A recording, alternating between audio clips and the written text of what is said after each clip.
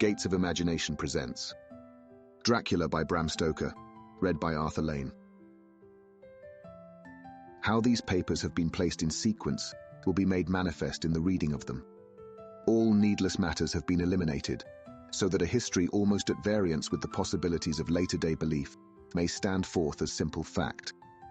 There is throughout no statement of past things wherein memory may err, for all the records chosen are exactly contemporary, given from the standpoints and within the range of knowledge of those who made them. Chapter 1.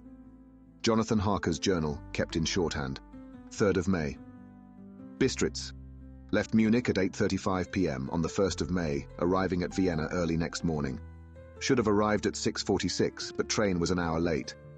Budapest seems a wonderful place, from the glimpse which I got of it from the train, and the little I could walk through the streets. I feared to go very far from the station, as we had arrived late and would start as near the correct time as possible. The impression I had was that we were leaving the west and entering the east. The most western of splendid bridges over the Danube, which is here of noble width and depth, took us among the traditions of Turkish rule. We left in pretty good time and came after nightfall to Klausenburg. Here I stopped for the night at the Hotel Royal. I had for dinner, or rather supper, a chicken done up some way with red pepper, which was very good but thirsty. Mem, get recipe for Mina. I asked the waiter, and he said it was called paprika Händel, and that, as it was a national dish, I should be able to get it anywhere along the Carpathians. I found my smattering of German very useful here. Indeed, I don't know how I should be able to get on without it.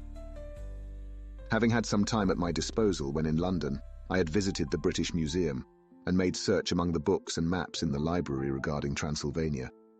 It had struck me that some foreknowledge of the country could hardly fail to have some importance in dealing with a nobleman of that country. I find that the district he named is in the extreme east of the country, just on the borders of 3 states, Transylvania, Moldavia, and Bukovina, in the midst of the Carpathian Mountains, one of the wildest and least known portions of Europe. I was not able to light on any map or work giving the exact locality of the Castle Dracula, as there are no maps of this country as yet to compare with our own Ordnance Survey maps. But I found that Bistritz, the post town named by Count Dracula, is a fairly well-known place. I shall enter here some of my notes, as they may refresh my memory when I talk over my travels with Mina. In the population of Transylvania, there are 4 distinct nationalities. Saxons in the south, and mixed with them the Wallachs, who are the descendants of the Dacians, Magyars in the west, and Sicilies in the east and north. I am going among the latter, who claim to be descended from Attila and the Huns. This may be so, for when the Magyars conquered the country in the 11th century, they found the Huns settled in it. I read that every known superstition in the world is gathered into the horseshoe of the Carpathians, as if it were the center of some sort of imaginative whirlpool. If so, my stay may be very interesting. Mem, I must ask the Count all about them. I did not sleep well, though my bed was comfortable enough, for I had all sorts of queer dreams. There was a dog howling all night under my window, which may have had something to do with it. Or it may have been the paprika, for I had to drink up all the water in my carafe, and was still thirsty. Towards morning I slept, and was wakened by the continuous knocking at my door, so I guess I must have been sleeping soundly then. I had for breakfast more paprika, and a sort of porridge of maize flour, which they said was mamaliga, and eggplant stuffed with forcemeat, a very excellent dish, which they call impletata. Mem, get recipe for this also. I had to hurry breakfast, for the train started a little before 8, or rather it ought to have done so, for after rushing to the station at 7:30, I had to sit in the carriage for more than an hour before we began to move. It seems to me that the further east you go, the more unpunctual are the trains. What ought they to be in China? All day long we seemed to dawdle through a country which was full of beauty of every kind. Sometimes we saw little towns or castles on the top of steep hills, such as we see in old missals. Sometimes we ran by rivers and streams which seemed from the wide stony margin on each side of them to be subject to great floods. It takes a lot of water, and running strong, to sweep the outside edge of a river clear. At every station there were groups of people, sometimes crowds, and in all sorts of attire. Some of them were just like the peasants at home, or those I saw coming through France and Germany, with short jackets and round hats and homemade trousers, but others were very picturesque. The women looked pretty, except when you got near them, but they were very clumsy about the waist. They had all full white sleeves of some kind or other, and most of them had big belts with a lot of strips of something fluttering from them like the dresses in a ballet, but of course there were petticoats under them. The strangest figures we saw were the Slovaks, who were more barbarian than the rest, with their big cowboy hats, great baggy dirty white trousers, white linen shirts and enormous heavy leather belts nearly a foot wide, all studded over with brass nails. They wore high boots, with their trousers tucked into them, and had long black hair and heavy black moustaches. They are very picturesque, but do not look prepossessing. On the stage they would be set down at once as some old oriental band of brigands. They are, however, I am told, very harmless and rather wanting in natural self-assertion. It was on the dark side of twilight when we got to Bistritz, which is a very interesting old place. Being practically on the frontier, for the Borgo Pass leads from it into Bukovina, it has had a very stormy existence, and it certainly shows marks of it. 50 years ago, a series of great fires took place, which made terrible havoc on 5 separate occasions. At the very beginning of the 17th century, it underwent a siege of 3 weeks and lost 13,000 people, the casualties of war proper being assisted by famine and disease. Count Dracula had directed me to go to the Golden Krone Hotel, which I found, to my great delight, to be thoroughly old-fashioned, for of course I wanted to see all I could of the ways of the country. I was evidently expected, for when I got near the door, I faced a cheery-looking elderly woman in the usual peasant dress, white undergarment with long double apron, front and back, of coloured stuff fitting almost too tight for modesty. When I came close, she bowed and said, "The Herr Englishman." "Yes," I said, "Jonathan Harker." She smiled and gave some message to an elderly man in white shirt sleeves who had followed her to the door. He went, but immediately returned with a letter. "My friend, welcome to the Carpathians. I am anxiously expecting you. Sleep well tonight. At 3 tomorrow the diligence will start for Bukovina. A place on it is kept for you. At the Borgo Pass, my carriage will await you and will bring you to me. I trust that your journey from London has been a happy one, and that you will enjoy your stay in my beautiful land. Your friend, Dracula." 4th of May. I found that my landlord had got a letter from the Count, directing him to secure the best place on the coach for me. But on making inquiries as to details, he seemed somewhat reticent, and pretended that he could not understand my German. This could not be true, because up to then he had understood it perfectly. At least, he answered my questions exactly as if he did. He and his wife, the old lady who had received me, looked at each other in a frightened sort of way. He mumbled out that the money had been sent in a letter, and that was all he knew.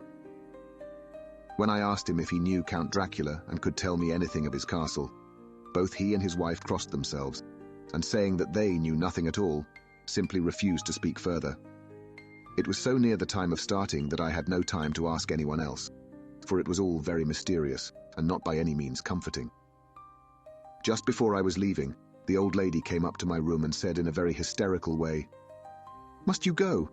Oh, young Herr, must you go?" She was in such an excited state that she seemed to have lost her grip of what German she knew and mixed it all up with some other language which I did not know at all. I was just able to follow her by asking many questions. When I told her that I must go at once and that I was engaged on important business, she asked again, "Do you know what day it is?" I answered that it was the 4th of May. She shook her head as she said again, "Oh yes, I know that, but do you know what day it is?" On my saying that I did not understand, she went on, "It is the eve of St. George's Day. Do you not know that tonight, when the clock strikes midnight, all the evil things in the world will have full sway? Do you know where you're going and what you're going to?" She was in such evident distress that I tried to comfort her, but without effect. Finally, she went down on her knees and implored me not to go, at least to wait a day or two before starting. It was all very ridiculous, but I did not feel comfortable. However, there was business to be done, and I could allow nothing to interfere with it. I therefore tried to raise her up and said as gravely as I could that I thanked her, but my duty was imperative, and that I must go. She then rose and dried her eyes, and taking a crucifix from her neck, offered it to me. I did not know what to do, for as an English churchman, I have been taught to regard such things as in some measure idolatrous.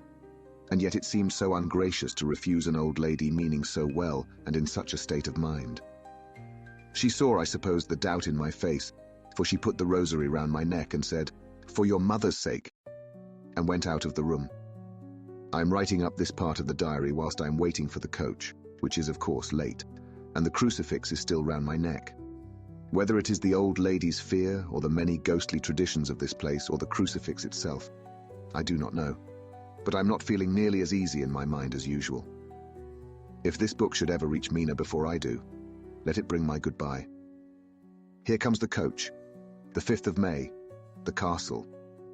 The grey of the morning has passed, and the sun is high over the distant horizon, which seems jagged, whether with trees or hills I know not, for it is so far off that big things and little are mixed.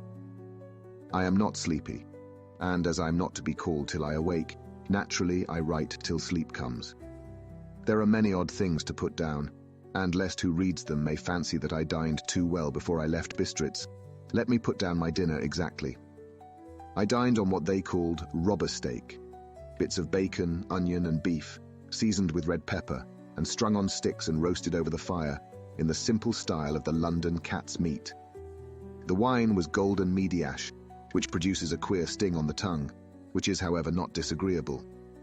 I had only a couple of glasses of this, and nothing else. When I got on the coach, the driver had not taken his seat, and I saw him talking with the landlady. They were evidently talking of me, for every now and then they looked at me, and some of the people who were sitting on the bench outside the door, which they call by a name meaning word-bearer, came and listened, and then looked at me, most of them pityingly.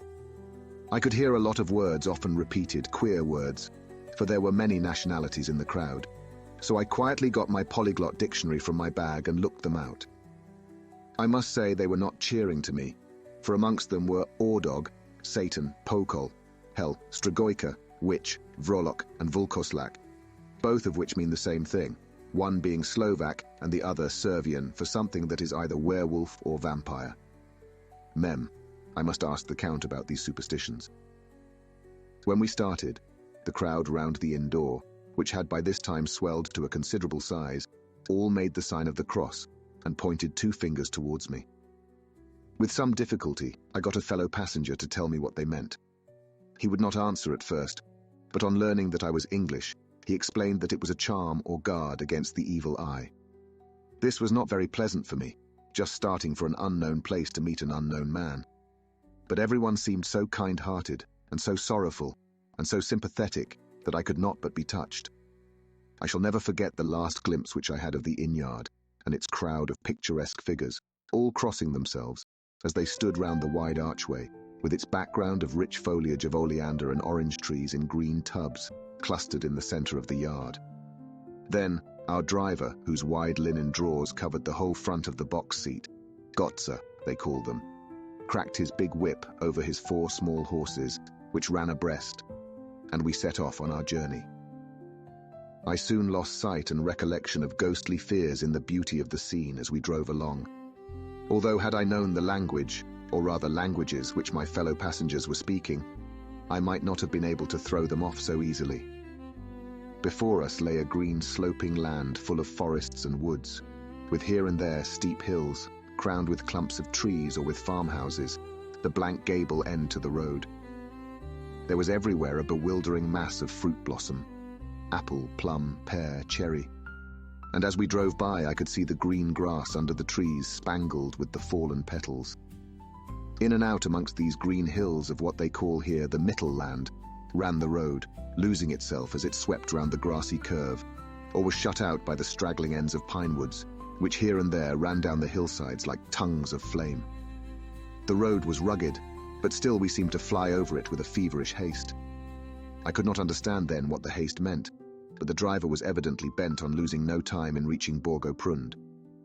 I was told that this road is in summertime excellent, but that it had not yet been put in order after the winter snows.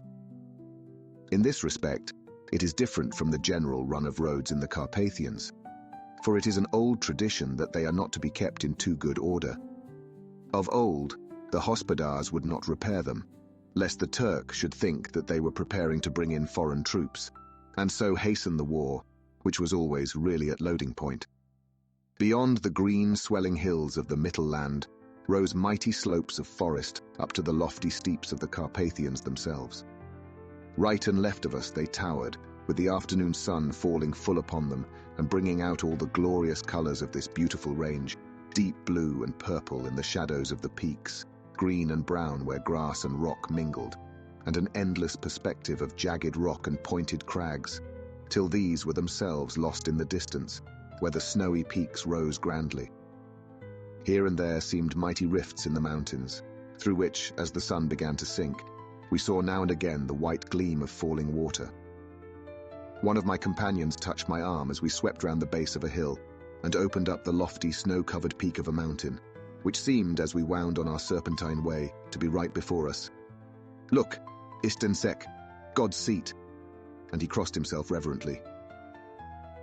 As we wound on our endless way, and the sun sank lower and lower behind us, the shadows of the evening began to creep round us. This was emphasized by the fact that the snowy mountain top still held the sunset, and seemed to glow out with a delicate, cool pink.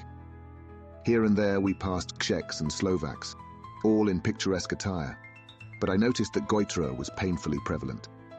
By the roadside were many crosses, and as we swept by, my companions all crossed themselves. Here and there was a peasant man or woman kneeling before a shrine, who did not even turn round as we approached, but seemed in the self-surrender of devotion to have neither eyes nor ears for the outer world. There were many things new to me.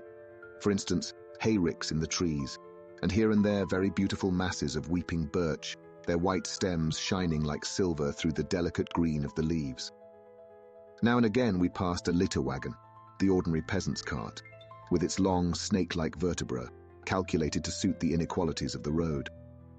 On this were sure to be seated quite a group of homecoming peasants, the Czechs with their white, and the Slovaks with their coloured sheepskins, the latter carrying lance-fashion their long staves, with axe at end. As the evening fell, it began to get very cold, and the growing twilight seemed to merge into one dark mistiness, the gloom of the trees, oak, beech, and pine. Though in the valleys which ran deep between the spurs of the hills, as we ascended through the pass, the dark firs stood out here and there against the background of late-lying snow. Sometimes, as the road was cut through the pine woods that seemed in the darkness to be closing down upon us, great masses of greyness, which here and there bestrewed the trees, produced a peculiarly weird and solemn effect, which carried on the thoughts and grim fancies engendered earlier in the evening, when the falling sunset threw into strange relief the ghost-like clouds which amongst the Carpathians seemed to wind ceaselessly through the valleys. Sometimes the hills were so steep that despite our driver's haste, the horses could only go slowly. I wished to get down and walk up them, as we do at home, but the driver would not hear of it. "No, no," he said, "you must not walk here. The dogs are too fierce." And then he added, with what he evidently meant for grim pleasantry, for he looked round to catch the approving smile of the rest, "And you may have enough of such matters before you go to sleep." The only stop he would make was a moment's pause to light his lamps. When it grew dark, there seemed to be some excitement amongst the passengers, and they kept speaking to him, one after the other, as though urging him to further speed. He lashed the horses unmercifully with his long whip, and with wild cries of encouragement urged them on to further exertions. Then, through the darkness, I could see a sort of patch of grey light ahead of us, as though there were a cleft in the hills. The excitement of the passengers grew greater. The crazy coach rocked on its great leather springs and swayed like a boat tossed on a stormy sea. I had to hold on. The road grew more level, and we appeared to fly along. Then the mountains seemed to come nearer to us on each side and to frown down upon us. We were entering on the Borgo Pass. One by one, several of the passengers offered me gifts, which they pressed upon me with an earnestness which would take no denial. These were certainly of an odd and varied kind, but each was given in simple good faith, with a kindly word and a blessing, and that strange mixture of fear-meaning movements which I had seen outside the hotel at Bistritz, the sign of the cross and the guard against the evil eye. Then, as we flew along, the driver leaned forward, and on each side the passengers, craning over the edge of the coach, peered eagerly into the darkness. It was evident that something very exciting was either happening or expected, but though I asked each passenger, no one would give me the slightest explanation. This state of excitement kept on for some little time, and at last we saw before us the pass opening out on the eastern side. There were dark rolling clouds overhead, and in the air the heavy, oppressive sense of thunder. It seemed as though the mountain range had separated two atmospheres, and that now we had got into the thunderous one. I was now myself looking out for the conveyance which was to take me to the Count. Each moment I expected to see the glare of lamps through the blackness, but all was dark. The only light was the flickering rays of our own lamps, in which the steam from our hard-driven horses rose in a white cloud. We could see now the sandy road lying white before us, but there was on it no sign of a vehicle. The passengers drew back with a sigh of gladness, which seemed to mock my own disappointment. I was already thinking what I'd best do, when the driver, looking at his watch, said to the others something which I could hardly hear. It was spoken so quietly and in so low a tone. I thought it was an hour less than the time. Then turning to me, he said in German worse than my own, "There is no carriage here. The Herr is not expected after all. He will now come on to Bukovina and return tomorrow or the next day, better the next day." Whilst he was speaking, the horses began to neigh and snort and plunge wildly, so that the driver had to hold them up. Then, amongst a chorus of screams from the peasants and a universal crossing of themselves, a caleche with 4 horses drove up behind us, overtook us, and drew up beside the coach. I could see from the flash of our lamps, as the rays fell on them, that the horses were coal-black and splendid animals. They were driven by a tall man with a long brown beard and a great black hat, which seemed to hide his face from us. I could only see the gleam of a pair of very bright eyes, which seemed red in the lamplight as he turned to us. He said to the driver, "You are early tonight, my friend." The man stammered in reply. The English Herr was in a hurry, to which the stranger replied, "That is why I suppose you wished him to go on to Bukovina. You cannot deceive me, my friend. I know too much, and my horses are swift."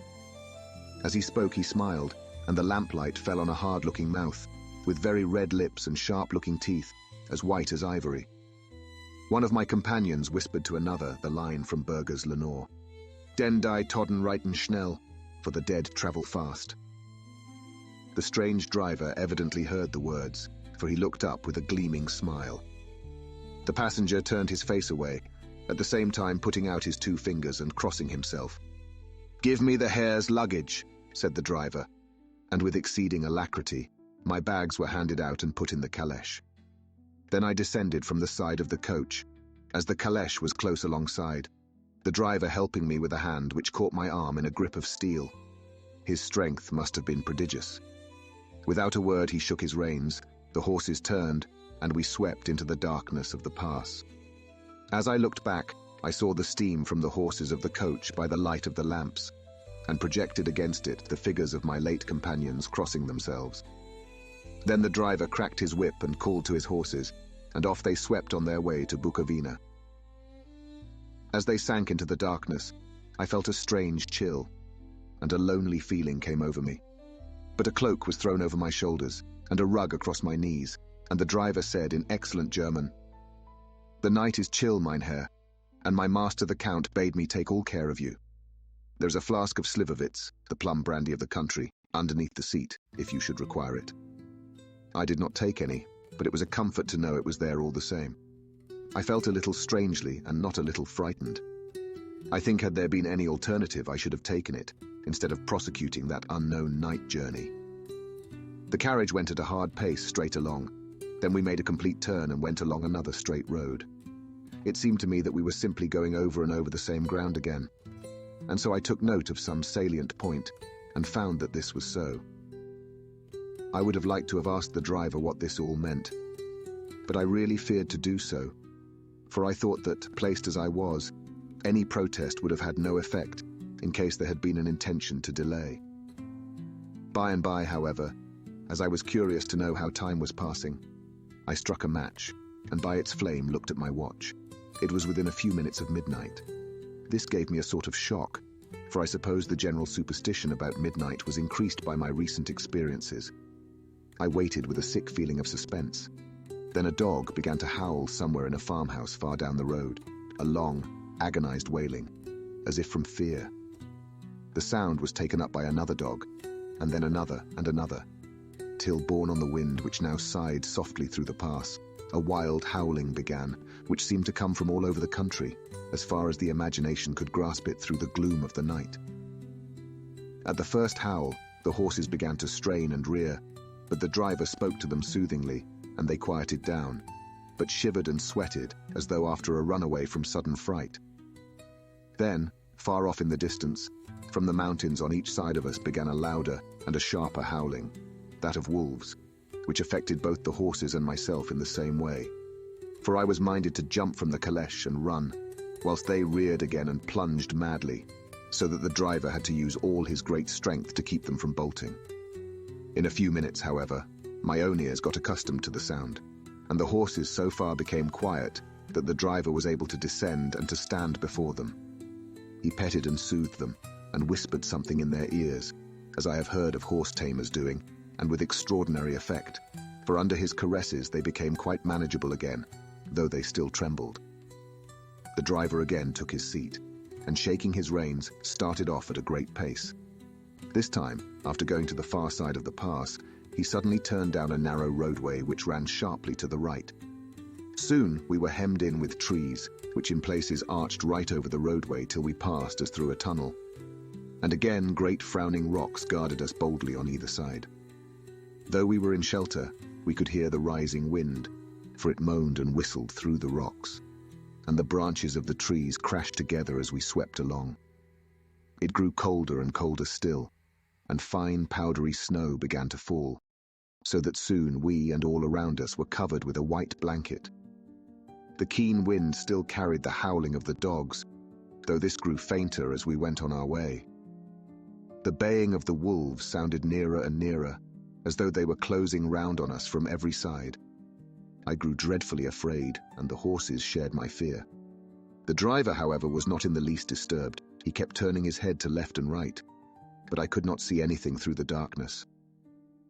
Suddenly, away on our left, I saw a faint flickering blue flame. The driver saw it at the same moment. He at once checked the horses, and jumping to the ground, disappeared into the darkness. I did not know what to do, the less as the howling of the wolves grew closer. But while I wondered, the driver suddenly appeared again, and without a word took his seat, and we resumed our journey. I think I must have fallen asleep and kept dreaming of the incident, for it seemed to be repeated endlessly, and now looking back, it is like a sort of awful nightmare. Once the flame appeared so near the road that even in the darkness around us, I could watch the driver's motions. He went rapidly to where the blue flame arose. It must have been very faint, for it did not seem to illumine the place around it at all, and gathering a few stones, formed them into some device. Once there appeared a strange optical effect. When he stood between me and the flame, he did not obstruct it, for I could see its ghostly flicker all the same. This startled me, but as the effect was only momentary, I took it that my eyes deceived me straining through the darkness.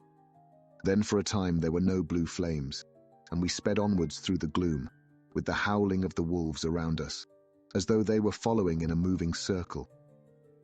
At last there came a time when the driver went further afield than he had yet gone, and during his absence the horses began to tremble worse than ever, and to snort and scream with fright. I could not see any cause for it, for the howling of the wolves had ceased altogether. But just then the moon, sailing through the black clouds, appeared behind the jagged crest of a beetling pine-clad rock, and by its light I saw around us a ring of wolves, with white teeth and lolling red tongues, with long sinewy limbs and shaggy hair. They were 100 times more terrible in the grim silence which held them than even when they howled. For myself, I felt a sort of paralysis of fear. It is only when a man feels himself face to face with such horrors that he can understand their true import. All at once the wolves began to howl, as though the moonlight had had some peculiar effect on them. The horses jumped about and reared, and looked helplessly round with eyes that rolled in a way painful to see. But the living ring of terror encompassed them on every side, and they had perforce to remain within it. I called to the coachman to come, for it seemed to me that our only chance was to try to break out through the ring and to aid his approach. I shouted and beat the side of the caleche, hoping by the noise to scare the wolves from that side, so as to give him a chance of reaching the trap. How he came there I know not, but I heard his voice raised in a tone of imperious command, and looking towards the sound, saw him stand in the roadway.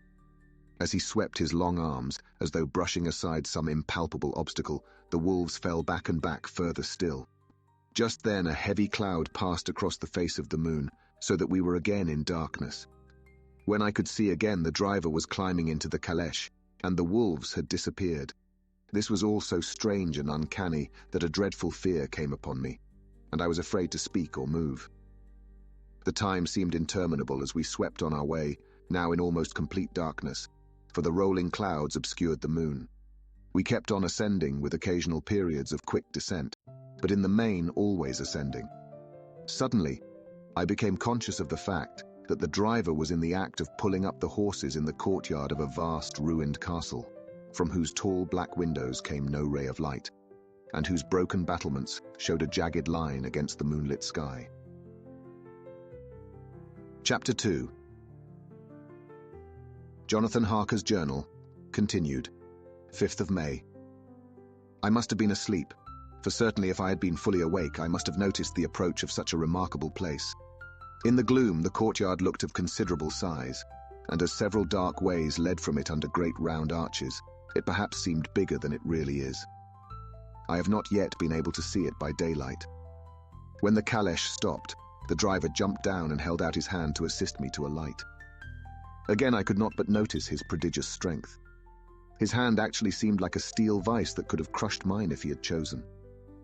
Then he took out my traps and placed them on the ground beside me as I stood close to a great door, old and studded with large iron nails, and set in a projecting doorway of massive stone. I could see even in the dim light that the stone was massively carved, but that the carving had been much worn by time and weather. As I stood, the driver jumped again into his seat and shook the reins. The horses started forward, and trap and all disappeared down one of the dark openings. I stood in silence where I was, for I did not know what to do. Of bell or knocker there was no sign. Through these frowning walls and dark window openings, it was not likely that my voice could penetrate. The time I waited seemed endless, and I felt doubts and fears crowding upon me.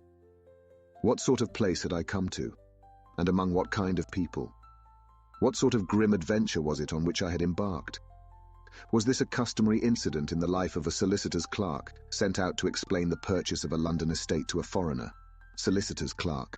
Mina would not like that. Solicitor, for just before leaving London I got word that my examination was successful, and I am now a full-blown solicitor. I began to rub my eyes and pinch myself to see if I were awake. It all seemed like a horrible nightmare to me, and I expected that I should suddenly awake and find myself at home, with the dawn struggling in through the windows, as I had now and again felt in the morning after a day of overwork. But my flesh answered the pinching test, and my eyes were not to be deceived. I was indeed awake and among the Carpathians. All I could do now was to be patient and to wait the coming of the morning. Just as I had come to this conclusion, I heard a heavy step approaching behind the great door and saw through the chinks the gleam of a coming light. Then there was the sound of rattling chains and the clanking of massive bolts drawn back. A key was turned with the loud, grating noise of long disuse, and the great door swung back. Within stood a tall old man, clean-shaven, save for a long white moustache, and clad in black from head to foot, without a single speck of colour about him anywhere.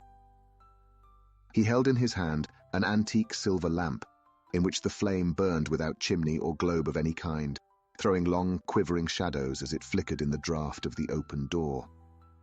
The old man motioned me in with his right hand with a courtly gesture, saying in excellent English, but with a strange intonation, "Welcome to my house. Enter freely and of your own will." He made no motion of stepping to meet me, but stood like a statue, as though his gesture of welcome had fixed him into stone.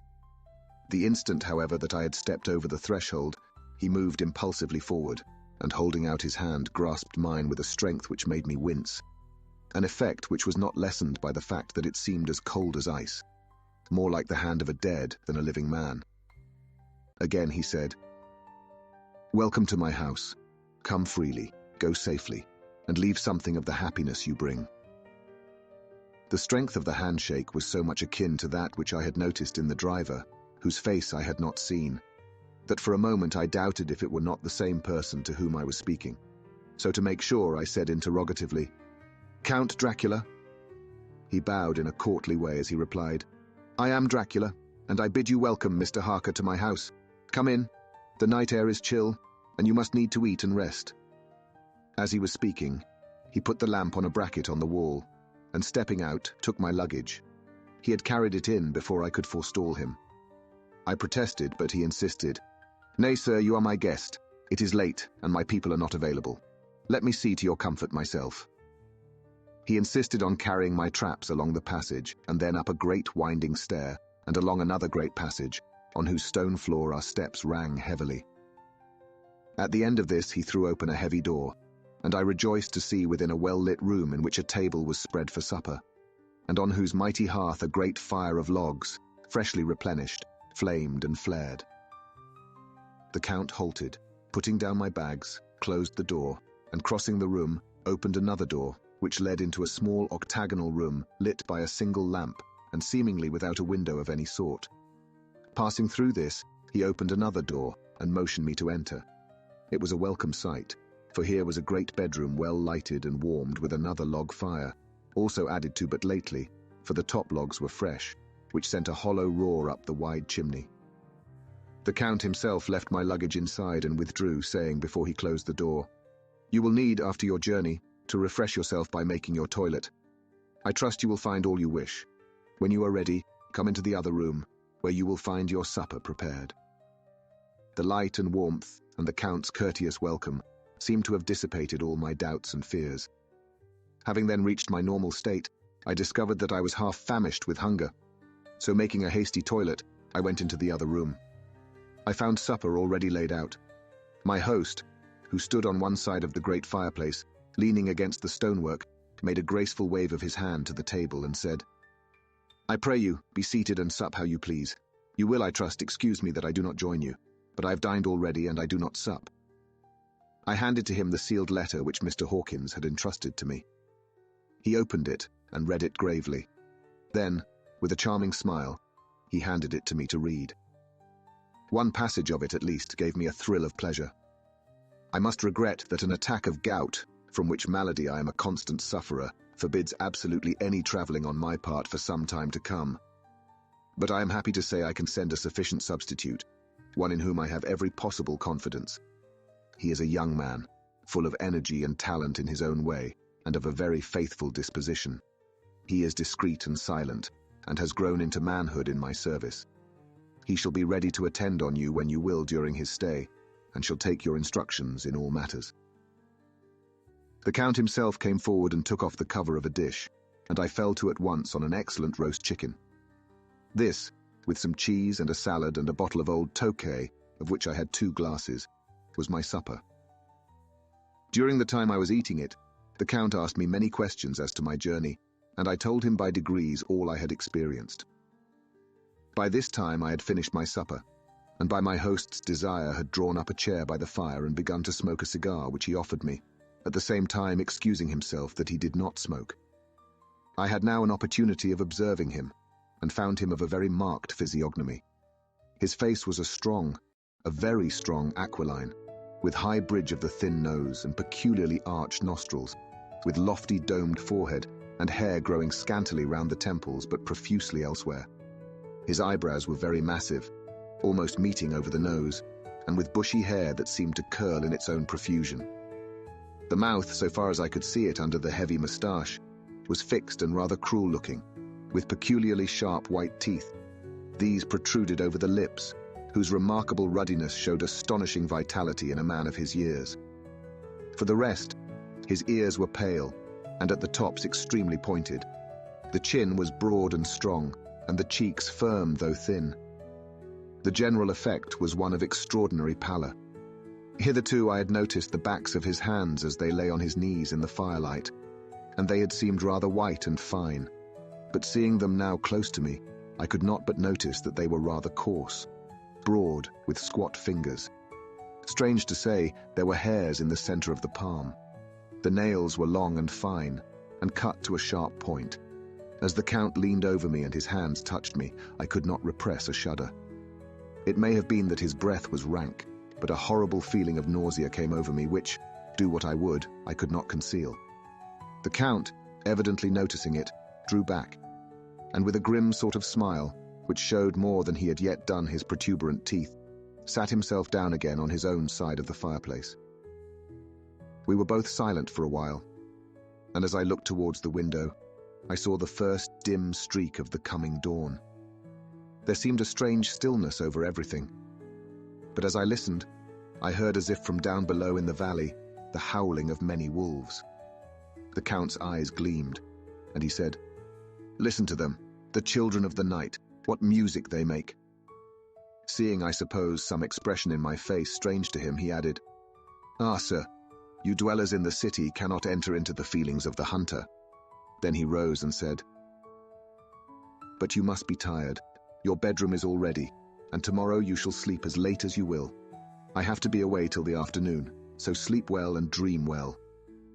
With a courteous bow, he opened for me himself the door to the octagonal room, and I entered my bedroom. I am all in a sea of wonders. I doubt, I fear, I think strange things which I dare not confess to my own soul. God keep me, if only for the sake of those dear to me. 7th of May. It is again early morning, but I have rested and enjoyed the last 24 hours. I slept till late in the day, and awoke of my own accord.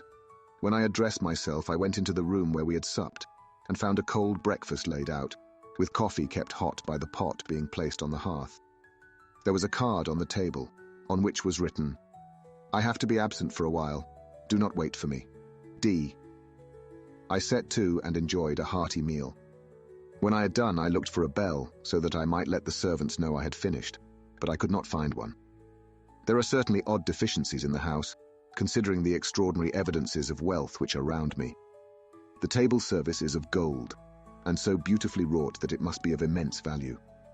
The curtains and upholstery of the chairs and sofas and the hangings of my bed are of the costliest and most beautiful fabrics, and must have been of fabulous value when they were made, for they are centuries old, though in excellent order. I saw something like them in Hampton Court, but there they were worn and frayed and moth-eaten. But still, in none of the rooms is there a mirror. There is not even a toilet glass on my table, and I had to get the little shaving glass from my bag before I could either shave or brush my hair. I have not yet seen a servant anywhere, or heard a sound near the castle except the howling of wolves. Some time after I'd finished my meal, I do not know whether to call it breakfast or dinner, for it was between 5 and 6 o'clock when I had it. I looked about for something to read, for I did not like to go about the castle until I had asked the Count's permission. There was absolutely nothing in the room, book, newspaper, or even writing materials. So I opened another door in the room and found a sort of library. The door opposite mine I tried, but found it locked. In the library I found, to my great delight, a vast number of English books, whole shelves full of them, and bound volumes of magazines and newspapers. A table in the center was littered with English magazines and newspapers, though none of them were of very recent date. The books were of the most varied kind: history, geography, politics, political economy, botany, geology, law, all relating to England and English life and customs and manners. There were even such books of reference as the London Directory, the Red and Blue books, Whitaker's Almanac, the Army and Navy lists, and, it somehow gladdened my heart to see it, the Law List. Whilst I was looking at the books, the door opened and the Count entered. He saluted me in a hearty way, and hoped that I had had a good night's rest. Then he went on, "I am glad you found your way in here, for I am sure there is much that will interest you. These companions," and he laid his hand on some of the books, "have been good friends to me, and for some years past, ever since I had the idea of going to London, have given me many, many hours of pleasure. Through them I have come to know your great England, and to know her is to love her. I long to go through the crowded streets of your mighty London, to be in the midst of the whirl and rush of humanity, to share its life, its change, its death, and all that makes it what it is. But alas, as yet I only know your tongue through books, To you, my friend, I look that I know it to speak. But Count, I said, you know and speak English thoroughly. He bowed gravely. I thank you, my friend, for your all too flattering estimate. But yet I fear that I am but a little way on the road I would travel. True, I know the grammar and the words, but yet I know not how to speak them. Indeed, I said, you speak excellently. Not so, he answered. Well, I know that, did I move and speak in your London, none there are who would not know me for a stranger. That is not enough for me. Here I am noble, I am boyar. The common people know me, and I am master. But a stranger in a strange land, he is no one. Men know him not, and to know not is to care not for. I am content if I am like the rest, so that no man stops if he see me, or pause in his speaking if he hear my words. Ha ha, a stranger. I have been so long master that I would be master still, or at least that none other should be master of me. You come to me not alone as agent of my friend Peter Hawkins of Exeter to tell me all about my new estate in London. You shall, I trust, rest here with me a while, so that by our talking I may learn the English intonation, and I would that you tell me when I make error, even of the smallest in my speaking. I am sorry that I had to be away so long today, but you will, I know, forgive one who has so many important affairs in hand. Of course I said all I could about being willing, and asked if I might come into that room when I chose. He answered, yes, certainly, and added, you may go anywhere you wish in the castle except where the doors are locked, where of course you will not wish to go. There is reason that all things are as they are, and did you see with my eyes and know with my knowledge, you would perhaps better understand. I said I was sure of this, and then he went on. We are in Transylvania, and Transylvania is not England. Our ways are not your ways, and there shall be to you many strange things. Nay, from what you have told me of your experiences already, you know something of what strange things there may be. This led to much conversation, and as it was evident that he wanted to talk, if only for talking's sake, I asked him many questions regarding things that had already happened to me or come within my notice. Sometimes he sheered off the subject, or turned the conversation by pretending not to understand, but generally he answered all I asked most frankly. Then, as time went on, and I had got somewhat bolder, I asked him of some of the strange things of the preceding night, as for instance, why the coachman went to the places where he had seen the blue flames. He then explained to me that it was commonly believed that on a certain night of the year, last night in fact, when all evil spirits are supposed to have unchecked sway, a blue flame is seen over any place where treasure has been concealed.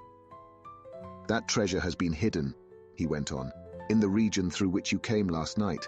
There can be but little doubt, for it was the ground fought over for centuries by the Wallachian, the Saxon, and the Turk. Why, there is hardly a foot of soil in all this region that has not been enriched by the blood of men, patriots or invaders.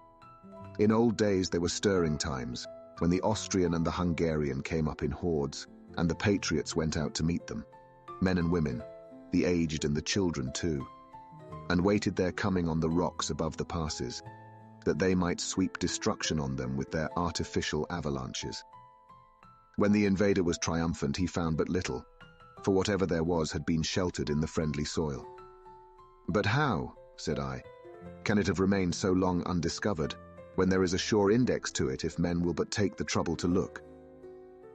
The Count smiled, and as his lips ran back over his gums, the long, sharp canine teeth showed out strangely. He answered, because your peasant is at heart a coward and a fool. Those flames only appear on one night, and on that night, no man of this land will, if he can help it, stir without his doors. And dear sir, even if he did, he would not know what to do. Why, even the peasant that you tell me of who marked the place of the flame would not know where to look in daylight even for his own work. Even you would not, I dare be sworn, be able to find these places again. There you are right, I said. I know no more than the dead, where even to look for them. Then we drifted into other matters. Come, he said at last, tell me of London and of the house which you have procured for me. With an apology for my remissness, I went into my own room to get the papers from my bag.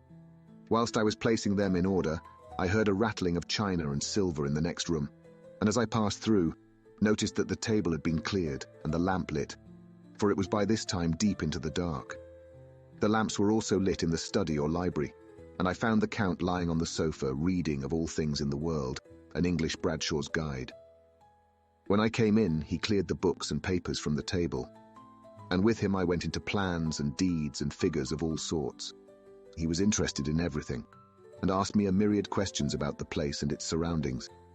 He clearly had studied beforehand all he could get on the subject of the neighborhood, for he evidently at the end knew very much more than I did. When I remarked this, he answered, "Well, but my friend, is it not needful that I should?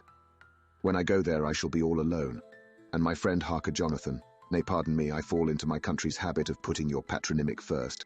My friend Jonathan Harker will not be by my side to correct and aid me. He will be in Exeter, miles away, probably working at papers of the law with my other friend Peter Hawkins. So, we went thoroughly into the business of the purchase of the estate at Purfleet. When I had told him the facts, and got his signature to the necessary papers, and had written a letter with them ready to post to Mr. Hawkins, he began to ask me how I had come across so suitable a place. I read to him the notes which I had made at the time, and which I inscribe here. At Purfleet, on a byroad, I came across just such a place as seemed to be required, and where was displayed a dilapidated notice that the place was for sale. It is surrounded by a high wall of ancient structure, built of heavy stones, and has not been repaired for a large number of years. The closed gates are of heavy old oak and iron, all eaten with rust. The estate is called Carfax, no doubt a corruption of the old quatreface, as the house is four-sided, agreeing with the cardinal points of the compass. It contains in all some 20 acres, quite surrounded by the solid stone wall above mentioned. There are many trees on it, which make it in places gloomy, and there is a deep, dark-looking pond or small lake, evidently fed by some springs, as the water is clear and flows away in a fair-sized stream. The house is very large, and of all periods back, I should say, to medieval times, for one part is of stone immensely thick, with only a few windows high up and heavily barred with iron. It looks like part of a keep, and is close to an old chapel or church. I could not enter it, as I had not the key of the door leading to it from the house, but I have taken with my Kodak views of it from various points. The house has been added to, but in a very straggling way, and I can only guess at the amount of ground it covers, which must be very great. There are but few houses close at hand, one being a very large house only recently added to and formed into a private lunatic asylum. It is not, however, visible from the grounds. When I had finished, he said, "I am glad that it is old and big. I myself am of an old family, and to live in a new house would kill me. A house cannot be made habitable in a day, and after all, how few days go to make up a century. I rejoice also that there is a chapel of old times. We Transylvanian nobles love not to think that our bones may lie amongst the common dead. I seek not gaiety nor mirth, not the bright voluptuousness of much sunshine and sparkling waters which please the young and gay. I am no longer young, and my heart, through weary years of mourning over the dead, is not attuned to mirth. Moreover, the walls of my castle are broken, the shadows are many, and the wind breathes cold through the broken battlements and casements. I love the shade and the shadow, and would be alone with my thoughts when I may." Somehow his words and his look did not seem to accord, or else it was that his cast of face made his smile look malignant and saturnine. Presently, with an excuse, he left me, asking me to put all my papers together. He was some little time away, and I began to look at some of the books around me. One was an atlas, which I found opened naturally at England, as if that map had been much used. On looking at it, I found in certain places little rings marked, and on examining these I noticed that one was near London on the east side, manifestly where his new estate was situated. The other two were Exeter and Whitby on the Yorkshire coast. It was the better part of an hour when the Count returned. "Aha!" he said. "Still at your books? Good, but you must not work always. Come, I'm informed that your supper is ready." He took my arm, and we went into the next room, where I found an excellent supper ready on the table. The Count again excused himself, as he had dined out on his being away from home. But he sat as on the previous night, and chatted whilst I ate. After supper I smoked, as on the last evening, and the Count stayed with me, chatting and asking questions on every conceivable subject, hour after hour. I felt that it was getting very late indeed, but I did not say anything, for I felt under obligation to meet my host's wishes in every way. I was not sleepy, as the long sleep yesterday had fortified me, but I could not help experiencing that chill which comes over one at the coming of the dawn, which is like, in its way, the turn of the tide. They say that people who are near death die generally at the change to the dawn or at the turn of the tide. Anyone who has, when tired, and tied as it were to his post, experienced this change in the atmosphere can well believe it. All at once we heard the crow of a cock coming up with preternatural shrillness through the clear morning air. Count Dracula, jumping to his feet, said, "Why, there is the morning again. How remiss I am to let you stay up so long. You must make your conversation regarding my dear new country of England less interesting, so that I may not forget how time flies by us." And with a courtly bow, he quickly left me. I went into my own room and drew the curtains, but there was little to notice. My window opened into the courtyard. All I could see was the warm grey of quickening sky. So I pulled the curtains again and have written of this day. 8th of May. I began to fear as I wrote in this book that I was getting too diffuse.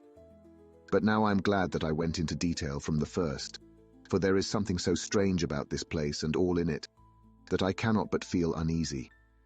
I wish I were safe out of it, or that I had never come. It may be that this strange night existence is telling on me, but would that were all. If there were anyone to talk to, I could bear it, but there is no one. I have only the Count to speak with, and I fear I am myself the only living soul within the place. Let me be prosaic so far as facts can be. It will help me to bear up, and imagination must not run riot with me. If it does, I am lost. Let me say at once how I stand, or seem to. I only slept a few hours when I went to bed, and feeling that I could not sleep any more, got up. I had hung my shaving glass by the window and was just beginning to shave. Suddenly I felt a hand on my shoulder and heard the Count's voice saying to me, "Good morning." I started, for it amazed me that I had not seen him, since the reflection of the glass covered the whole room behind me. In starting, I had cut myself slightly, but did not notice it at the moment. Having answered the Count's salutation, I turned to the glass again to see how I had been mistaken.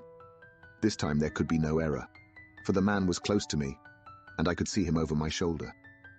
But there was no reflection of him in the mirror.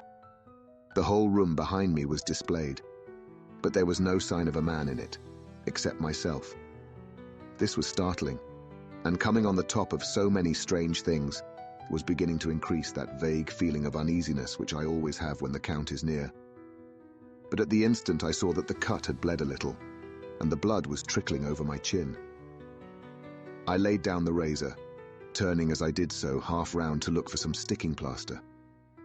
When the Count saw my face, his eyes blazed with a sort of demoniac fury, and he suddenly made a grab at my throat. I drew away, and his hand touched the string of beads which held the crucifix.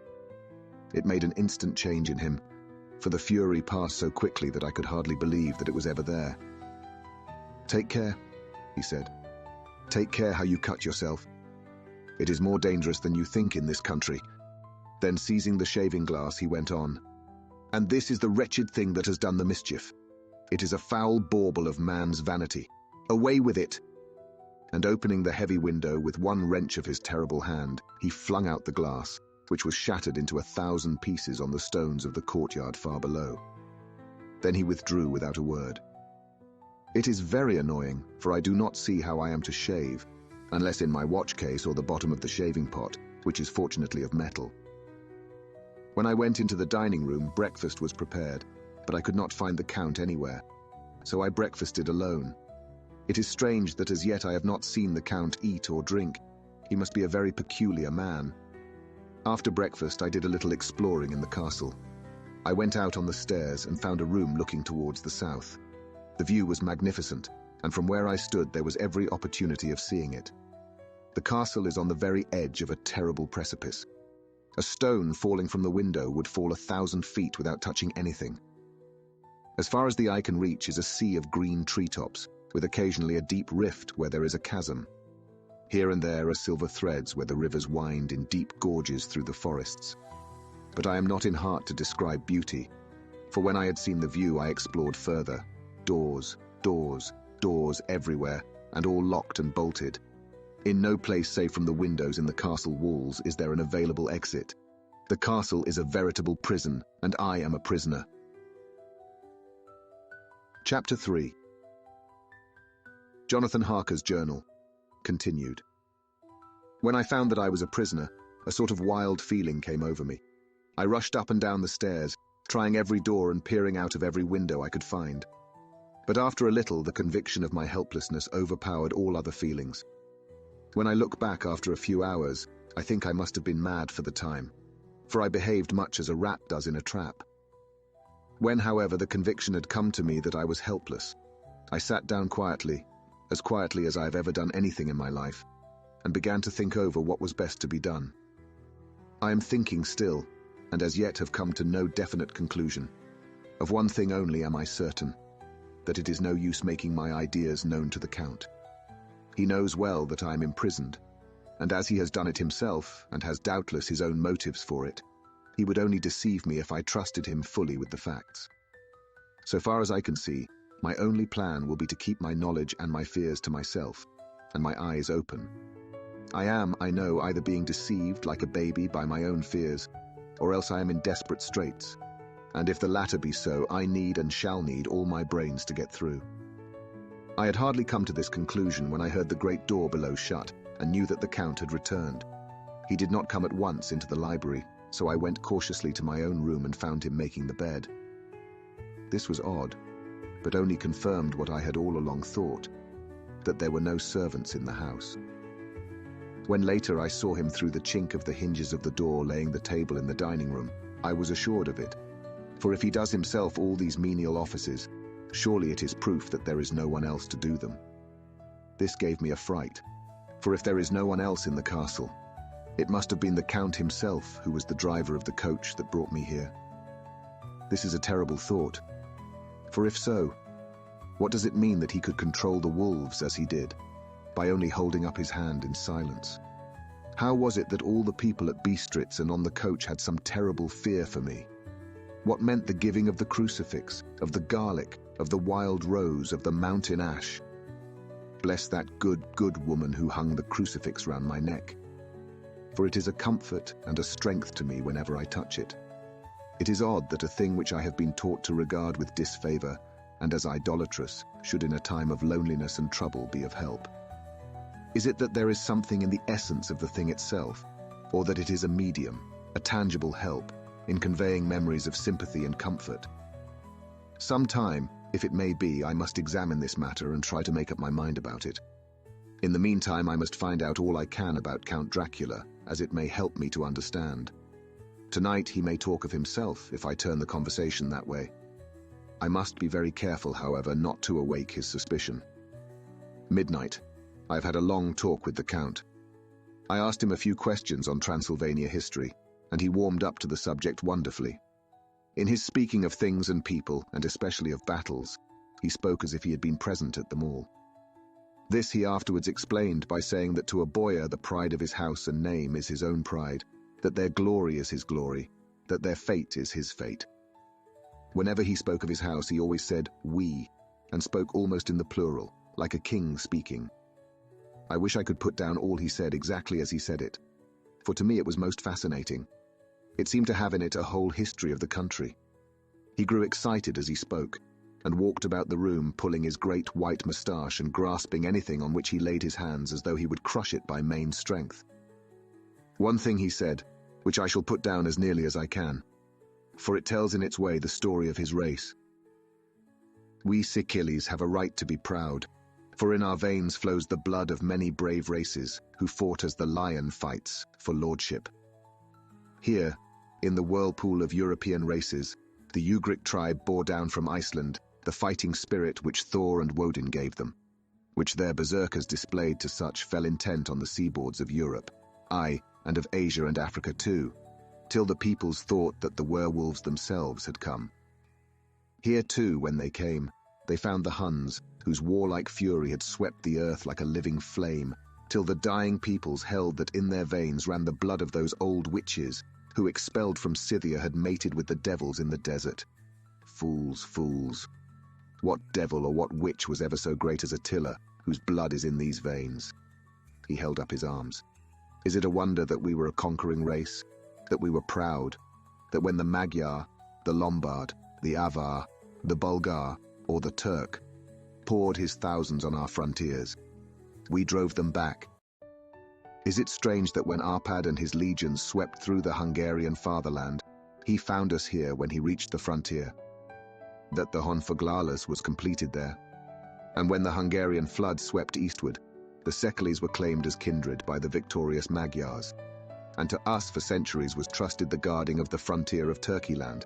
Aye, and more than that, endless duty of the frontier guard, for, as the Turks say, water sleeps, and enemy is sleepless. Who more gladly than we throughout the 4 nations received the bloody sword, or at its warlike call flocked quicker to the standard of the king? When was redeemed that great shame of my nation, the shame of Kosovo, when the flags of the Wallach and the Magyar went down beneath the crescent? Who was it but one of my own race who as voivode crossed the Danube and beat the Turk on his own ground? This was a Dracula indeed. Woe was it that his own unworthy brother, when he had fallen, sold his people to the Turk and brought the shame of slavery on them. Was it not this Dracula indeed who inspired that other of his race, who in a later age again and again brought his forces over the great river into Turkeyland? Who, when he was beaten back, came again and again and again, though he had to come alone from the bloody field where his troops were being slaughtered, since he knew that he alone could ultimately triumph. They said that he thought only of himself. Bah, what good are peasants without a leader? Where ends the war without a brain and heart to conduct it? Again, when after the Battle of Mohacs, we threw off the Hungarian yoke, we of the Dracula blood were amongst their leaders, for our spirit would not brook that we were not free. Ah, young sir, the Szekelyes, and the Dracula as their heart's blood, their brains and their swords, can boast a record that mushroom growths like the Habsburgs and the Romanovs can never reach. The warlike days are over. Blood is too precious a thing in these days of dishonorable peace, and the glories of the great races are as a tale that is told. It was by this time close on morning, and we went to bed. Mem. This diary seems horribly like the beginning of the Arabian Nights, for everything has to break off at cockcrow, or like the ghost of Hamlet's father. 12th of May. Let me begin with facts. Bare, meagre facts, verified by books and figures, and of which there can be no doubt. I must not confuse them with experiences which will have to rest on my own observation, or my memory of them. Last evening, when the Count came from his room, he began by asking me questions on legal matters, and on the doing of certain kinds of business. I had spent the day wearily over books, and simply to keep my mind occupied, went over some of the matters I had been examining at Lincoln's Inn. There was a certain method in the Count's inquiries, so I shall try to put them down in sequence. The knowledge may somehow or sometime be useful to me. First, he asked if a man in England might have 2 solicitors or more. I told him he might have a dozen if he wished, but that it would not be wise to have more than 1 solicitor engaged in one transaction, as only one could act at a time, and that to change would be certain to militate against his interest. He seemed thoroughly to understand, and went on to ask if there would be any practical difficulty in having one man to attend, say, to banking, and another to look after shipping, in case local help were needed in a place far from the home of the banking solicitor. I asked him to explain more fully, so that I might not by any chance mislead him, so he said, "I shall illustrate. Your friend and mine, Mr. Peter Hawkins, from under the shadow of your beautiful cathedral at Exeter, which is far from London, buys for me through your good self my place at London. Good. Now here, let me say frankly, lest you should think it strange that I have sought the services of one so far off from London instead of someone resident there, that my motive was that no local interest might be served save my wish only. And as one of London residents might perhaps have some purpose of himself or friend to serve, I went thus afield to seek my agent, whose labours should be only to my interest. Now suppose I, who have much of affairs, wish to ship goods, say, to Newcastle or Durham or Harwich or Dover, might it not be that it could with more ease be done by consigning to one in these ports? I answered that certainly it would be most easy, but that we solicitors had a system of agency one for the other, so that local work could be done locally on instruction from any solicitor, so that the client, simply placing himself in the hands of one man, could have his wishes carried out by him without further trouble. But, said he, I could be at liberty to direct myself. Is it not so? Of course, I replied, and such is often done by men of business who do not like the whole of their affairs to be known by any one person. Good. he said, and then went on to ask about the means of making consignments and the forms to be gone through, and of all sorts of difficulties which might arise, but by forethought could be guarded against. I explained all these things to him to the best of my ability, and he certainly left me under the impression that he would have made a wonderful solicitor, for there was nothing that he did not think of or foresee.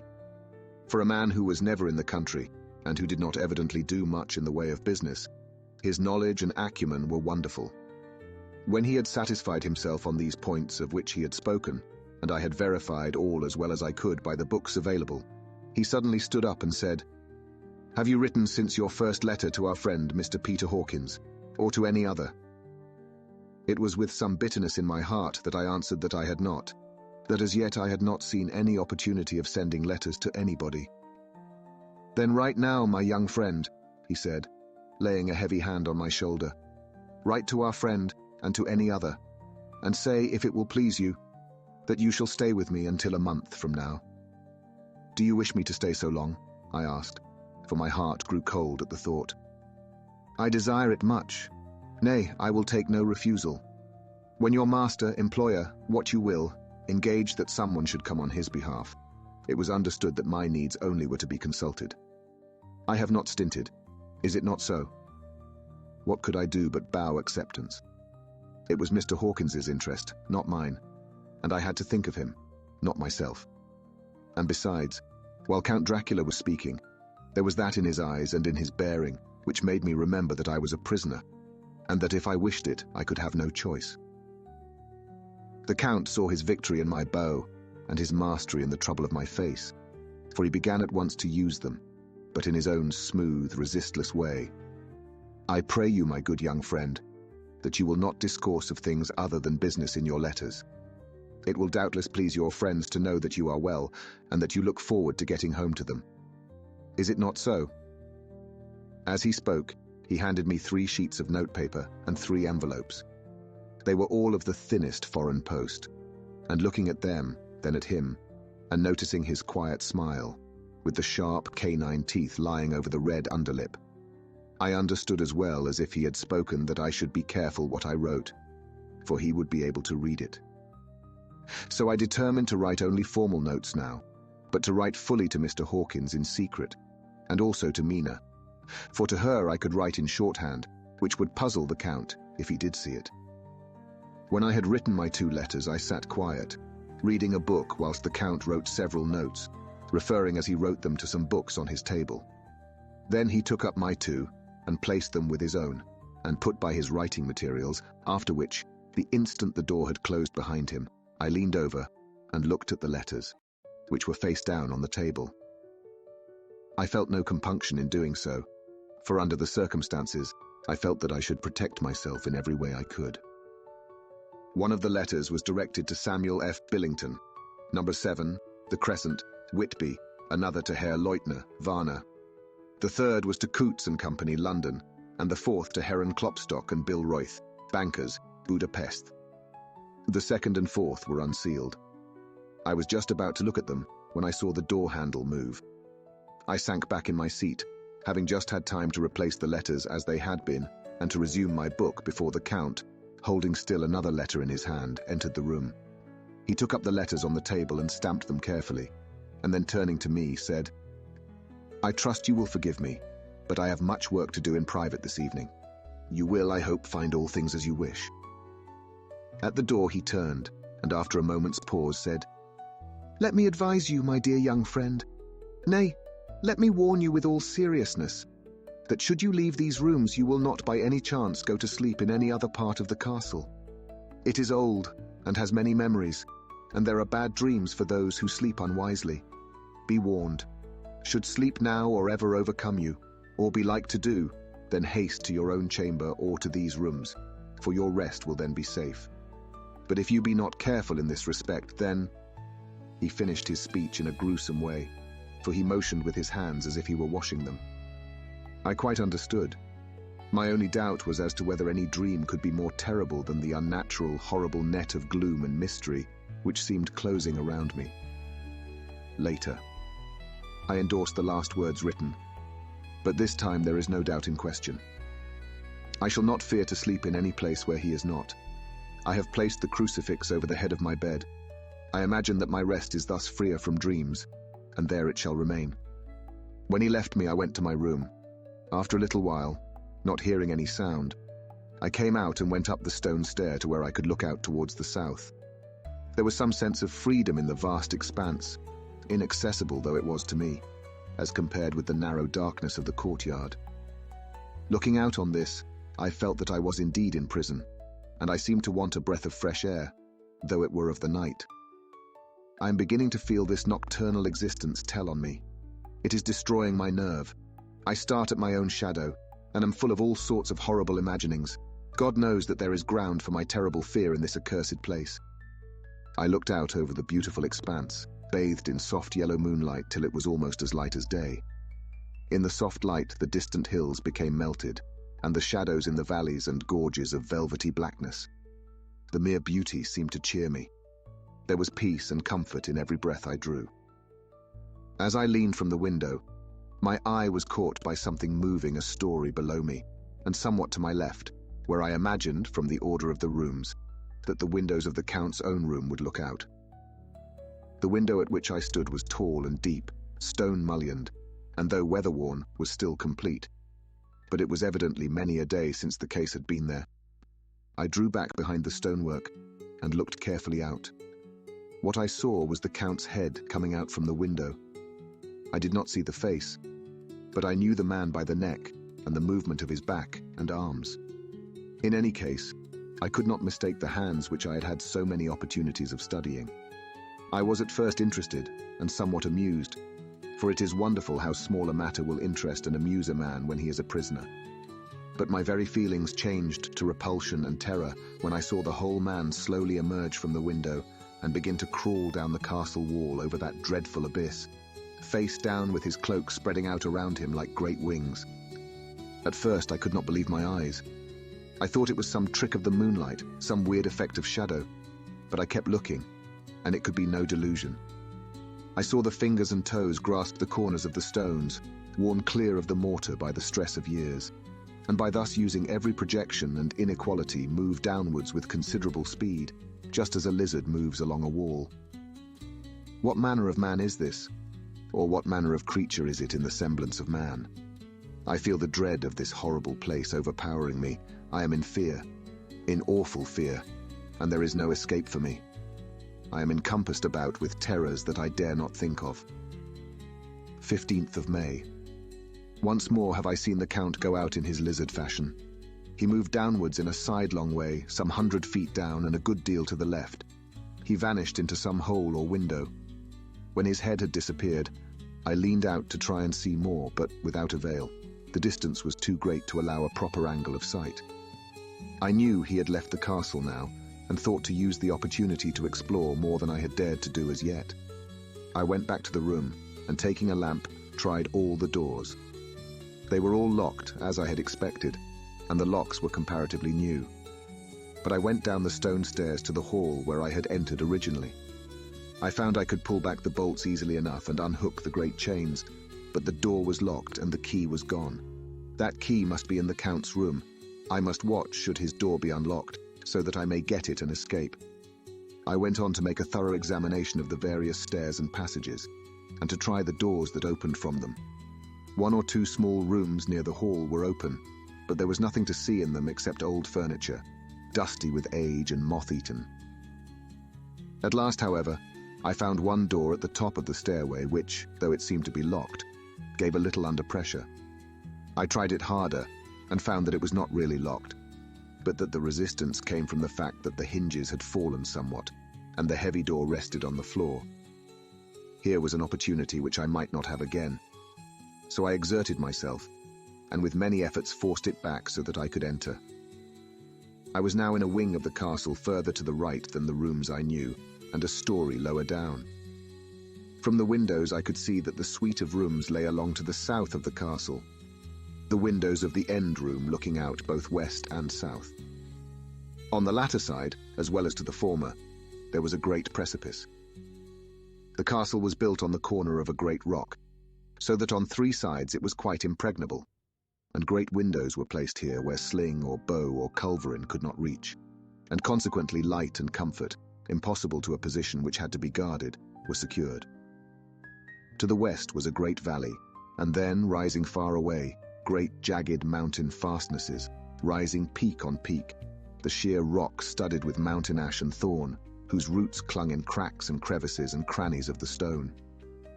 This was evidently the portion of the castle occupied by the ladies in bygone days, for the furniture had more air of comfort than any I had seen. The windows were curtainless, and the yellow moonlight, flooding in through the diamond panes, enabled one to see even colours, whilst it softened the wealth of dust which lay over all and disguised in some measure the ravages of time and the moth. My lamp seemed to be of little effect in the brilliant moonlight, but I was glad to have it with me, for there was a dread loneliness in the place which chilled my heart and made my nerves tremble. Still, it was better than living alone in the rooms which I had come to hate from the presence of the Count, and after trying a little to school my nerves, I found a soft quietude come over me. Here I am, sitting at a little oak table, where in old times possibly some fair lady sat to pen, with much thought and many blushes, her ill-spelt love letter, and writing in my diary in shorthand all that has happened since I closed it last. It is 19th century up to date with a vengeance. And yet, unless my senses deceive me, the old centuries had and have powers of their own which mere modernity cannot kill. Later, the morning of 16th of May. God preserve my sanity, for to this I am reduced. Safety and the assurance of safety are things of the past. Whilst I live on here, there is but one thing to hope for, that I may not go mad, if indeed I be not mad already. If I be sane, then surely it is maddening to think that of all the foul things that lurk in this hateful place, the Count is the least dreadful to me, that to him alone I can look for safety, even though this be only whilst I can serve his purpose. Great God, merciful God, let me be calm, for out of that way lies madness indeed. I begin to get new lights on certain things which have puzzled me. Up to now I never quite knew what Shakespeare meant when he made Hamlet say, "My tablets! Quick, my tablets! 'Tis meet that I put it down," etc. For now, feeling as though my own brain were unhinged, or as if the shock had come which must end in its undoing, I turned to my diary for repose. The habit of entering accurately must help to soothe me. The Count's mysterious warning frightened me at the time. It frightens me more now when I think of it, for in future he has a fearful hold upon me. I shall fear to doubt what he may say. When I had written in my diary and had fortunately replaced the book and pen in my pocket, I felt sleepy. The Count's warning came into my mind, but I took a pleasure in disobeying it.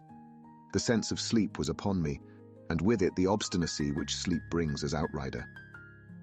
The soft moonlight soothed, and the wide expanse without gave a sense of freedom which refreshed me. I determined not to return tonight to the gloom-haunted rooms, but to sleep here, where of old ladies had sat and sung and lived sweet lives, whilst their gentle breasts were sad for their menfolk away in the midst of remorseless wars. I drew a great couch out of its place near the corner, so that as I lay, I could look at the lovely view to east and south, and unthinking of and uncaring for the dust, composed myself for sleep. I suppose I must have fallen asleep. I hope so, but I fear, for all that followed was startlingly real. So real that now sitting here in the broad, full sunlight of the morning, I cannot in the least believe that it was all sleep. I was not alone. The room was the same, unchanged in any way since I came into it.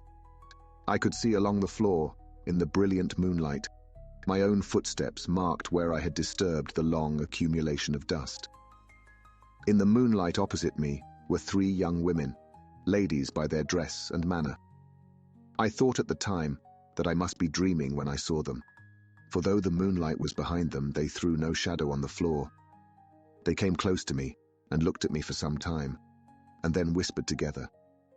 2 were dark, and had high aquiline noses, like the Count, and great dark piercing eyes that seemed to be almost red when contrasted with the pale yellow moon. The other was fair as can be, with great wavy masses of golden hair and eyes like pale sapphires. I seemed somehow to know her face, and to know it in connection with some dreamy fear, but I could not recollect at the moment how or where.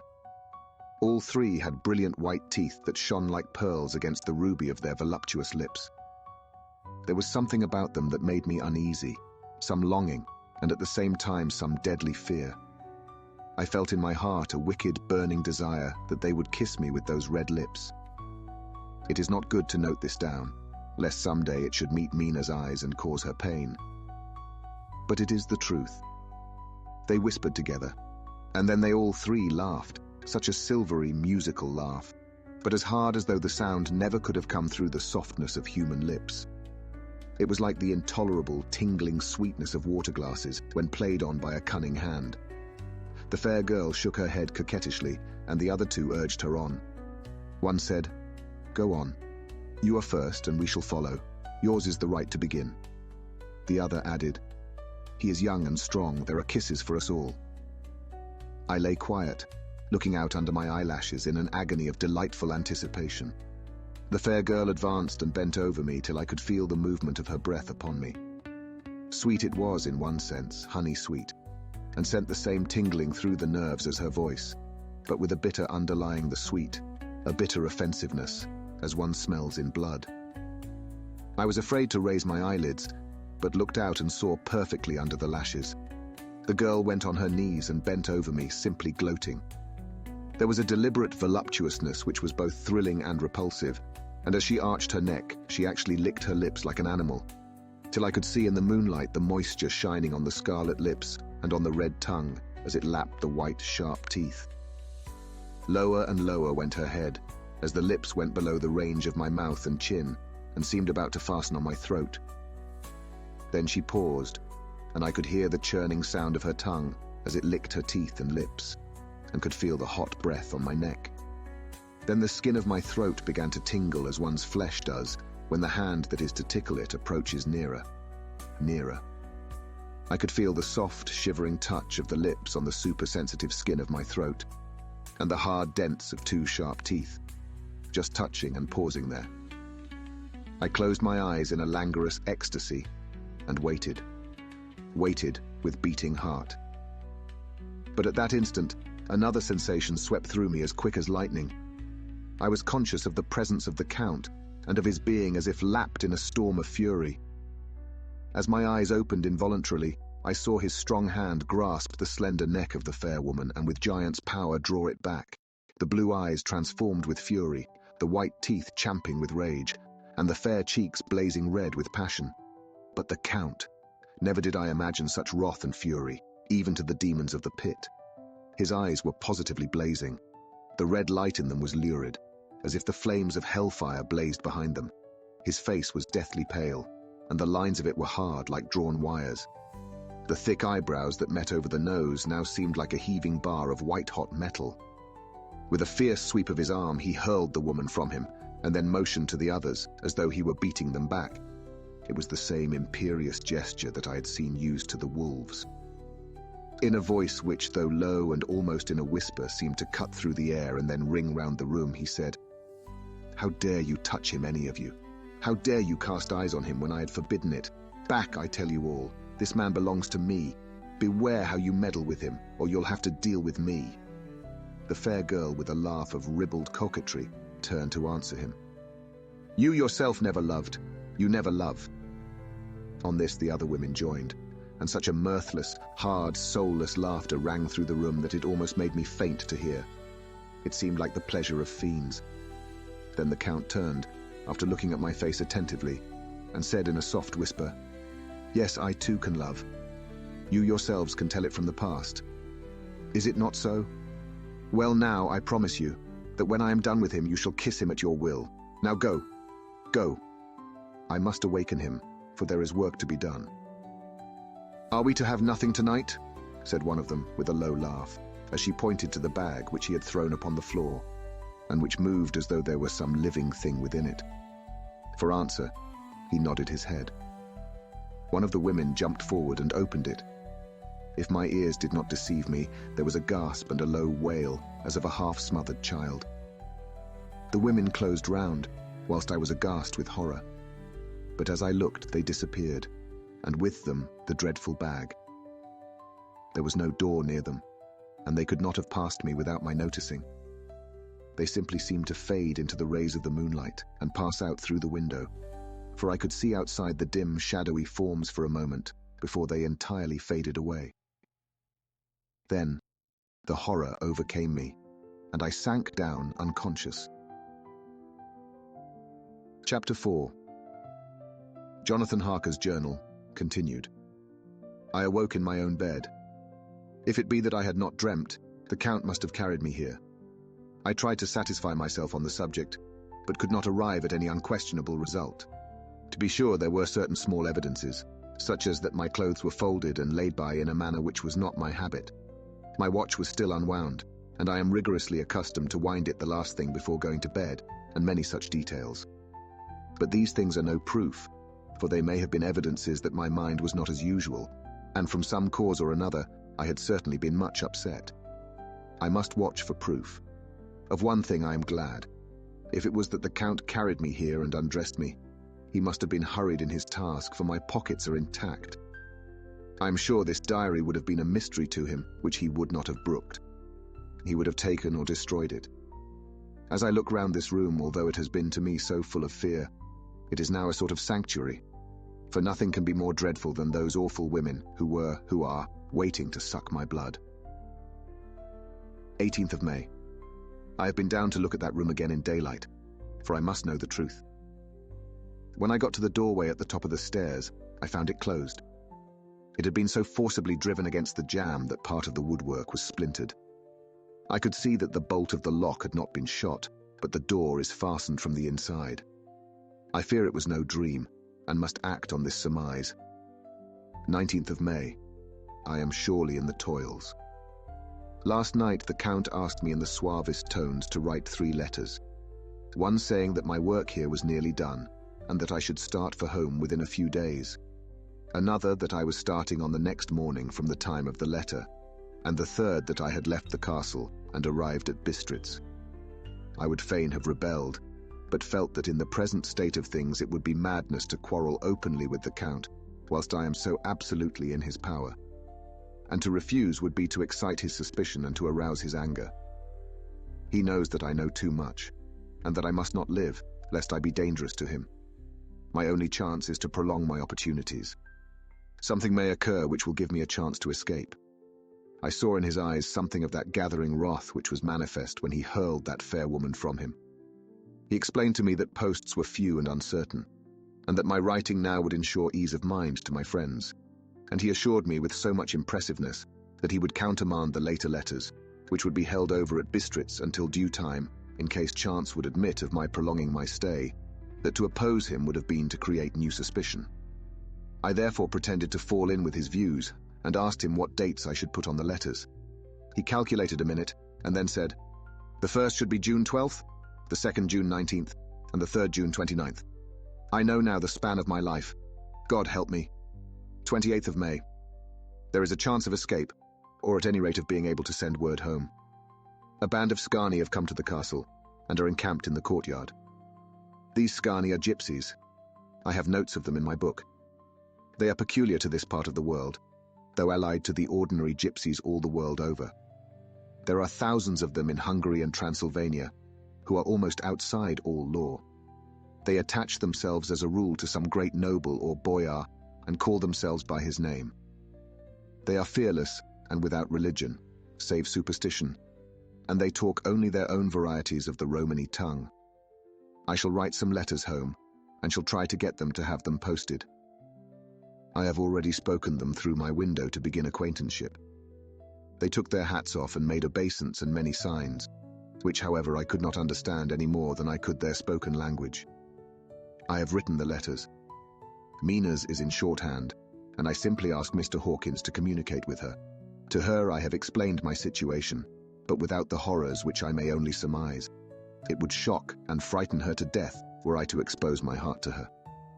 Should the letters not carry, then the Count shall not yet know my secret, or the extent of my knowledge. I have given the letters.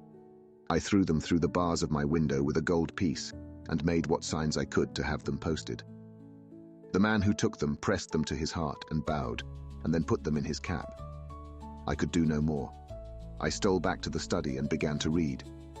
As the Count did not come in, I have written here. The Count has come. He sat down beside me and said in his smoothest voice as he opened 2 letters, "The Skani has given me these, of which, though I know not whence they come, I shall of course take care. See," he must have looked at it, "one is from you, and to my friend Peter Hawkins. The other—" Here he caught sight of the strange symbols as he opened the envelope, and the dark look came into his face, and his eyes blazed wickedly. "The other is a vile thing, an outrage upon friendship and hospitality. It is not signed. Well, so it cannot matter to us." And he calmly held letter and envelope in the flame of the lamp till they were consumed. Then he went on, "The letter to Hawkins, that I shall of course send on, since it is yours. Your letters are sacred to me. Your pardon, my friend, that unknowingly I did break the seal. Will you not cover it again?" He held out the letter to me, and with a courteous bow, handed me a clean envelope. I could only redirect it and hand it to him in silence. When he went out of the room, I could hear the key turn softly. A minute later, I went over and tried it, and the door was locked. When an hour or 2 after the Count came quietly into the room, his coming awakened me, for I had gone to sleep on the sofa. He was very courteous and very cheery in his manner, and seeing that I had been sleeping, he said, "So, my friend, you are tired? Get to bed. There is the surest rest. I may not have the pleasure to talk tonight, since there are many labors to me, but you will sleep, I pray." I passed to my room and went to bed, and strange to say, slept without dreaming. Despair has its own calms. 31st of May. This morning when I woke, I thought I would provide myself with some paper and envelopes from my bag and keep them in my pocket, so that I might write in case I should get an opportunity.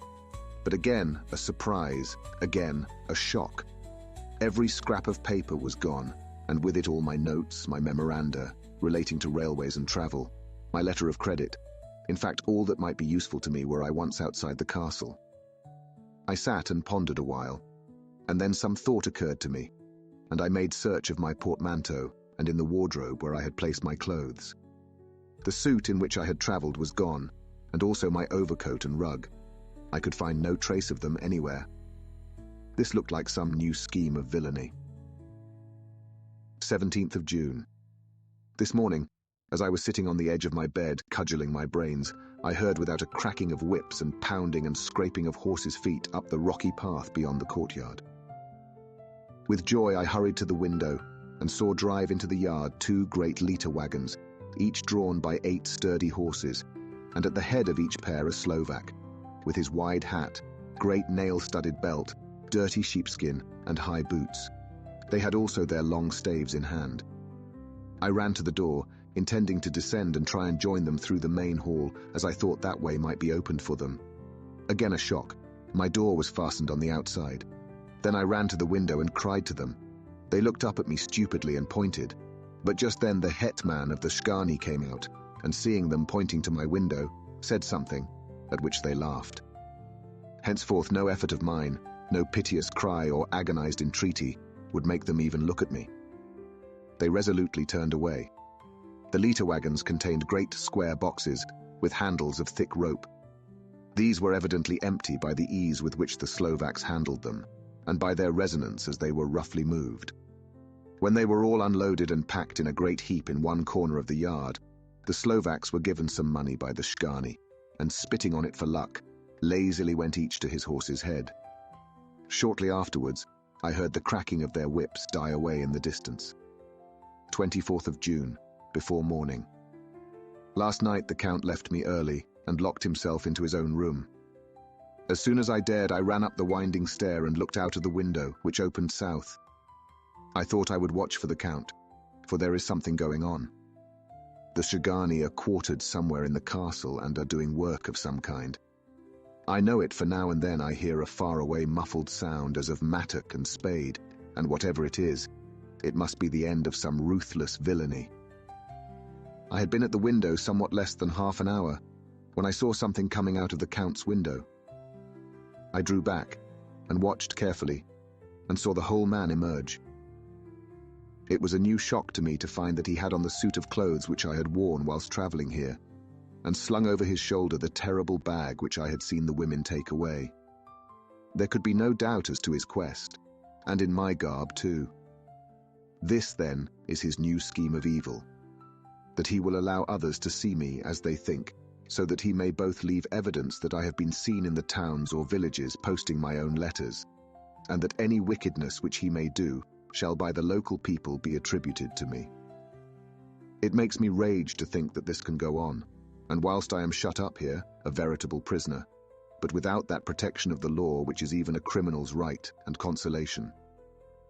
I thought I would watch for the Count's return, and for a long time sat doggedly at the window. Then I began to notice that there were some quaint little specks floating in the rays of the moonlight.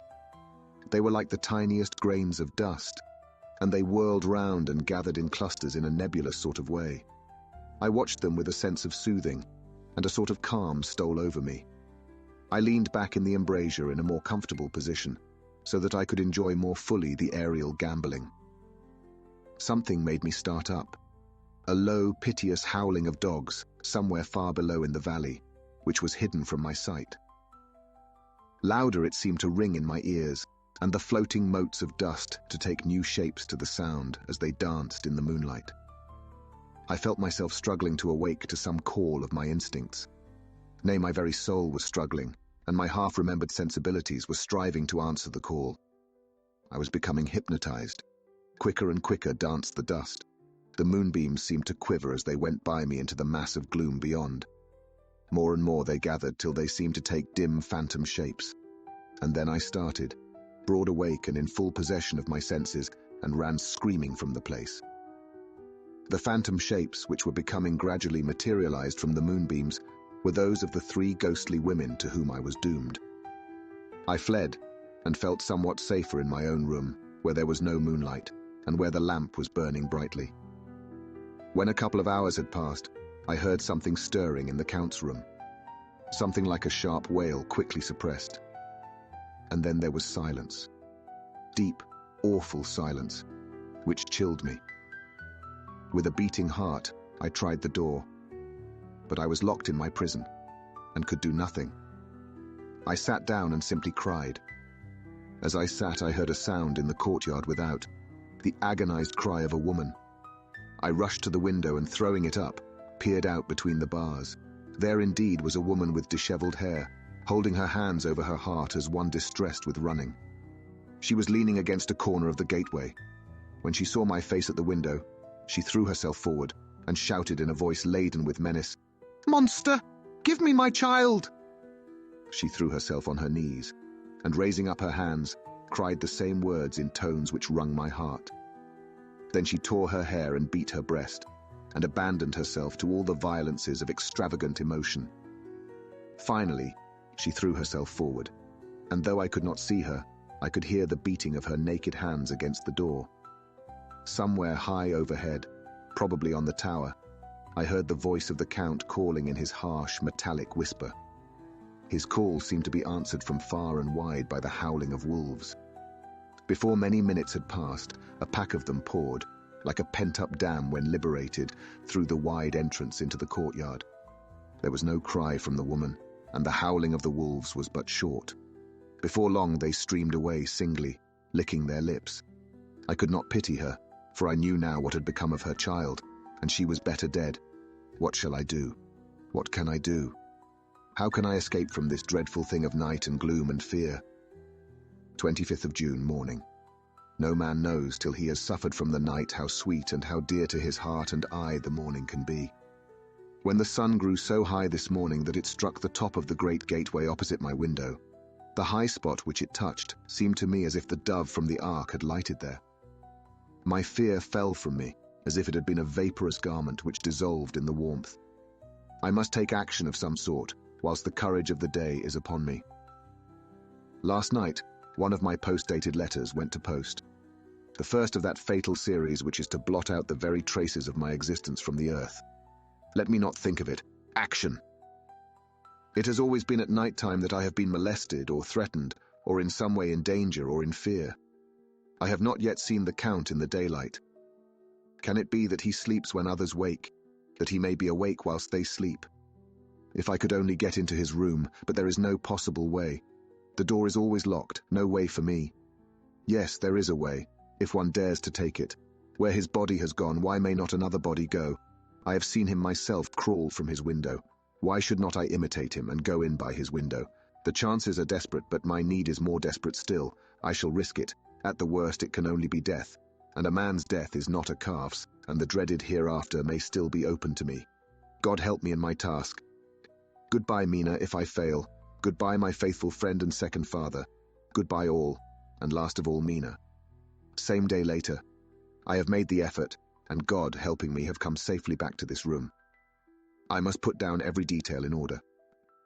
I went whilst my courage was fresh straight to the window on the south side, and at once got outside on the narrow ledge of stone which runs around the building on this side.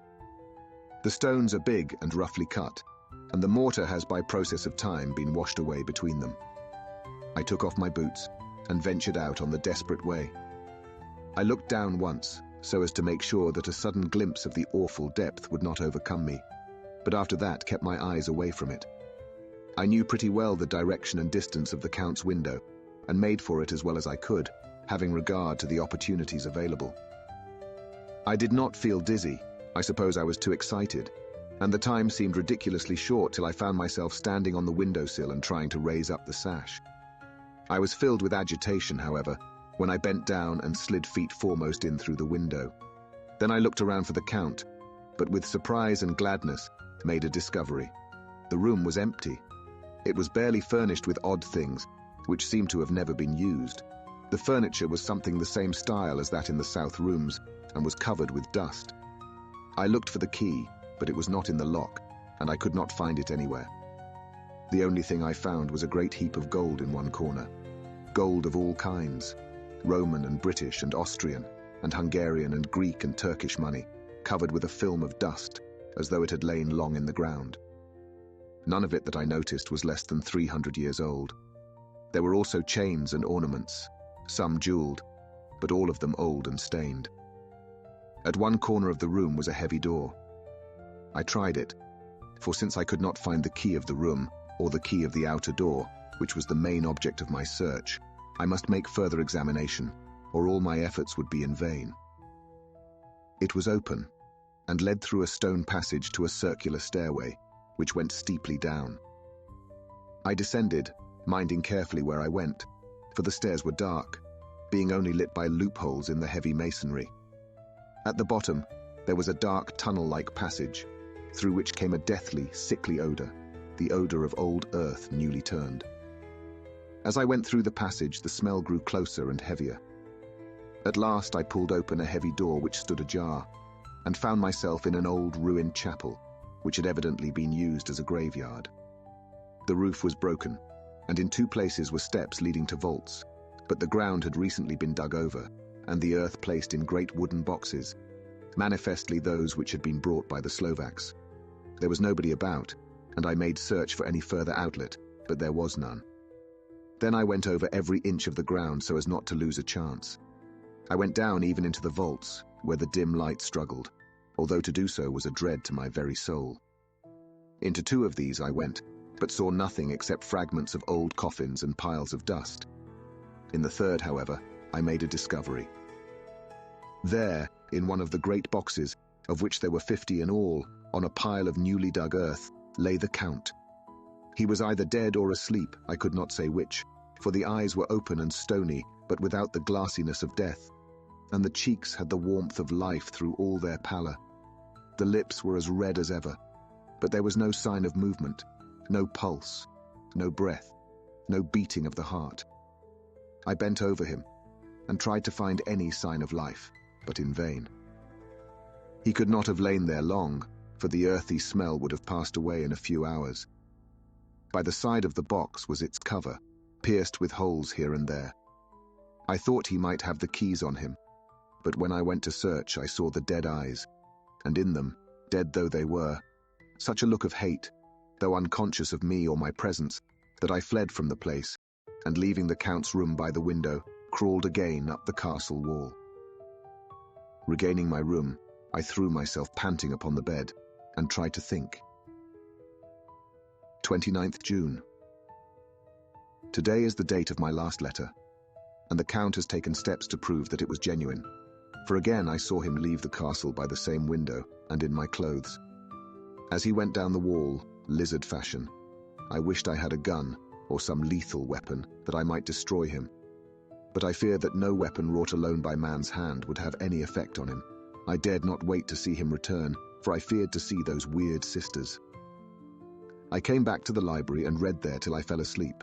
I was awakened by the Count, who looked at me as grimly as a man can look as he said, "Tomorrow, my friend, we must part. You return to your beautiful England, I to some work which may have such an end that we may never meet.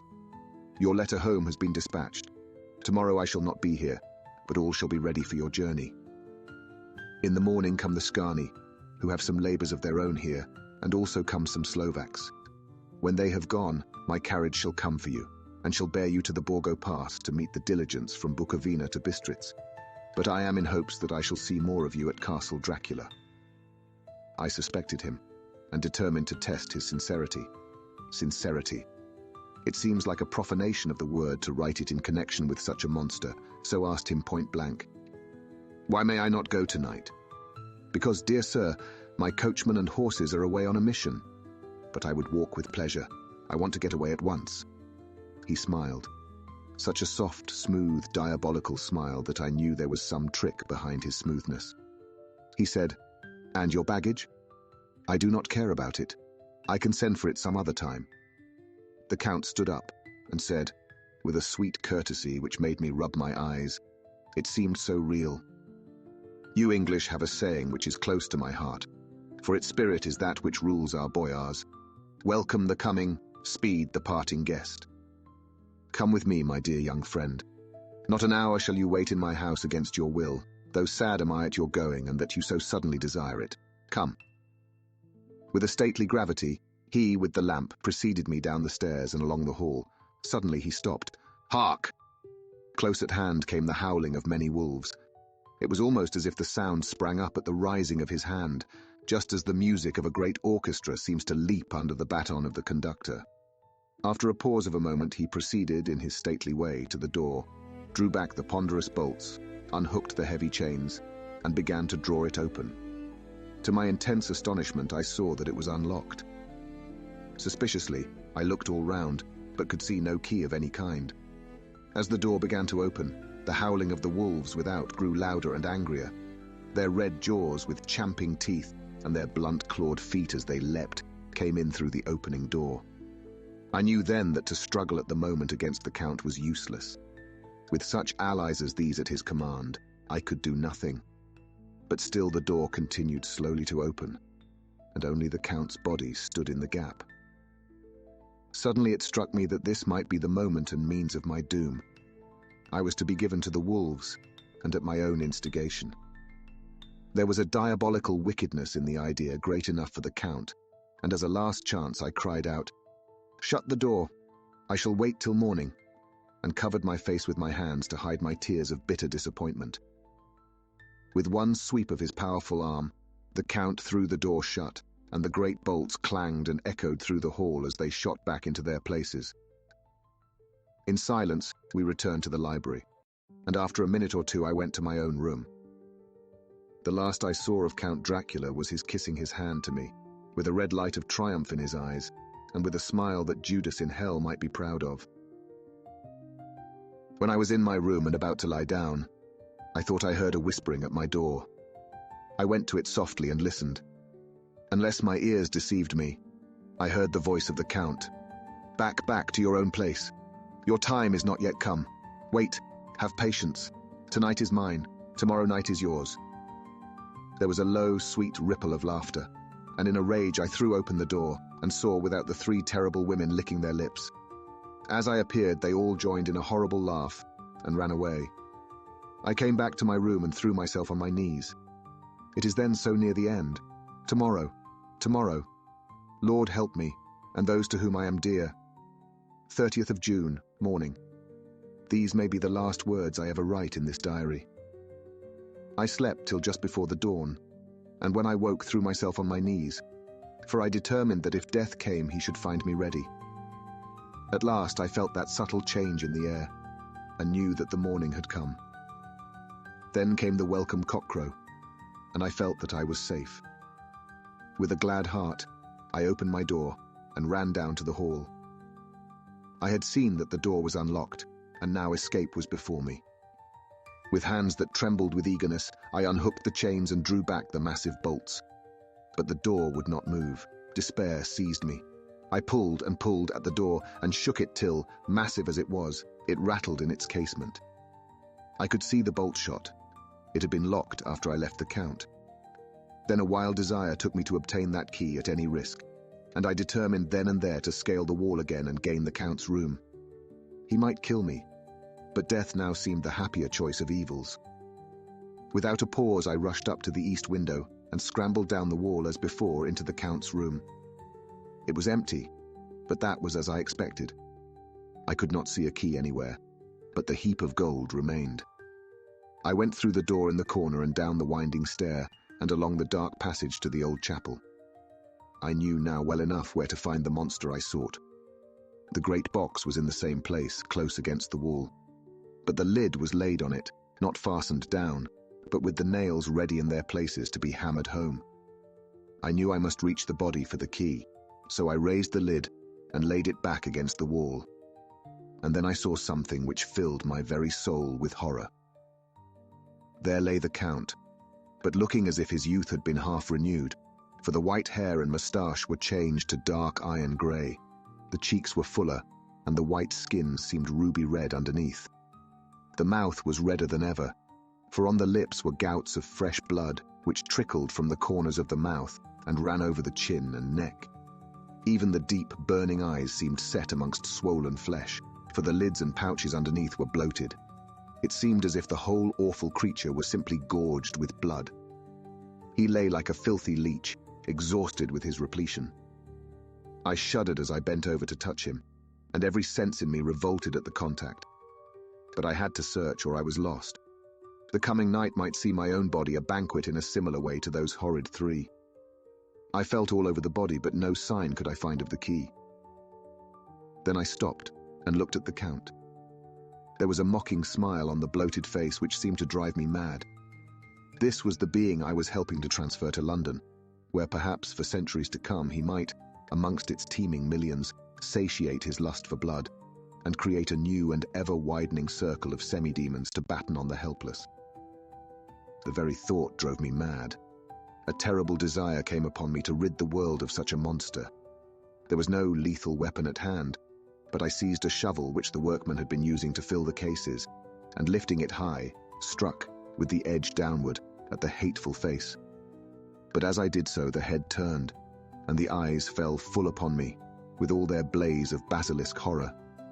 The sight seemed to paralyze me, and the shovel turned in my hand and glanced from the face, merely making a deep gash above the forehead.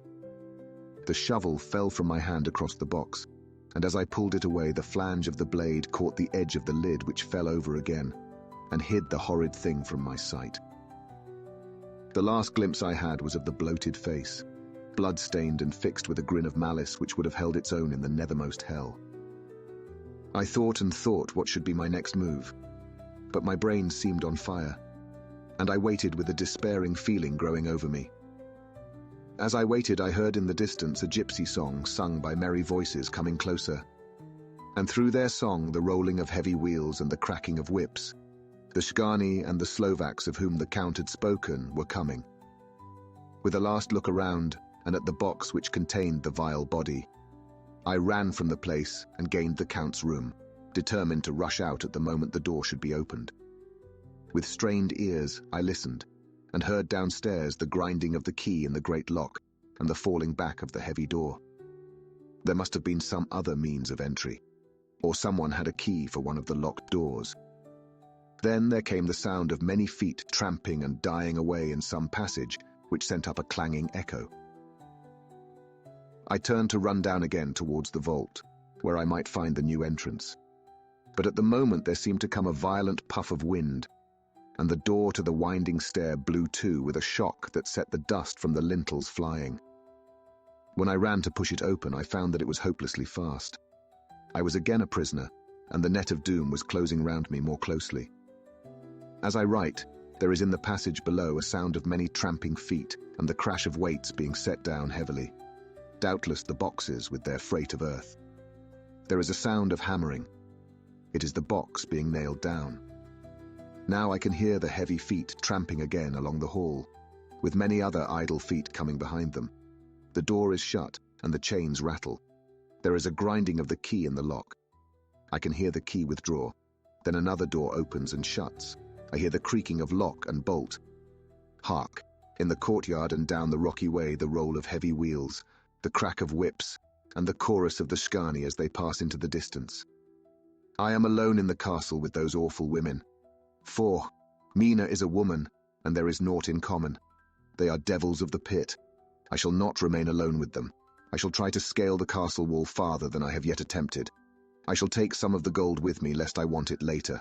I may find a way from this dreadful place, and then away for home, away to the quickest and nearest train, away from this cursed spot, from this cursed land where the devil and his children still walk with earthly feet.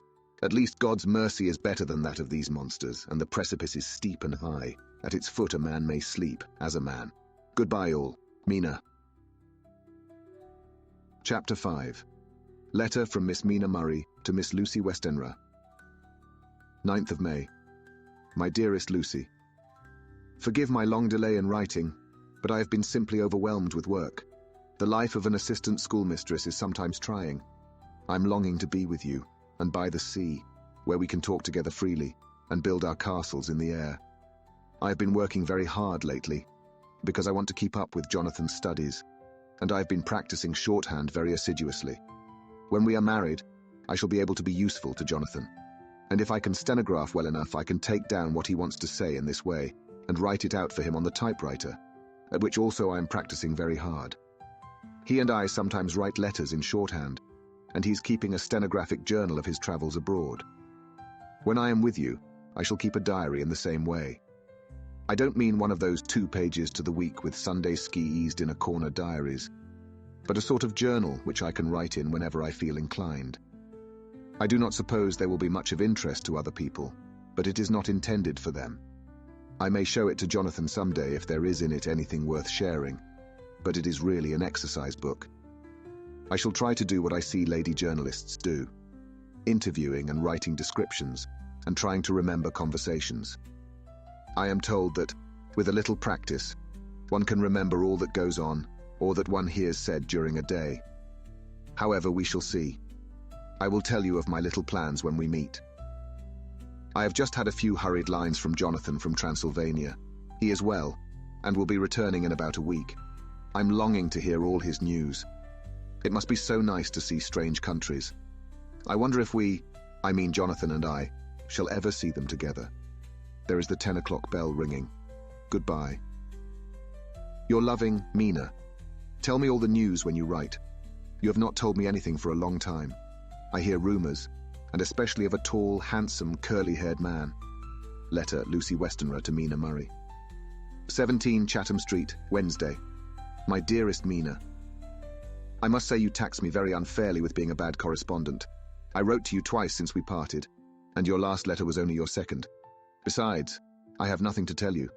There is really nothing to interest you.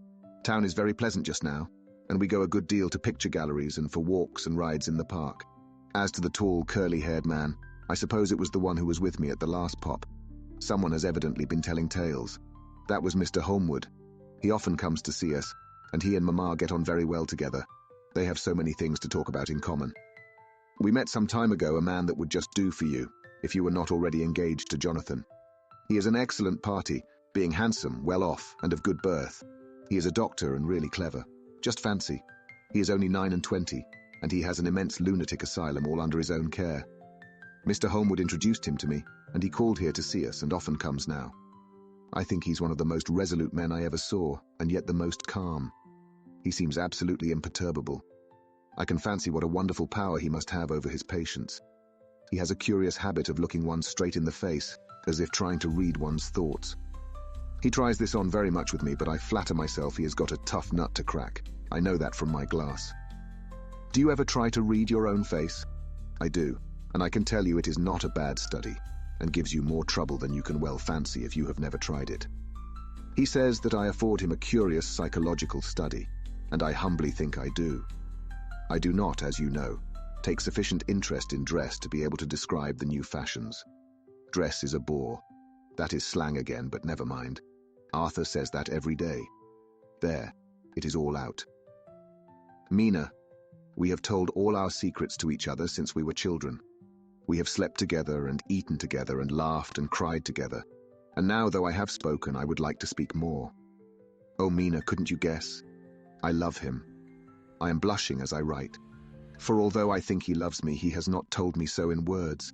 But oh, Mina, I love him, I love him, I love him. There, that does me good. I wish I were with you, dear, sitting by the fire undressing as we used to sit. And I would try to tell you what I feel. I do not know how I am writing this, even to you. I am afraid to stop, or I should tear up the letter, and I don't want to stop, for I do so want to tell you all. Let me hear from you at once, and tell me all that you think about it. Mina, I must stop. Good night. Bless me in your prayers. And Mina, pray for my happiness. Lucy. P.S. I need not tell you this is a secret. Good night again. L. Letter, Lucy Westenra to Mina Murray. The 24th of May. My dearest Mina, thanks and thanks and thanks again for your sweet letter. It was so nice to be able to tell you and to have your sympathy. My dear, it never rains but it pours. How true the old proverbs are. Here am I, who shall be 20 in September, and yet I never had a proposal till today. Not a real proposal, and today I've had 3. Just fancy. 3 proposals in one day. Isn't it awful? I feel sorry, really and truly sorry for 2 of the poor fellows. Oh, Mina, I'm so happy that I don't know what to do with myself. And 3 proposals. But for goodness sake, don't tell any of the girls, or they would be getting all sorts of extravagant ideas and imagining themselves injured and slighted if in their very first day at home they did not get 6 at least. Some girls are so vain. You and I, Mina dear, who are engaged and are going to settle down soon soberly into old married women, can despise vanity. Well, I must tell you about the 3, but you must keep it a secret, dear, from everyone. Except, of course, Jonathan. You will tell him because I would, if I were in your place, certainly tell Arthur. A woman ought to tell her husband everything. Don't you think so, dear? And I must be fair. Men like women, certainly their wives, to be quite as fair as they are. And women, I am afraid, are not always quite as fair as they should be. Well, my dear, number 1 came just before lunch. I told you of him, Dr. John Seward, the lunatic asylum man, with the strong jaw and the good forehead. He was very cool outwardly, but was nervous all the same. He had evidently been schooling himself as to all sorts of little things and remembered them. But he almost managed to sit down on his silk hat, which men don't generally do when they are cool. And then, when he wanted to appear at ease, he kept playing with a lancet in a way that made me nearly scream. He spoke to me, Mina, very straightforwardly. He told me how dear I was to him, though he had known me so little, and what his life would be with me to help and cheer him. He was going to tell me how unhappy he would be if I did not care for him. But when he saw me cry, he said that he was a brute and would not add to my present trouble. Then he broke off and asked if I could love him in time. And when I shook my head, his hands trembled. And then with some hesitation, he asked me if I cared already for anyone else. He put it very nicely, saying that he did not want to wring my confidence from me, but only to know because if a woman's heart was free, a man might have hope. And then, Mina, I felt a sort of duty to tell him that there was someone. I only told him that much. And then he stood up, and he looked very strong and very grave as he took both my hands in his and said he hoped I would be happy, and that if I ever wanted a friend I must count him one of my best. Oh, Mina dear, I can't help crying. And you must excuse this letter being all blotted. Being proposed to is all very nice and all that sort of thing, but it isn't at all a happy thing when you have to see a poor fellow, whom you know loves you honestly, going away and looking all broken-hearted, and to know that, no matter what he may say at the moment, you are passing quite out of his life. My dear, I must stop here at present. I feel so miserable, though I'm so happy. Evening. Arthur has just gone, and I feel in better spirits than when I left off, so I can go on telling you about the day. Well, my dear, number 2 came after lunch. He is such a nice fellow, an American from Texas, and he looks so young and so fresh that it seems almost impossible that he has been to so many places and has had such adventures. I sympathize with poor Desdemona when she had such a dangerous stream poured in her ear, even by a black man. I suppose that we women are such cowards that we think a man will save us from fears, and we marry him. I know now what I would do if I were a man and wanted to make a girl love me. No, I don't. For there was Mr. Morris telling us his stories, and Arthur never told any. And yet, my dear, I am somewhat previous. Mr. Quincy P. Morris found me alone. It seems that a man always does find a girl alone. No, he doesn't, for Arthur tried twice to make a chance, and I helping him all I could. I'm not ashamed to say it now. I must tell you beforehand that Mr. Morris doesn't always speak slang. That is to say, he never does so to strangers or before them, for he is really well educated and has exquisite manners.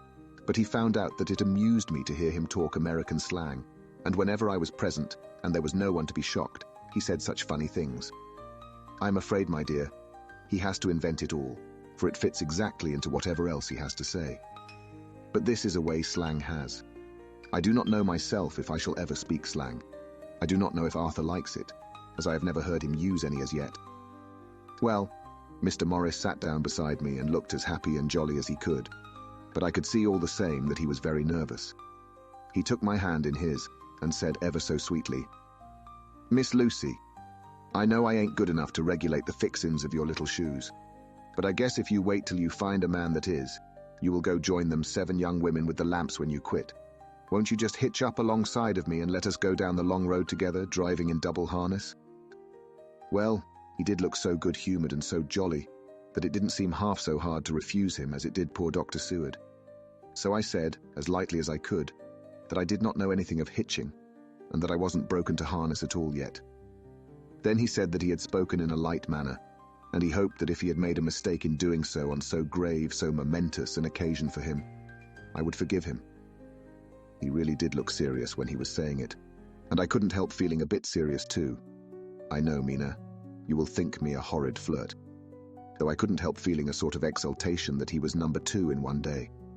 And then, my dear, before I could say a word, he began pouring out a perfect torrent of lovemaking, laying his very heart and soul at my feet. He looked so earnest over it that I shall never again think that a man must be playful always, and never earnest, because he is merry at times. I suppose he saw something in my face which checked him, for he suddenly stopped, and said with a sort of manly fervor that I could have loved him for if I'd been free, "Lucy, you are an honest-hearted girl, I know. I should not be here speaking to you as I am now if I did not believe you clean grit, right through to the very depths of your soul. Tell me, like one good fellow to another, is there anyone else that you care for? And if there is, I'll never trouble you a hair's breadth again, but will be, if you will let me, a very faithful friend. My dear Mina, why are men so noble when we women are so little worthy of them?" Here was I almost making fun of this great-hearted, true gentleman. I burst into tears. I am afraid, my dear, you will think this a very sloppy letter in more ways than one, and I really felt very badly. Why can't they let a girl marry 3 men, or as many as want her, and save all this trouble? But this is heresy, and I must not say it. I am glad to say that, though I was crying, I was able to look into Mr. Morris's brave eyes, and I told him out straight, "Yes, there is someone I love, though he has not told me yet that he even loves me." I was right to speak to him so frankly, for quite a light came into his face, and he put out both his hands and took mine. I think I put them into his, and said in a hearty way, "That's my brave girl. It's better worth being late for a chance of winning you than being in time for any other girl in the world. Don't cry, my dear. If it's for me, I'm a hard nut to crack, and I take it standing up. If that other fellow doesn't know his happiness, well, he'd better look for it soon, or he'll have to deal with me. Little girl, your honesty and pluck have made me a friend, and that's rarer than a lover. It's more unselfish anyhow. My dear, I'm going to have a pretty lonely walk between this and Kingdom Come. Won't you give me one kiss?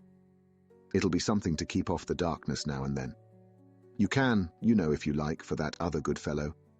He must be a good fellow, my dear, and a fine fellow, or you could not love him. Hasn't spoken yet." That quite won me, Mina, for it was brave and sweet of him, and noble too to a rival, wasn't it? And he's so sad. So I leant over and kissed him. He stood up with my 2 hands in his, and as he looked down into my face, I am afraid I was blushing very much. He said, "Little girl, I hold your hand and you've kissed me, and if these things don't make us friends, nothing ever will. Thank you for your sweet honesty to me, and goodbye." He wrung my hand, and taking up his hat, went straight out of the room without looking back, without a tear or a quiver or a pause. And I am crying like a baby. Oh, why must a man like that be made unhappy when there are lots of girls about who would worship the very ground he trod on? I know I would if I were free. Only I don't want to be free. My dear, this quite upset me. And I feel I cannot write of happiness just at once, after telling you of it. And I don't wish to tell of the number 3 until it can be all happy. Ever your loving Lucy. P.S. Oh, about number 3. I needn't tell you of number 3, need I? Besides, it was all so confused.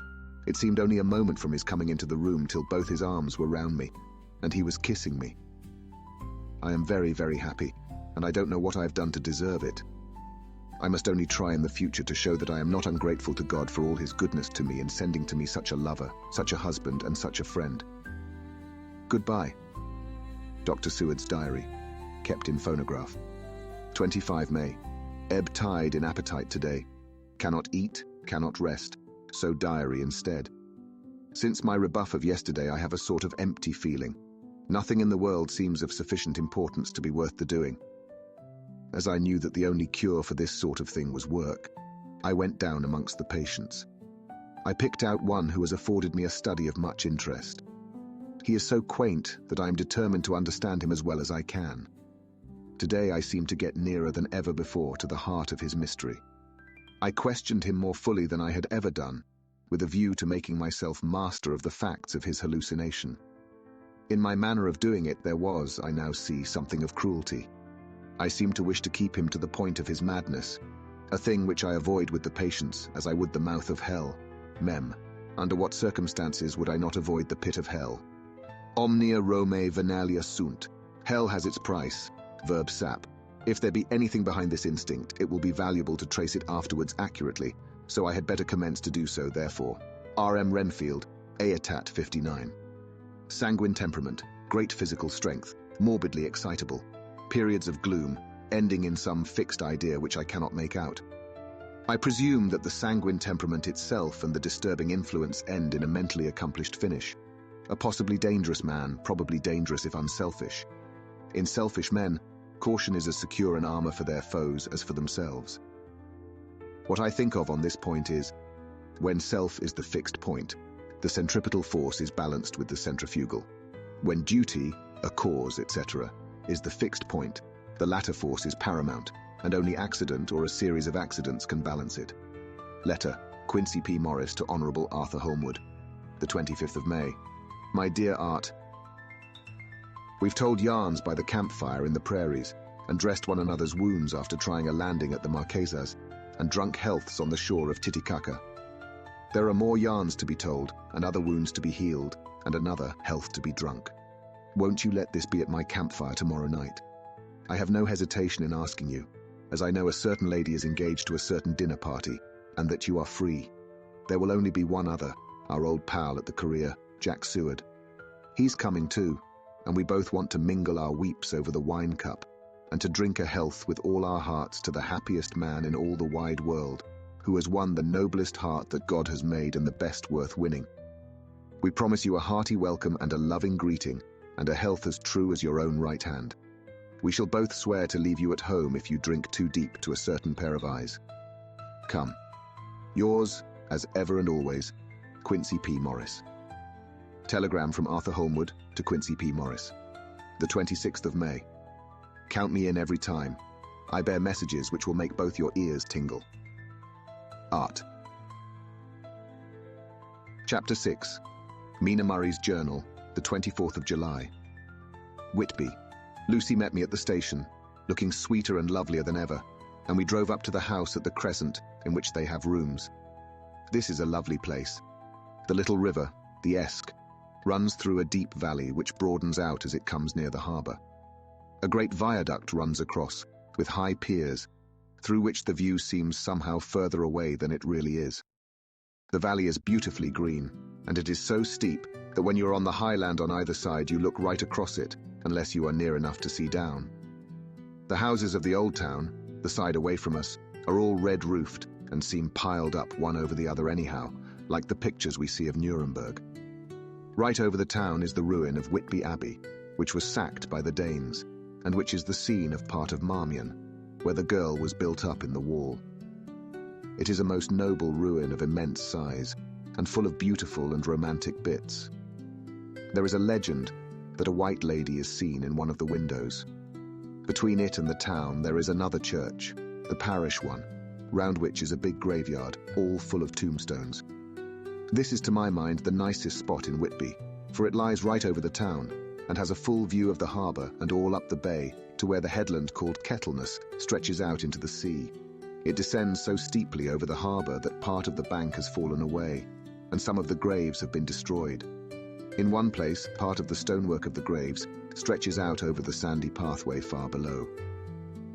There are walks, with seats beside them, through the churchyard, and people go and sit there all day long, looking at the beautiful view and enjoying the breeze. I shall come and sit here very often myself and work. Indeed, I am writing now with my book on my knee, and listening to the talk of 3 old men who are sitting beside me. They seem to do nothing all day but sit up here and talk. The harbour lies below me, with, on the far side, one long granite wall stretching out into the sea, with a curve outwards at the end of it, in the middle of which is a lighthouse. A heavy sea-wall runs along outside of it. On the near side, the sea-wall makes an elbow crooked inversely, and its end, too, has a lighthouse. Between the 2 piers there is a narrow opening into the harbour, which then suddenly widens. It is nice at high water, but when the tide is out it shoals away to nothing, and there is merely the stream of the Esk, running between banks of sand, with rocks here and there. Outside the harbour on this side, there rises for about half a mile a great reef, the sharp edge of which runs straight out from behind the south lighthouse. At the end of it is a buoy with a bell, which swings in bad weather and sends in a mournful sound on the wind. They have a legend here that when a ship is lost, bells are heard out at sea. I must ask the old man about this. He is coming this way. He is a funny old man. He must be awfully old, for his face is all gnarled and twisted like the bark of a tree. He tells me that he is nearly 100, and that he was a sailor in the Greenland fishing fleet when Waterloo was fought.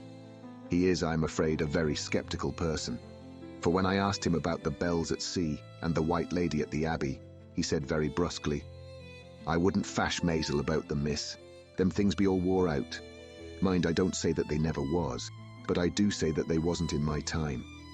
They be all very well for comers and trippers and the like, but not for a nice young lady like you. Them feet folks from York and Leeds that be always eating cured herrings and drinking tea, and looking out to buy cheap jet would creed aught. I wonder mazel who'd be bothered telling lies to them, even the newspapers, which is full of fool talk."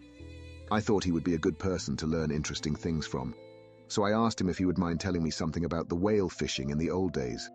He was just settling himself to begin when the clock struck 6, whereupon he laboured to get up and said, "I must gang a Gianwood's home now, miss. My granddaughter doesn't like to be kept waiting when the tea is ready, for it takes me time to crammel aboon the grease, for there be a many of 'em. And, miss, I lack belly timber sairly by the clock." He hobbled away, and I could see him hurrying as well as he could down the steps. The steps are a great feature on the place. They lead from the town up to the church. There are hundreds of them. I do not know how many. And they wind up in a delicate curve. The slope is so gentle that a horse could easily walk up and down them. I think they must originally have had something to do with the abbey. I shall go home too. Lucy went out visiting with her mother, and as they were only duty calls, I did not go. They will be home by this. 1 August. I came up here an hour ago with Lucy, and we had a most interesting talk with my old friend and the 2 others who always come and join him. He is evidently the Sir Oracle of them, and I should think must have been in his time a most dictatorial person. He will not admit anything, and downfaces everybody. If he can't out-argue them, he bullies them, and then takes their silence for agreement with his views. Lucy was looking sweetly pretty in her white lawn frock. She's got a beautiful colour since she's been here. I noticed that the old men did not lose any time in coming up and sitting near her when we sat down. She's so sweet with old people. I think they all fell in love with her on the spot. Even my old man succumbed and did not contradict her, but gave me double share instead. I got him on the subject of the legends, and he went off at once into a sort of sermon. I must try to remember it and put it down. It be all fool talk, lock, stock and barrel. That's what it be, and nowt else. These bands and wafts and bow ghosts and barghists and bogles and all anent them is only fit to set bairns and dizzy women a belderin. They be nowt but airblebs. They and all grims and signs and warnings be all invented by parsons and ilsome buke bodies and railway touters to skeer and scunner halflins, and to get folks to do something that they don't other incline to. It makes me ireful to think of them. Why, it's them that, not content with printing lies on paper and preaching them out of pulpits, does want to be cutting them on the tombstones. Look here all around you in what airt you will. All them steens holding up their heads as well as they can out of their pride is a cant, simply tumbling down with the weight of the lies wrote on them. Here lies the body, or sacred to the memory wrote on all of them, and yet in nigh half of them there bean't no bodies at all, and the memories of them bean't cared a pinch of snuff about, much less sacred.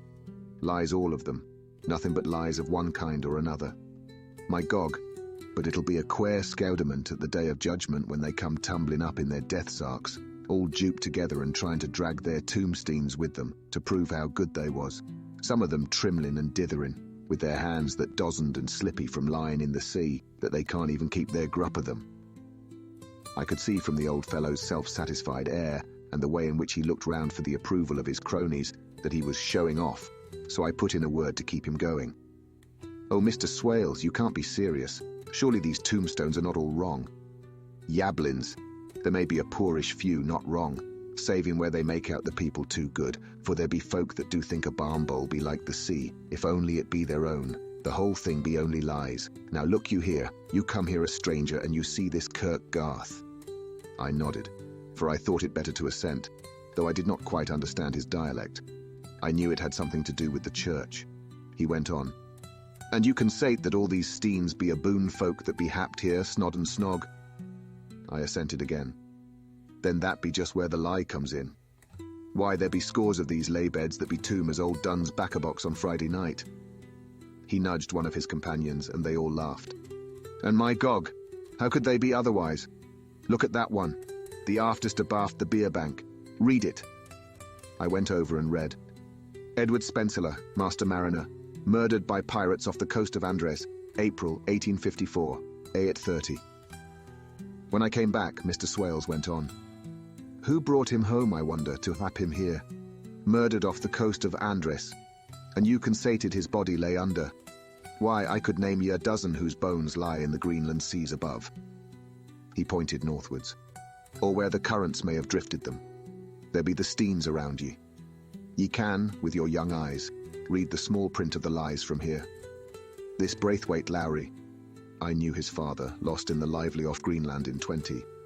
Or Andrew Woodhouse, drowned in the same seas in 1777. Or John Paxton, drowned off Cape Farewell a year later.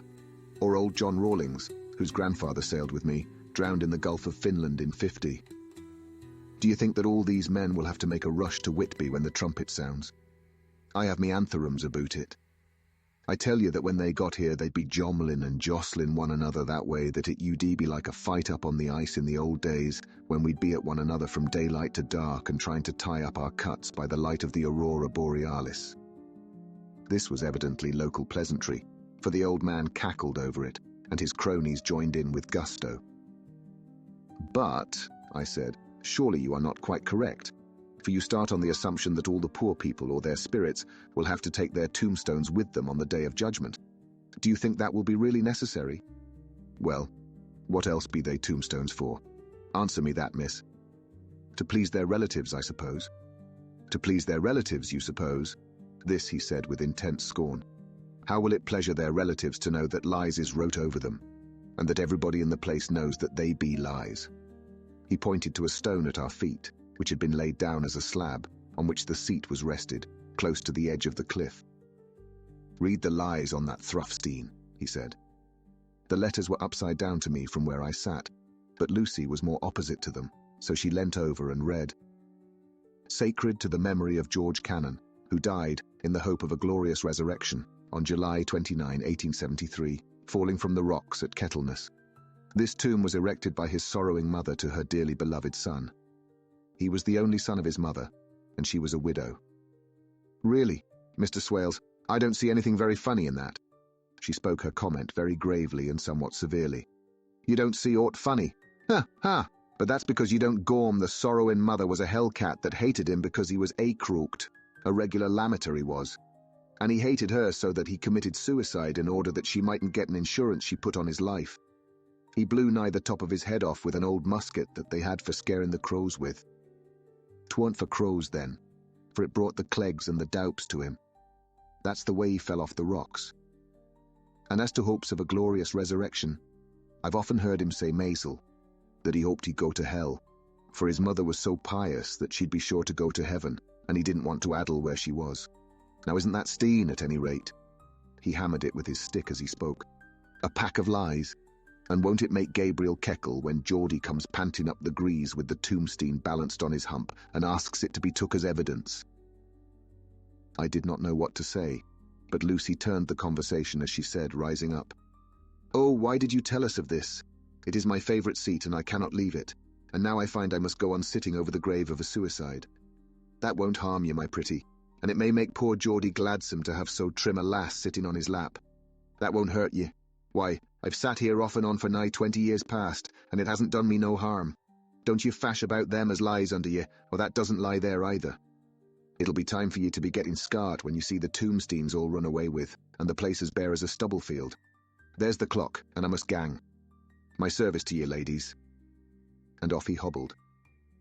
Lucy and I sat a while, and it was all so beautiful before us that we took hands as we sat, and she told me all over again about Arthur and their coming marriage. That made me just a little heartsick, for I haven't heard from Jonathan for a whole month, the same day. I came up here alone, for I'm very sad. There was no letter for me. I hope there cannot be anything the matter with Jonathan. The clock has just struck 9. I see the lights scattered all over the town, sometimes in rows where the streets are, and sometimes singly. They run right up the Esk and die away in the curve of the valley. To my left, the view is cut off by a black line of roof of the old house next the abbey. The sheep and lambs are bleating in the fields away behind me, and there is a clatter of a donkey's hooves up the paved road below. The band on the pier is playing a harsh waltz in good time, and further along the quay, there is a Salvation Army meeting in a back street. Neither of the bands hears the other, but up here I hear and see them both. I wonder where Jonathan is, and if he is thinking of me. I wish he were here. Dr. Seward's diary, 5 June. The case of Renfield grows more interesting the more I get to understand the man. He has certain qualities very largely developed: selfishness, secrecy, and purpose. I wish I could get at what is the object of the latter. He seems to have some settled scheme of his own, but what it is I do not yet know. His redeeming quality is a love of animals, though. Indeed, he has such curious turns in it that I sometimes imagine he is only abnormally cruel. His pets are of odd sorts. Just now his hobby is catching flies. He has at present such a quantity that I have had myself to expostulate. To my astonishment, he did not break out into a fury as I expected, but took the matter in simple seriousness. He thought for a moment, and then said, "May I have 3 days?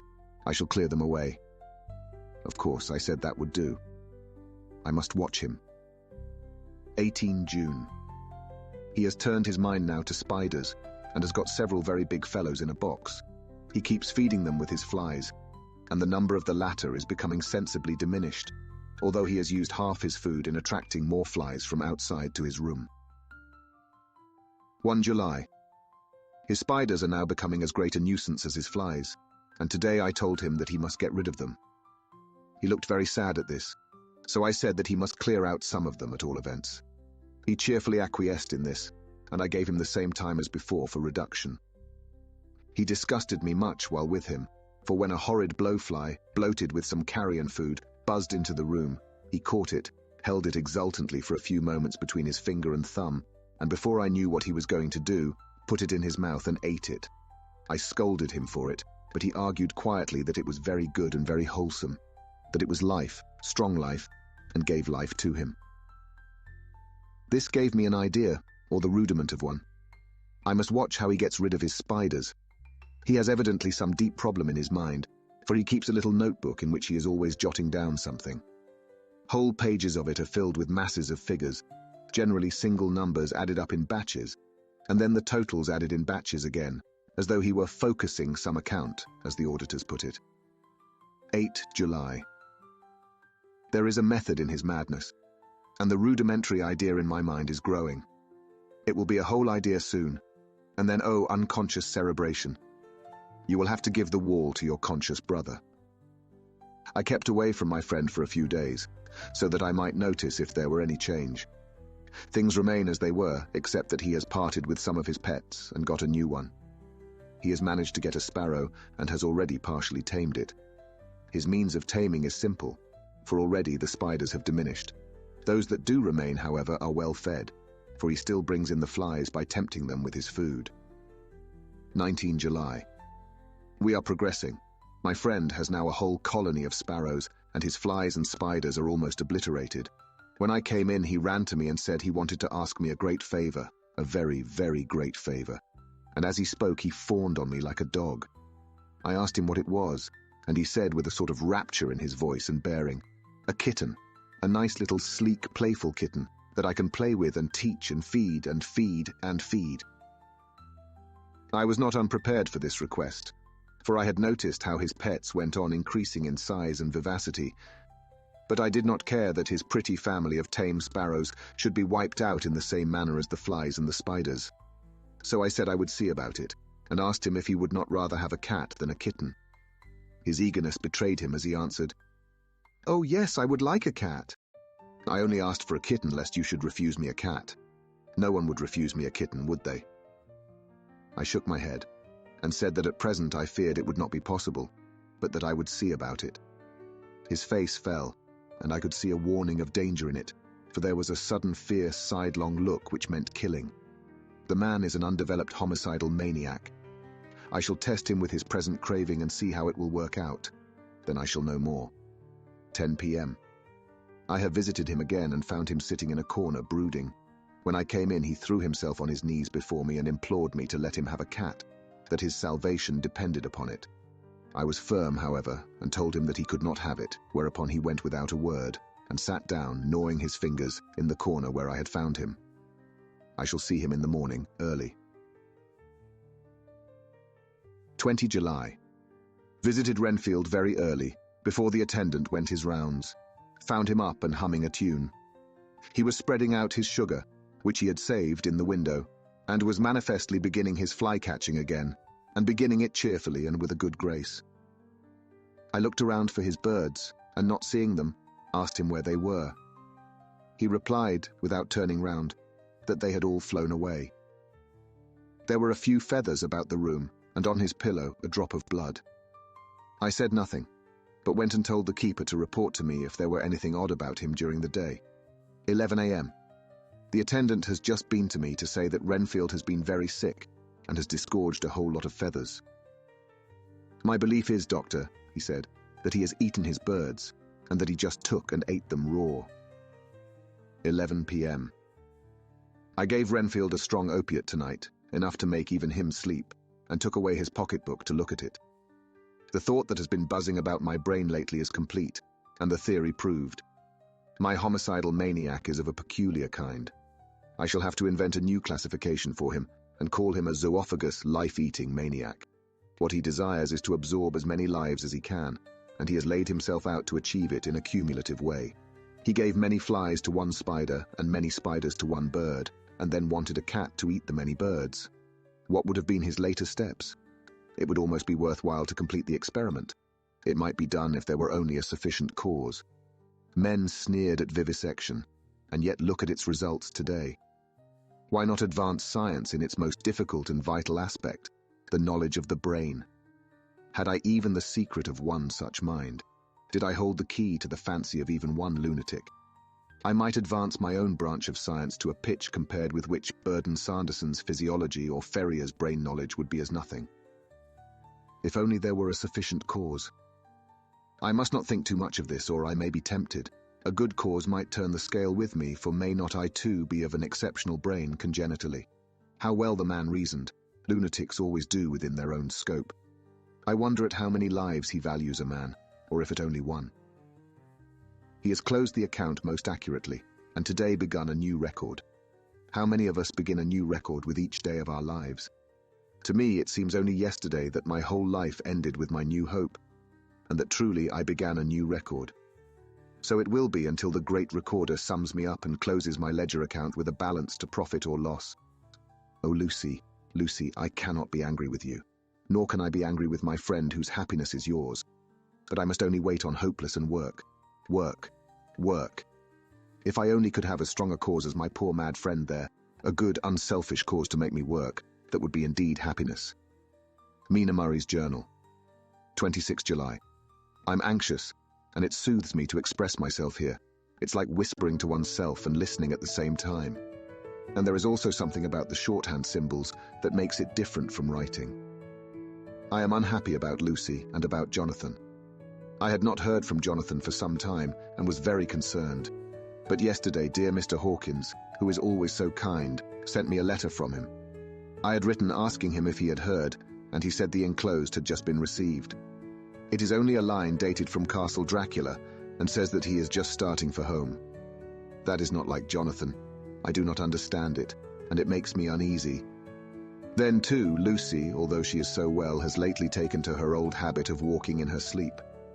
Her mother has spoken to me about it, and we have decided that I am to lock the door of our room every night.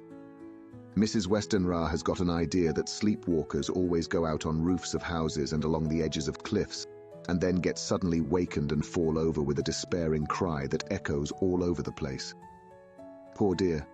She is naturally anxious about Lucy, and she tells me that her husband, Lucy's father, had the same habit, that he would get up in the night and dress himself and go out if he were not stopped. Lucy is to be married in the autumn, and she is already planning out her dresses and how her house is to be arranged. I sympathize with her, for I do the same. Only Jonathan and I will start in life in a very simple way, and shall have to try to make both ends meet. Mr. Holmwood, he is the Honourable Arthur Holmwood, only son of Lord Godalming, is coming up here very shortly, as soon as he can leave town, for his father is not very well, and I think dear Lucy is counting the moments till he comes. She wants to take him up to the seat on the churchyard cliff and show him the beauty of Whitby. I dare say it is the waiting which disturbs her. She will be all right when he arrives. 27 July. No news from Jonathan. I'm getting quite uneasy about him, though why I should I do not know. But I do wish that he would write if it were only a single line. Lucy walks more than ever, and each night I'm awakened by her moving about the room. Fortunately, the weather is so hot that she cannot get cold. But still the anxiety and the perpetually being wakened is beginning to tell on me, and I'm getting nervous and wakeful myself. Thank God Lucy's health keeps up. Mr. Holmwood has been suddenly called to ring to see his father, who has been taken seriously ill. Lucy frets at the postponement of seeing him, but it does not touch her looks. She is a trifle stouter, and her cheeks are a lovely rose pink. She has lost that anemic look which she had. I pray it will all last. 3 August. Another week gone, and no news from Jonathan, not even to Mr. Hawkins, from whom I have heard. Oh, I do hope he is not ill. He surely would have written. I look at that last letter of his, but somehow it does not satisfy me. It does not read like him, and yet it is his writing. There is no mistake of that. Lucy has not walked much in her sleep the last week, but there is an odd concentration about her which I do not understand. Even in her sleep she seems to be watching me. She tries the door, and finding it locked, goes about the room searching for the key. 6 August. Another 3 days and no news. This suspense is getting dreadful. If I only knew where to write to or where to go to, I should feel easier. But no one has heard a word of Jonathan since that last letter. I must only pray to God for patience. Lucy is more excitable than ever, but is otherwise well. Last night was very threatening, and the fishermen say that we are in for a storm. I must try to watch it and learn the weather signs. Today is a grey day, and the sun, as I write, is hidden in thick clouds, high over Kettleness. Everything is grey, except the green grass, which seems like emerald amongst it. Grey, earthy rock. Grey clouds, tinged with the sunburst at the far edge, hang over the grey sea. into which the sand points stretch like grey fingers. The sea is tumbling in over the shallows and the sandy flats with a roar, muffled in the sea mists drifting inland. The horizon is lost in a grey mist. All is vastness. The clouds are piled up like giant rocks, and there is a brool over the sea that sounds like some presage of doom. Dark figures are on the beach here and there, sometimes half-shrouded in the mist, and seem men like trees walking. The fishing boats are racing for home, and rise and dip in the ground swell as they sweep into the harbour, bending to the scuppers. Here comes old Mr. Swales. He is making straight for me, and I can see by the way he lifts his hat that he wants to talk. I have been quite touched by the change in the poor old man. When he sat down beside me, he said in a very gentle way, "I want to say something to you, miss." I could see he was not at ease, so I took his poor old wrinkled hand in mine and asked him to speak fully. So he said, leaving his hand in mine, "I'm afraid, my dearie, that I must have shocked you by all the wicked things I've been saying about the dead, and such like for weeks past. But I didn't mean them, and I want you to remember that when I'm gone. We odd folks that be daffled, and with one foot abaft the crock hool, don't altogether like to think of it, and we don't want to feel scart of it. And that's why I've took to making light of it, so that I'd cheer up my own heart a bit. But Lord love you, miss, I ain't afraid of dying, not a bit, only I don't want to die if I can help it. My time must be nigh at hand now, for I be odd, and 100 years is too much for any man to expect, and I'm so nigh it that the odd man is already whetting his scythe. You see, I can't get out of the habit of caffing about it all at once. The shafts will wag as they be used to. Some day soon the angel of death will sound his trumpet for me. But don't ye dool and greet, my dearie." For he saw that I was crying. If he should come this very night, I'd not refuse to answer his call. For life be, after all, only a waiting for something else than what we're doing. And death be all that we can rightly depend on. But I'm content, for it's coming to me, my dearie, and coming quick. It may be coming while we be looking and wondering. Maybe it's in that wind out over the sea that's bringing with it loss and wreck, and sore distress, and sad hearts. Look, look, he cried suddenly. There's something in that wind, and in the host beyond that sounds, and looks, and tastes, and smells like death. It's in the air. I feel it coming. Lord, make me answer cheerful when my call comes." He held up his arms devoutly and raised his hat. His mouth moved as though he were praying. After a few minutes' silence, he got up, shook hands with me and blessed me and said goodbye and hobbled off. It all touched me and upset me very much. I was glad when the Coast Guard came along with his spyglass under his arm. He stopped to talk with me as he always does, but all the time kept looking at a strange ship. "I can't make her out," he said. "She's a Russian by the look of her, but she's knocking about in the queerest way. She doesn't know her mind a bit. She seems to see the storm coming, but can't decide whether to run up north in the open or to put in here. Look there again. She's steered mighty strangely, for she doesn't mind the hand on the wheel, changes about with every puff of wind. We'll hear more of her before this time tomorrow." Chapter 7. Cutting from the Dailygraph, the 8th of August, pasted in Mina Murray's journal. From a correspondent, Whitby. One greatest and suddenest storms on record has just been experienced here, with results both strange and unique. The weather had been somewhat sultry, but not to any degree uncommon in the month of August. Saturday evening was as fine as was ever known, and the great body of holidaymakers laid out yesterday for visits to Mulgrave Woods, Robin Hood's Bay, Rig Mill, Runswick, Staithes, and the various trips in the neighbourhood of Whitby. The steamers Emma and Scarborough made trips up and down the coast, and there was an unusual amount of tripping both to and from Whitby. The day was unusually fine till the afternoon, when some of the gossips who frequent the East Cliff churchyard, and from that commanding eminence watch the wide sweep of sea visible to the north and east, called attention to a sudden show of mares' tails high in the sky to the northwest. The wind was then blowing from the southwest in the mild degree which in barometrical language is ranked Natu, light breeze. The Coast Guard on duty at once made report, and one old fisherman, who for more than half a century has kept watch on weather signs from the East Cliff, foretold in an emphatic manner the coming of a sudden storm.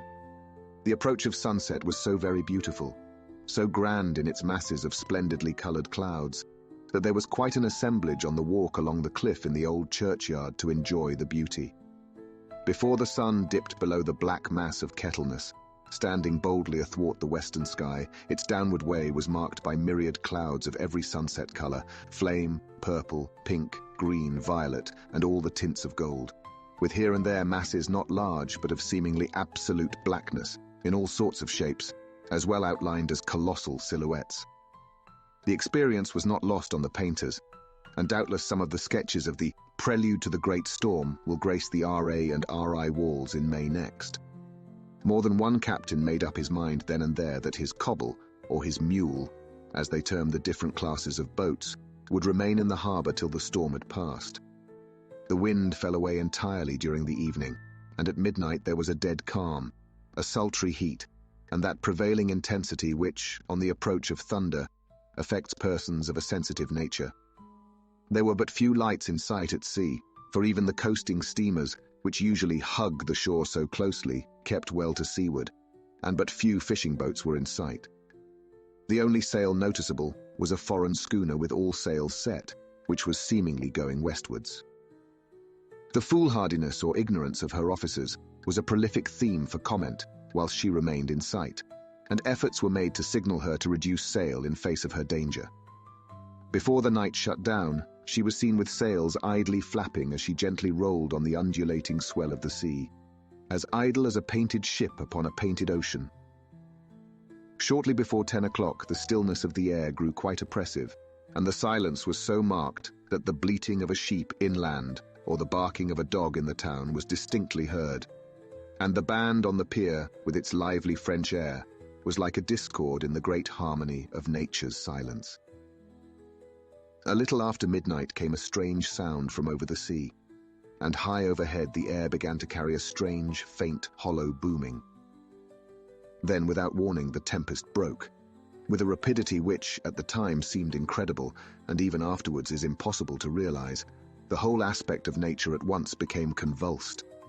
The waves rose in growing fury, each overtopping its fellow, till in a very few minutes the lately glassy sea was like a roaring and devouring monster. White-crested waves beat madly on the level sands and rushed up the shelving cliffs. Others broke over the piers, and with their spume swept the lanthorns of the lighthouses, which rise from the end of either pier of Whitby Harbour. The wind roared like thunder, and blew with such force that it was with difficulty that even strong men kept their feet, or clung with grim clasp to the iron stanchions. It was found necessary to clear the entire piers from the mass of onlookers, or else the fatalities of the night would have been increased manifold. To add to the difficulties and dangers of the time, masses of sea fog came drifting inland, white, wet clouds which swept by in ghostly fashion, so dank and damp and cold that it needed but little effort of imagination to think that the spirits of those lost at sea were touching their living brethren with the clammy hands of death, and many a one shuddered as the wreaths of sea mist swept by. At times the mist cleared, and the sea for some distance could be seen in the glare of the lightning, which now came thick and fast, followed by such sudden peals of thunder that the whole sky overhead seemed trembling under the shock of the footsteps of the storm. Some of the scenes thus revealed were of immeasurable grandeur and of absorbing interest. The sea, running mountains high, threw skywards with each wave mighty masses of white foam, which the tempest seemed to snatch at and whirl away into space. Here and there a fishing boat, with a rag of sail, running madly for shelter before the blast. Now and again the white wings of a storm-tossed seabird. On the summit of the east cliff, the new searchlight was ready for experiment, but had not yet been tried. The officers in charge of it got it into working order, and in the pauses of the in-rushing mist, swept with it the surface of the sea. Once or twice its service was most effective, as when a fishing boat with gunwale underwater rushed into the harbour, able by the guidance of the sheltering light to avoid the danger of dashing against the piers. As each boat achieved the safety of the port, there was a shout of joy from the mass of people on shore, a shout which for a moment seemed to cleave the gale and was then swept away in its rush. Before long, the searchlight discovered some distance away a schooner with all sails set, apparently the same vessel which had been noticed earlier in the evening. The wind had by this time backed to the east, and there was a shudder amongst the watchers on the cliff, as they realized the terrible danger in which she now was. Between her and the port lay the great flat reef on which so many good ships have from time to time suffered, and with the wind blowing from its present quarter, it would be quite impossible that she should fetch the entrance of the harbour. It was now nearly the hour of high tide, but the waves were so great that in their troughs the shallows of the shore were almost visible, and the schooner, with all sails set, was rushing with such speed that, in the words of one old salt, she must fetch up somewhere, if it was only in hell. Then came another rush of sea fog, greater than any hitherto, a mass of dank mist, which seemed to close on all things like a grey pall, and left available to men only the organ of hearing, for the roar of the tempest, and the crash of the thunder, and the booming of the mighty billows came through the damp oblivion, even louder than before. The rays of the searchlight were kept fixed on the harbour mouth across the east pier, where the shock was expected, and men waited breathless. The wind suddenly shifted to the northeast, and the remnant of the sea fog melted in the blast. And then, mirabile dictu, between the piers, leaping from wave to wave as it rushed at headlong speed, swept the strange schooner before the blast, with all sail set, and gained the safety of the harbour. The searchlight followed her, and a shudder ran through all who saw her, for lashed to the helm was a corpse, with drooping head, which swung horribly to and fro at each motion of the ship. No other form could be seen on deck at all. A great awe came on all as they realized that the ship, as if by a miracle, had found the harbour, unsteered save by the hand of a dead man. However, all took place more quickly than it takes to write these words. The schooner paused not, but rushing across the harbour, pitched herself on that accumulation of sand and gravel, washed by many tides and many storms into the southeast corner of the pier, jutting under the east cliff, known locally as Tate Hill Pier. There was, of course, a considerable concussion as the vessel drove up on the sand heap. Every spar, rope and stay was strained, and some of the top hammer came crashing down. But strangest of all, the very instant the shore was touched, an immense dog sprang up on deck from below, as if shot up by the concussion, and running forward, jumped from the bow on the sand. Making straight for the steep cliff, where the churchyard hangs over the laneway to the east pier so steeply that some of the flat tombstones, thruffsteins or throughstones as they call them in the Whitby vernacular, actually project over where the sustaining cliff has fallen away. It disappeared in the darkness, which seemed intensified just beyond the focus of the searchlight. It so happened that there was no one at the moment on Tate Hill Pier, as all those whose houses are in close proximity were either in bed or were out on the heights above. Thus, the Coast Guard on duty on the eastern side of the harbour, who at once ran down to the little pier, was the first to climb on board. The men working the searchlight, after scouring the entrance of the harbour without seeing anything, then turned the light on the derelict and kept it there.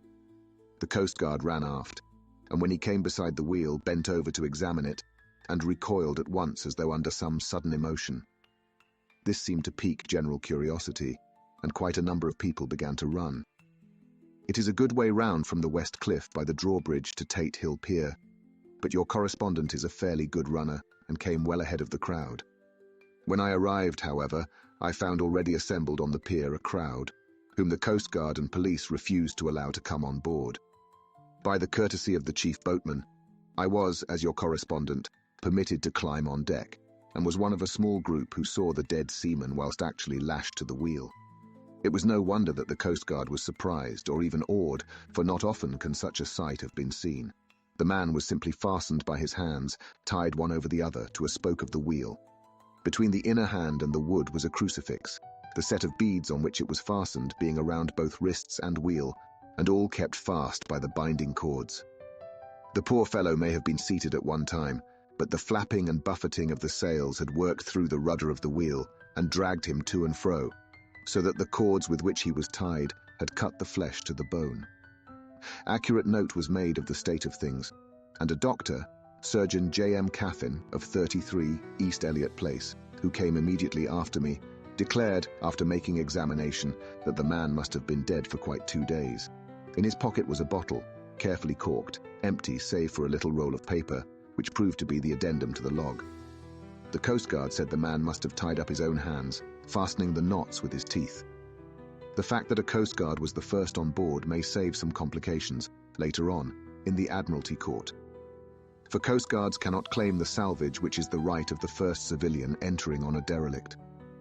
Already, however, the legal tongues are wagging, and one young law student is loudly asserting that the rights of the owner are already completely sacrificed, his property being held in contravention of the statutes of Mortmain, since the tiller, as emblemship, if not proof, of delegated possession, is held in a dead hand.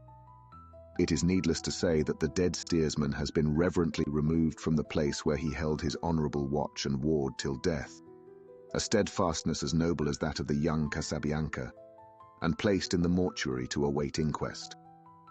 Already the sudden storm is passing, and its fierceness is abating. Crowds are scattering homeward, and the sky is beginning to redden over the Yorkshire wolds.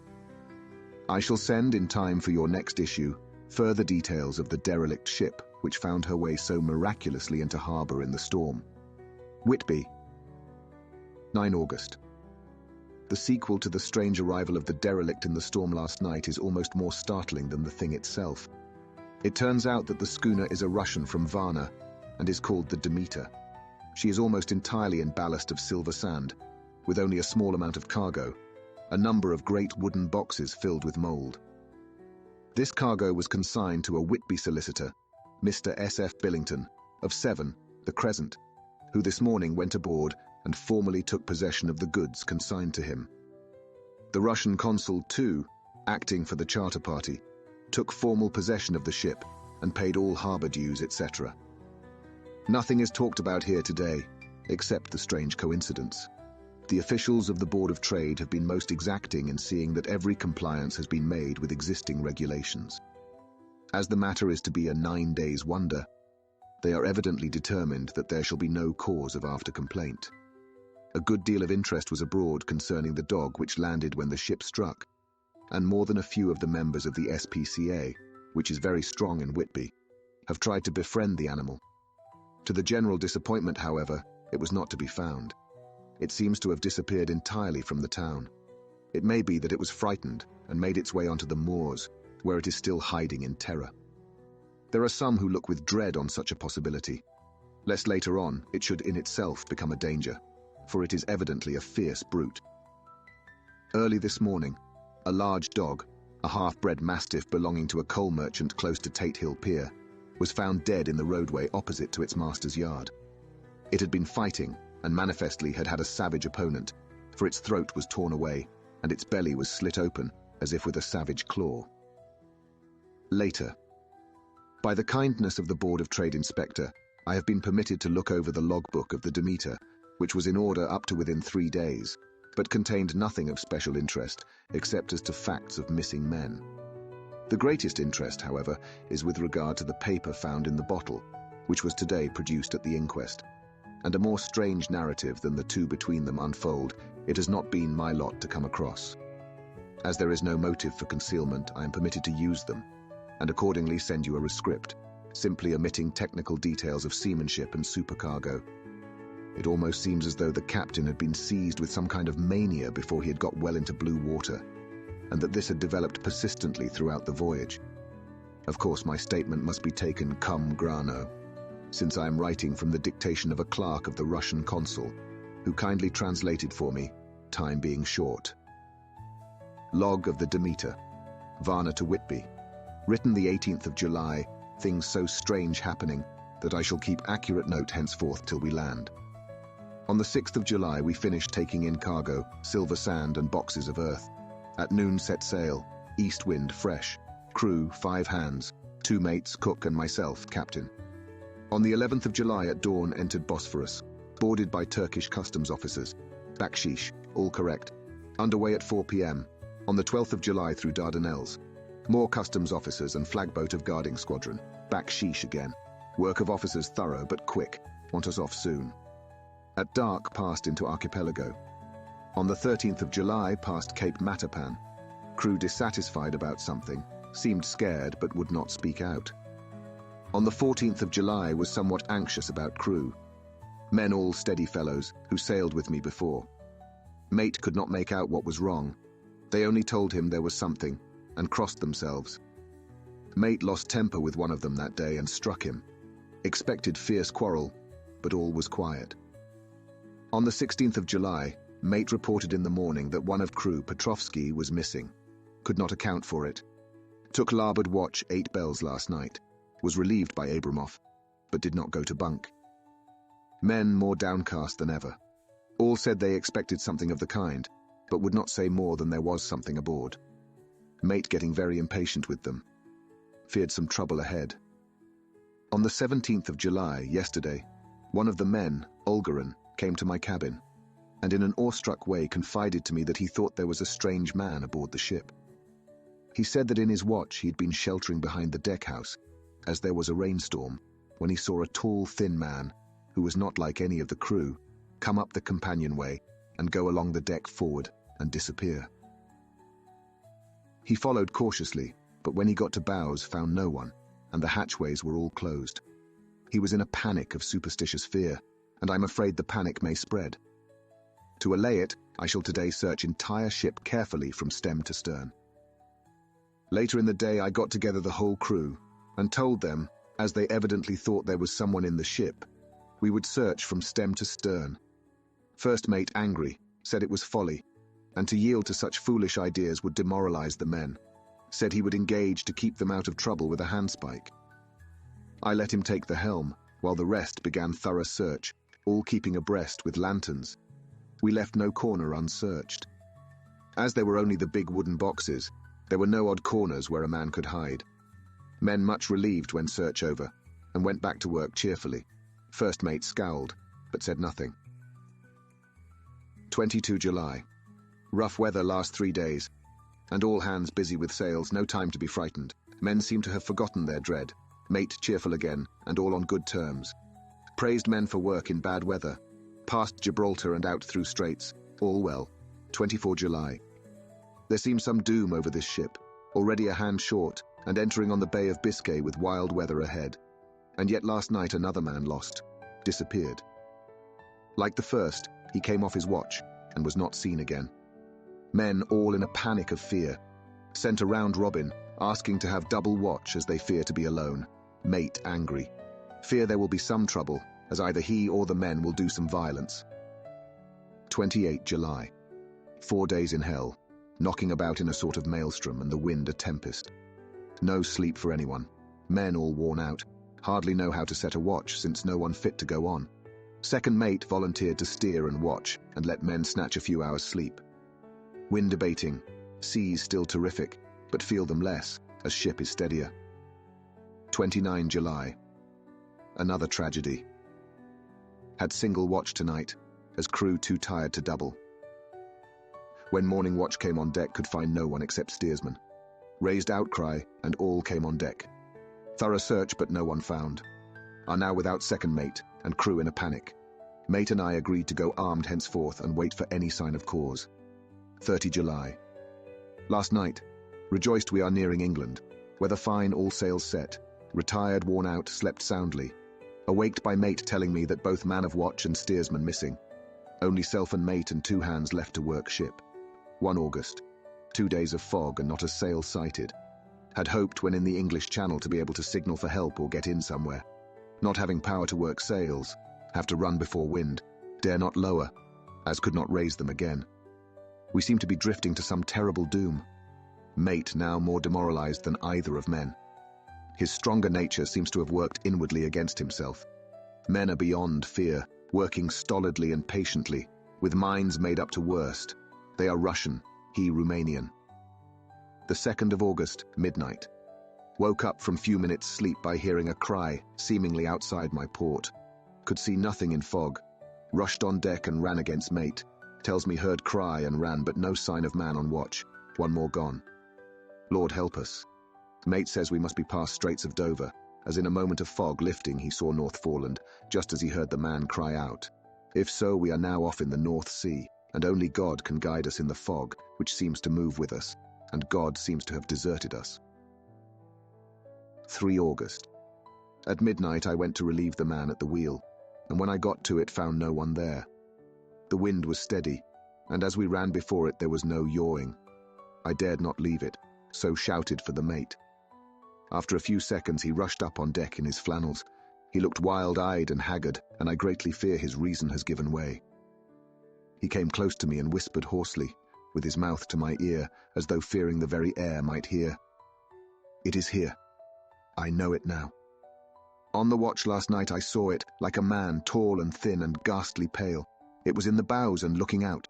I crept behind it and gave it my knife, but the knife went through it, empty as the air." And as he spoke, he took his knife and drove it savagely into space.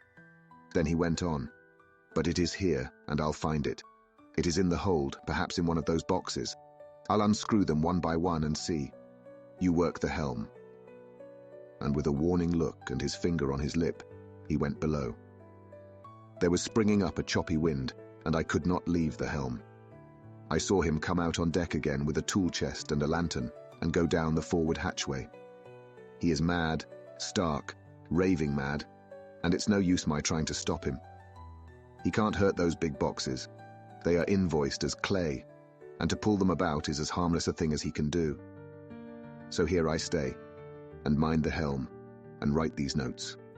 I can only trust in God and wait till the fog clears. Then, if I can't steer to any harbour with the wind that is, I shall cut down sails and lie by and signal for help. It is nearly all over now, just as I was beginning to hope that the mate would come out calmer, for I heard him knocking away at something in the hold, and work is good for him. There came up the hatchway a sudden startled scream, which made my blood run cold, and up on the deck he came as if shot from a gun, a raging madman, with his eyes rolling and his face convulsed with fear. "Save me! Save me!" he cried, and then looked round on the blanket of fog. His horror turned to despair, and in a steady voice he said, "You had better come too, Captain, before it is too late. He is there. I know the secret now. The sea will save me from him, and it is all that is left." Before I could say a word or move forward to seize him, he sprang on the bulwark and deliberately threw himself into the sea. I suppose I know the secret too now. It was this madman who had got rid of the men one by one, and now he has followed them himself. God help me. How am I to account for all these horrors when I get to port? When I get to port? Will that ever be? 4 August. Still fog, which the sunrise cannot pierce. I know there is sunrise because I am a sailor, why else I know not. I dared not go below, I dared not leave the helm. So here all night I stayed, and in the dimness of the night I saw it. Him. God forgive me, but the mate was right to jump overboard. It was better to die like a man. To die like a sailor in blue water, no man can object. But I am captain, and I must not leave my ship. But I shall baffle this fiend or monster, for I shall tie my hands to the wheel when my strength begins to fail, and along with them I shall tie that which it, dare not touch. And then, come good wind or foul, I shall save my soul, and my honour as a captain. I am growing weaker, and the night is coming on. If he can look me in the face again, I may not have time to act. If we are wrecked, mayhap this bottle may be found, and those who find it may understand. If not, well, then all men shall know that I have been true to my trust. God and the Blessed Virgin and the saints help a poor, ignorant soul trying to do his duty. Of course, the verdict was an open one. There is no evidence to adduce, and whether or not the man himself committed the murders, there is now none to say. The folk here hold almost universally that the captain is simply a hero, and he is to be given a public funeral. Already it is arranged that his body is to be taken with a train of boats up the Esk for a piece, and then brought back to Tate Hill Pier and up the Abbey steps, for he is to be buried in the churchyard on the cliff. The owners of more than 100 boats have already given in their names as wishing to follow him to the grave. No trace has ever been found of the great dog, at which there is much mourning, for with public opinion in its present state, he would, I believe, be adopted by the town. Tomorrow will see the funeral, and so will end this one more mystery of the sea. Mina Murray's journal, 8 August. Lucy was very restless all night, and I, too, could not sleep. The storm was fearful, and as it boomed loudly among the chimney pots, it made me shudder. When a sharp puff came, it seemed to be like a distant gun. Strangely enough, Lucy did not wake, but she got up twice and dressed herself. Fortunately, each time I awoke in time and managed to undress her without waking her, and got her back to bed, It is a very strange thing, this sleepwalking, for as soon as her will is thwarted in any physical way, her intention, if there be any, disappears, and she yields herself almost exactly to the routine of her life. Early in the morning, we both got up and went down to the harbour to see if anything had happened in the night. There were very few people about, and though the sun was bright and the air clear and fresh, the big, grim-looking waves, that seemed dark themselves because the foam that topped them was like snow, forced themselves in through the narrow mouth of the harbour, like a bullying man going through a crowd. Somehow I felt glad that Jonathan was not on the sea last night but on land. But oh, is he on land or sea? Where is he and how? I'm getting fearfully anxious about him. If I only knew what to do and could do anything. 10 August. The funeral of the poor sea captain today was most touching. Every boat in the harbour seemed to be there, and the coffin was carried by captains all the way from Tate Hill Pier up to the churchyard. Lucy came with me, and we went early to our old seat, whilst the cortege of boats went up the river to the viaduct and came down again. We had a lovely view, and saw the procession nearly all the way. The poor fellow was laid to rest quite near our seat, so that we stood on it when the time came, and saw everything. Poor Lucy seemed much upset. She was restless and uneasy all the time, and I cannot but think that her dreaming at night is telling on her. She is quite odd in one thing. She will not admit to me that there is any cause for restlessness. Or if there be, she does not understand it herself. There is an additional cause in that poor old Mr. Swales was found dead this morning on our seat, his neck being broken. He had evidently, as the doctor said, fallen back in the seat in some sort of fright, for there was a look of fear and horror on his face that the men said made them shudder. Poor dear old man. Perhaps he had seen death with his dying eyes. Lucy is so sweet and sensitive that she feels influences more acutely than other people do. Just now she was quite upset by a little thing which I did not much heed, though I am myself very fond of animals. One of the men who came up here often to look for the boats was followed by his dog.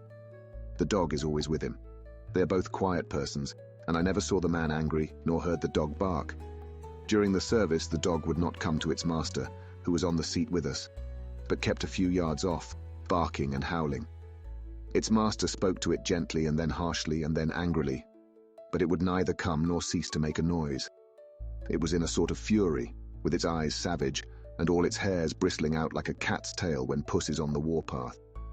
Finally the man too got angry and jumped down and kicked the dog, and then took it by the scruff of the neck and half dragged and half threw it on the tombstone on which the seat is fixed. The moment it touched the stone, the poor thing became quiet and fell all into a tremble. It did not try to get away, but crouched down, quivering and cowering, and was in such a pitiable state of terror that I tried, though without effect, to comfort it.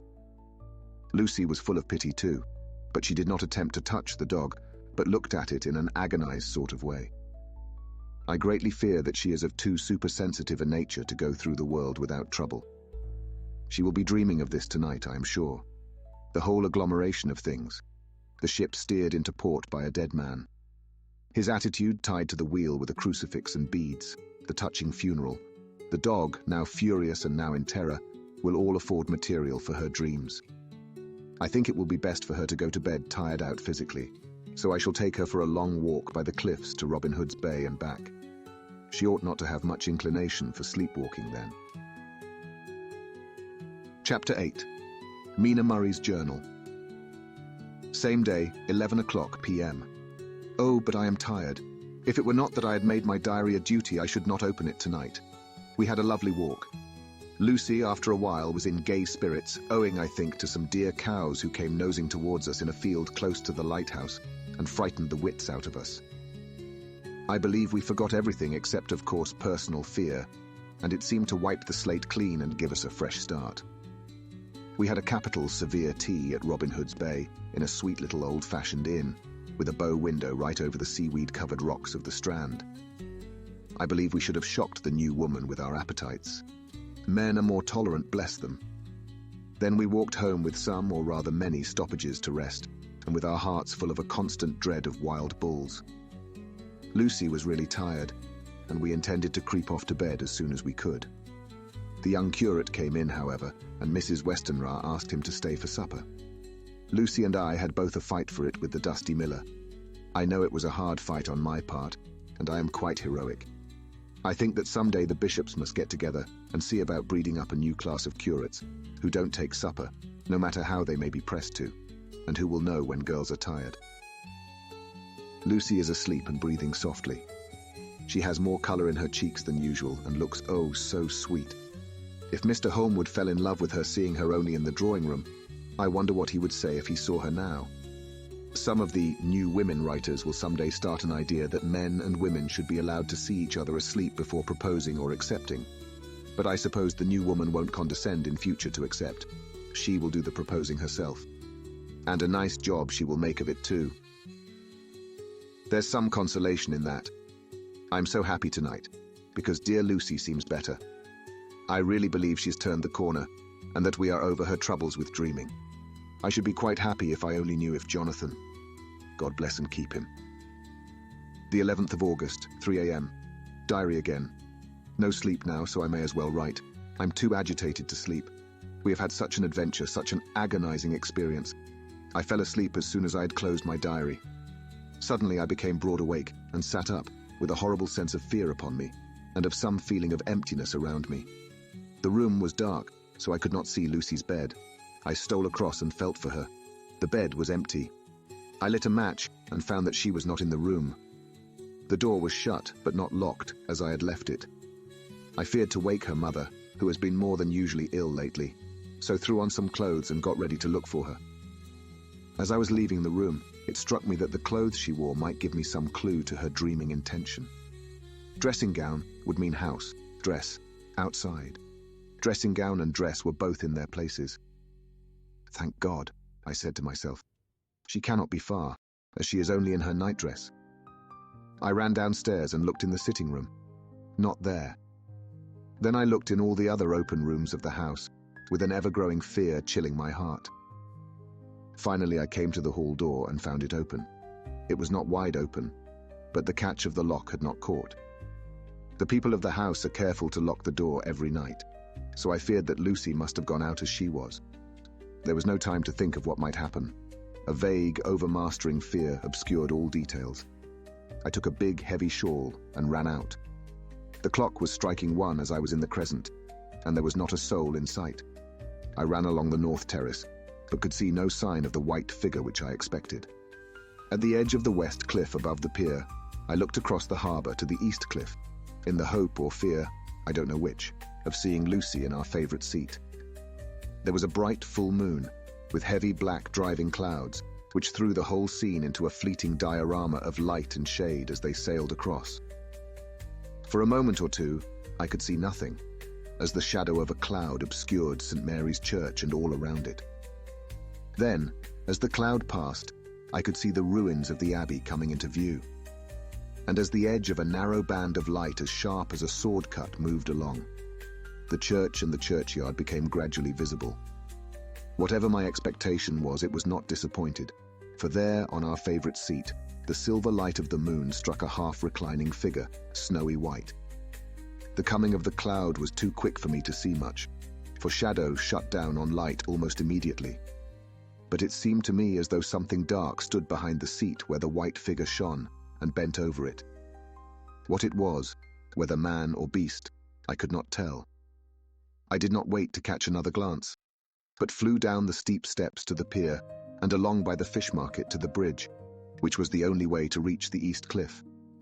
The town seemed as dead, for not a soul did I see. I rejoiced that it was so, for I wanted no witness of poor Lucy's condition. The time and distance seemed endless, and my knees trembled, and my breath came labored as I toiled up the endless steps to the abbey. I must have gone fast, and yet it seemed to me as if my feet were weighted with lead, and as though every joint in my body were rusty. When I got almost to the top, I could see the seat and the white figure, for I was now close enough to distinguish it even through the spells of shadow. There was undoubtedly something long and black, bending over the half-reclining white figure. I called in fright, "Lucy! Lucy!" and something raised a head, and from where I was I could see a white face and red gleaming eyes. Lucy did not answer, and I ran onto the entrance of the churchyard. As I entered, The church was between me and the seat, and for a minute or so I lost sight of her. When I came in view again, the cloud had passed, and the moonlight struck so brilliantly that I could see Lucy half reclining with her head lying over the back of the seat. She was quite alone, and there was not a sign of any living thing about. When I bent over her, I could see that she was still asleep. Her lips were parted, and she was breathing, not softly as usual with her, but in long, heavy gasps, as though striving to get her lungs full at every breath. As I came close, she put up her hand in her sleep and pulled the collar of her nightdress close around her throat. Whilst she did so, there came a little shudder through her, as though she felt the cold. I flung the warm shawl over her and drew the edges tight round her neck, for I dreaded lest she should get some deadly chill from the night air, unclad as she was. I feared to wake her all at once, so in order to have my hands free that I might help her, I fastened the shawl at her throat with a big safety pin. But I must have been clumsy in my anxiety and pinched or pricked her with it, for by and by, when her breathing became quieter, she put her hand to her throat again and moaned. When I had her carefully wrapped up, I put my shoes on her feet and then began very gently to wake her. At first she did not respond, but gradually she became more and more uneasy in her sleep, moaning and sighing occasionally. At last, as time was passing fast, and for many other reasons I wished to get her home at once, I shook her more forcibly, till finally she opened her eyes and awoke. She did not seem surprised to see me, as of course she did not realize all at once where she was. Lucy always wakes prettily, and even at such a time when her body must have been chilled with cold, and her mind somewhat appalled at waking unclad in a churchyard at night, she did not lose her grace. She trembled a little and clung to me. When I told her to come at once with me home, she rose without a word, with the obedience of a child. As we passed along, the gravel hurt my feet, and Lucy noticed me wince. She stopped and wanted to insist upon my taking my shoes, but I would not. However, when we got to the pathway outside the churchyard, where there was a puddle of water remaining from the storm, I daubed my feet with mud, using each foot in turn on the other, so that as we went home, no one, in case we should meet anyone, should notice my bare feet. Fortune favored us, and we got home without meeting a soul. Once we saw a man, who seemed not quite sober, passing along a street in front of us. But we hid in a door till he had disappeared up an opening such as there are here, steep little closes, or winds as they call them in Scotland. My heart beat so loud all the time that sometimes I thought I should faint. I was filled with anxiety about Lucy, not only for her health, lest she should suffer from the exposure, but for her reputation in case the story should get wind. When we got in, and had washed our feet, and had said a prayer of thankfulness together, I tucked her into bed. Before falling asleep, she asked, even implored, me not to say a word to anyone, even her mother, about her sleepwalking adventure. I hesitated at first to promise, but on thinking of the state of her mother's health, and how the knowledge of such a thing would fret her, and thinking too of how such a story might become distorted, nay, infallibly would, in case it should leak out, I thought it wiser to do so. I hope I did right. I have locked the door, and the key is tied to my wrist, so perhaps I shall not be again disturbed. Lucy is sleeping soundly. The reflex of the dawn is high and far over the sea. Same day. Noon. All goes well. Lucy slept till I woke her, and seemed not to have even changed her side. The adventure of the night does not seem to have harmed her. On the contrary, it has benefited her, for she looks better this morning than she has done for weeks. I was sorry to notice that my clumsiness with the safety pin hurt her. Indeed, it might have been serious, for the skin of her throat was pierced. I must have pinched up a piece of loose skin and have transfixed it, for there are two little red points like pinpricks, and on the band of her nightdress was a drop of blood. When I apologized and was concerned about it, she laughed and petted me and said she did not even feel it. Fortunately, it cannot leave a scar, as it is so tiny. Same day, night. We passed a happy day. The air was clear, and the sun bright, and there was a cool breeze. We took our lunch to Mulgrave Woods, Mrs. Westenra driving by the road, and Lucy and I walking by the cliff path and joining her at the gate. I felt a little sad myself, for I could not but feel how absolutely happy it would have been had Jonathan been with me. But there, I must only be patient. In the evening we strolled in the casino terrace and heard some good music by Spohr and Mackenzie, and went to bed early. Lucy seems more restful than she has been for some time, and fell asleep at once. I shall lock the door and secure the key the same as before, though I do not expect any trouble tonight. 12 August. My expectations were wrong, for twice during the night I was wakened by Lucy trying to get out. She seemed, even in her sleep, to be a little impatient at finding the door shut, and went back to bed under a sort of protest. I woke with the dawn and heard the birds chirping outside of the window. Lucy woke too, and I was glad to see was even better than on the previous morning. All her old gaiety of manner seemed to have come back, and she came and snuggled in beside me and told me all about Arthur. I told her how anxious I was about Jonathan, and then she tried to comfort me. Well, she succeeded somewhat, for though sympathy can't alter facts, it can help to make them more bearable. 13 August. Another quiet day, and to bed with the key on my wrist as before. Again I awoke in the night, and found Lucy sitting up in bed, still asleep, pointing to the window. I got up quietly, and pulling aside the blind, looked out.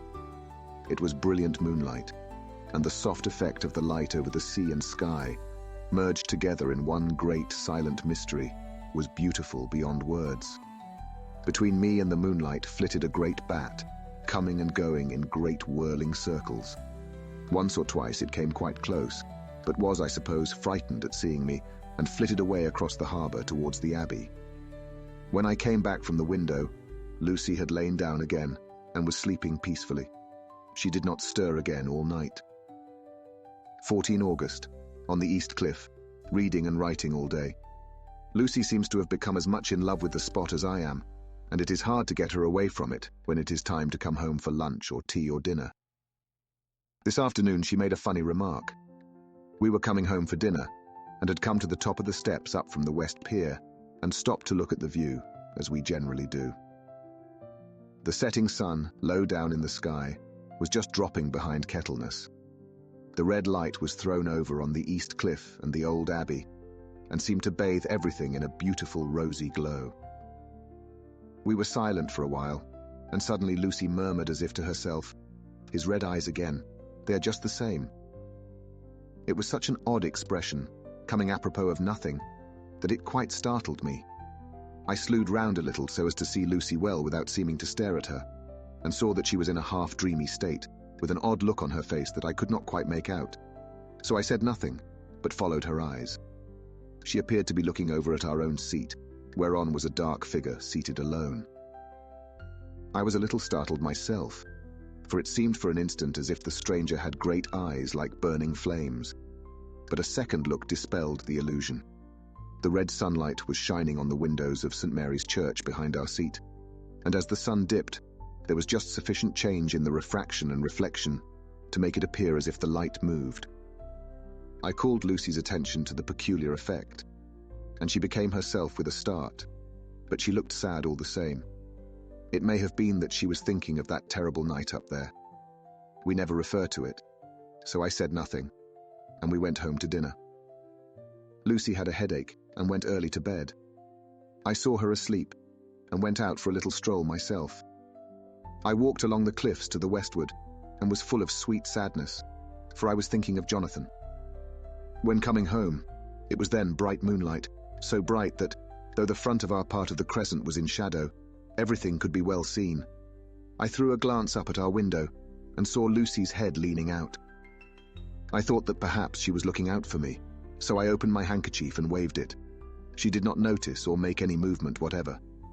Just then, the moonlight crept round an angle of the building, and the light fell on the window. There distinctly was Lucy, with her head lying up against the side of the windowsill and her eyes shut. She was fast asleep, and by her, seated on the windowsill, was something that looked like a good-sized bird.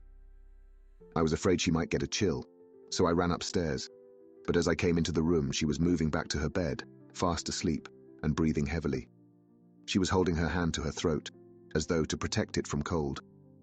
I did not wake her, but tucked her up warmly. I have taken care that the door is locked and the window securely fastened. She looks so sweet as she sleeps, but she is paler than is her wont, and there is a drawn, haggard look under her eyes which I do not like. I fear she is fretting about something. I wish I could find out what it is. 15 August.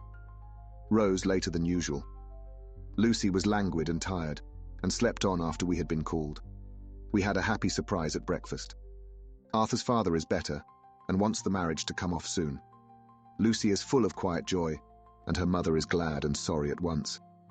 Later on in the day she told me the cause. She is grieved to lose Lucy as her very own, but she is rejoiced that she is soon to have someone to protect her. Poor dear sweet lady. She confided to me that she has got her death warrant. She has not told Lucy and made me promise secrecy. Her doctor told her that within a few months, at most, she must die, for her heart is weakening.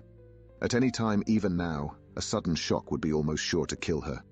Ah, we were wise to keep from her the affair of the dreadful night of Lucy's sleepwalking. 17 August. No diary for 2 whole days.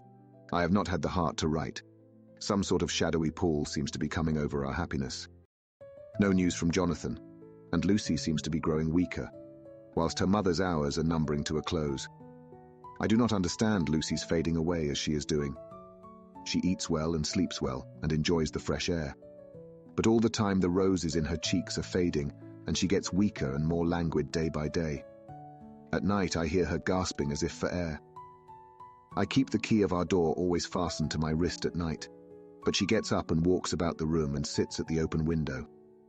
Last night I found her leaning out when I woke up, and when I tried to wake her I could not. She was in a faint. When I managed to restore her, she was as weak as water and cried silently between long, painful struggles for breath.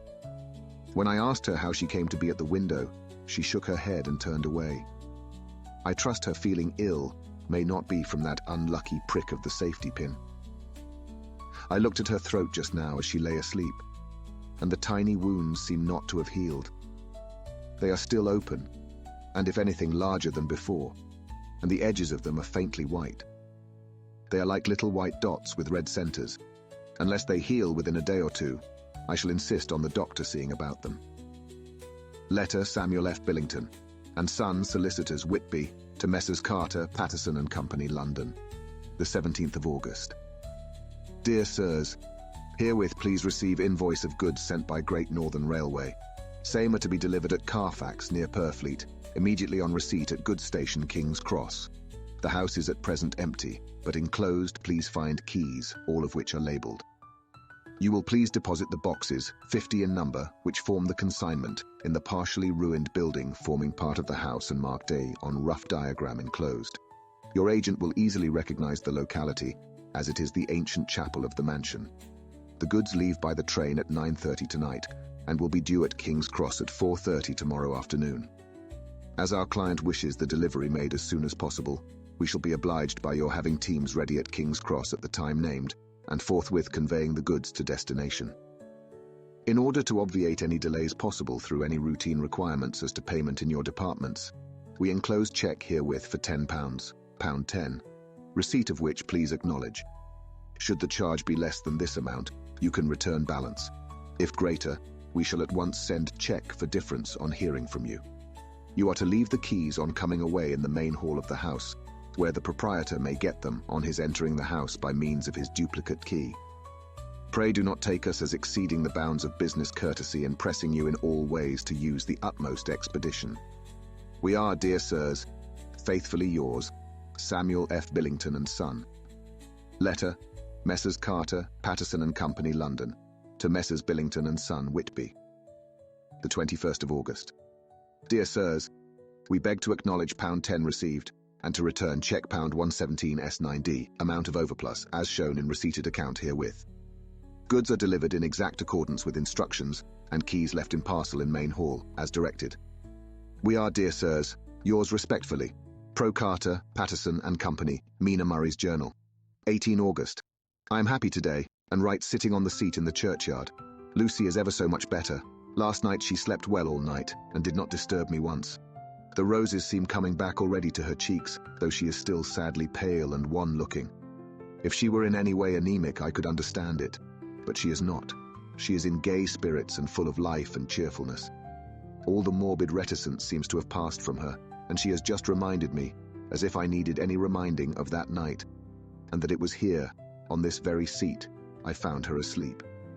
As she told me, she tapped playfully with the heel of her boot on the stone slab and said, "My poor little feet didn't make much noise then. I dare say poor old Mr. Swales would have told me that it was because I didn't want to wake up Geordie." As she was in such a communicative humor, I asked her if she had dreamed at all that night. Before she answered, that sweet, puckered look came into her forehead, which Arthur, I call him Arthur from her habit, says he loves, and indeed I don't wonder that he does. Then she went on in a half-dreaming kind of way, as if trying to recall it to herself. "I didn't quite dream, but it all seemed to be real. I only wanted to be here in this spot. I don't know why, for I was afraid of something. I don't know what. I remember, though I suppose I was asleep, passing through the streets and over the bridge. A fish leapt as I went by, and I leaned over to look at it, and I heard a lot of dogs howling. The whole town seemed as if it must be full of dogs all howling at once, as I went up the steps. Then I had a vague memory of something long and dark with red eyes, just as we saw in the sunset, and something very sweet and very bitter all around me at once. And then I seemed sinking into deep green water, and there was a singing in my ears, as I have heard there is to drowning men. And then everything seemed passing away from me. My soul seemed to go out from my body and float about the air.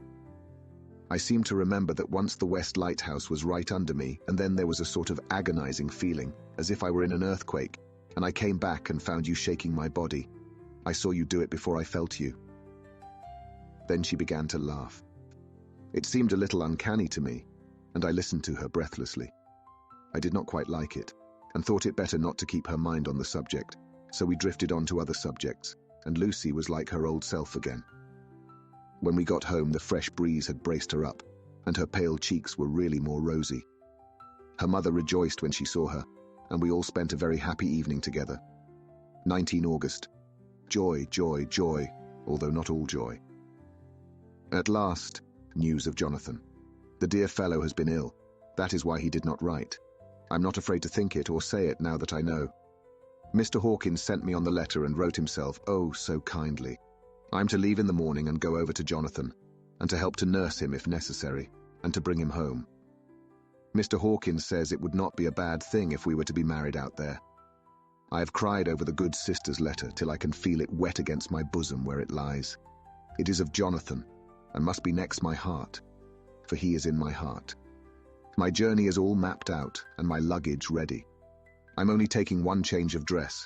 Lucy will bring my trunk to London and keep it till I send for it may be that... I must write no more. I must keep it to say to Jonathan, my husband. The letter that he has seen and touched must comfort me till we meet. Letter, Sister Agatha, Hospital of St. Joseph and St. Mary, Budapest, to Miss Wilhelmina Murray. The 12th of August. Dear Madam, I write by desire of Mr. Jonathan Harker, who is himself not strong enough to write, though progressing well, thanks to God and St. Joseph and St. Mary. He has been under our care for nearly 6 weeks, suffering from a violent brain fever. He wishes me to convey his love, and to say that by this post I write for him to Mr. Peter Hawkins, Exeter, to say with his dutiful respects that he is sorry for his delay and that all of his work is completed. He will require some few weeks' rest in our sanatorium in the hills, but will then return. He wishes me to say that he has not sufficient money with him, and that he would like to pay for his staying here, so that others who need shall not be wanting for help. Believe me, yours, with sympathy and all blessings, Sister Agatha. P.S. My patient being asleep, I open this to let you know something more. He has told me all about you, and that you are shortly to be his wife. All blessings to you both. He has had some fearful shock, so says our doctor. And in his delirium his ravings have been dreadful, of wolves and poison and blood, of ghosts and demons, and I fear to say of what. Be careful with him always, that there may be nothing to excite him of this kind for a long time to come. The traces of such an illness as his do not lightly die away. We should have written long ago, but we knew nothing of his friends, and there was on him nothing that anyone could understand. He came in the train from Klausenburg, and the guard was told by the station master there that he rushed into the station shouting for a ticket for home, Seeing from his violent demeanor that he was English, they gave him a ticket for the furthest station on the way thither that the train reached. Be assured that he is well cared for. He has won all hearts by his sweetness and gentleness. He is truly getting on well, and I have no doubt will in a few weeks be all himself. But be careful of him for safety's sake. There are, I pray God and St. Joseph and St. Mary, many, many happy years for you both. Dr. Seward's diary. 19 August. Strange and sudden change in Renfield last night. About 8 o'clock he began to get excited and sniff about as a dog does when setting. The attendant was struck by his manner, and knowing my interest in him, encouraged him to talk. He is usually respectful to the attendant, and at times servile. But tonight, the man tells me, he was quite haughty. Would not condescend to talk with him at all. All he would say was, "I don't want to talk to you, you don't count now. The master is at hand." The attendant thinks it is some sudden form of religious mania which has seized him. If so, we must look out for squalls, for a strong man with homicidal and religious mania at once might be dangerous. The combination is a dreadful one. At 9 o'clock I visited him myself. His attitude to me was the same as that to the attendant. In his sublime self-feeling, the difference between myself and attendant seemed to him as nothing. It looks like religious mania, and he will soon think that he himself is God. These infinitesimal distinctions between man and man are too paltry for an omnipotent being. How these madmen give themselves away.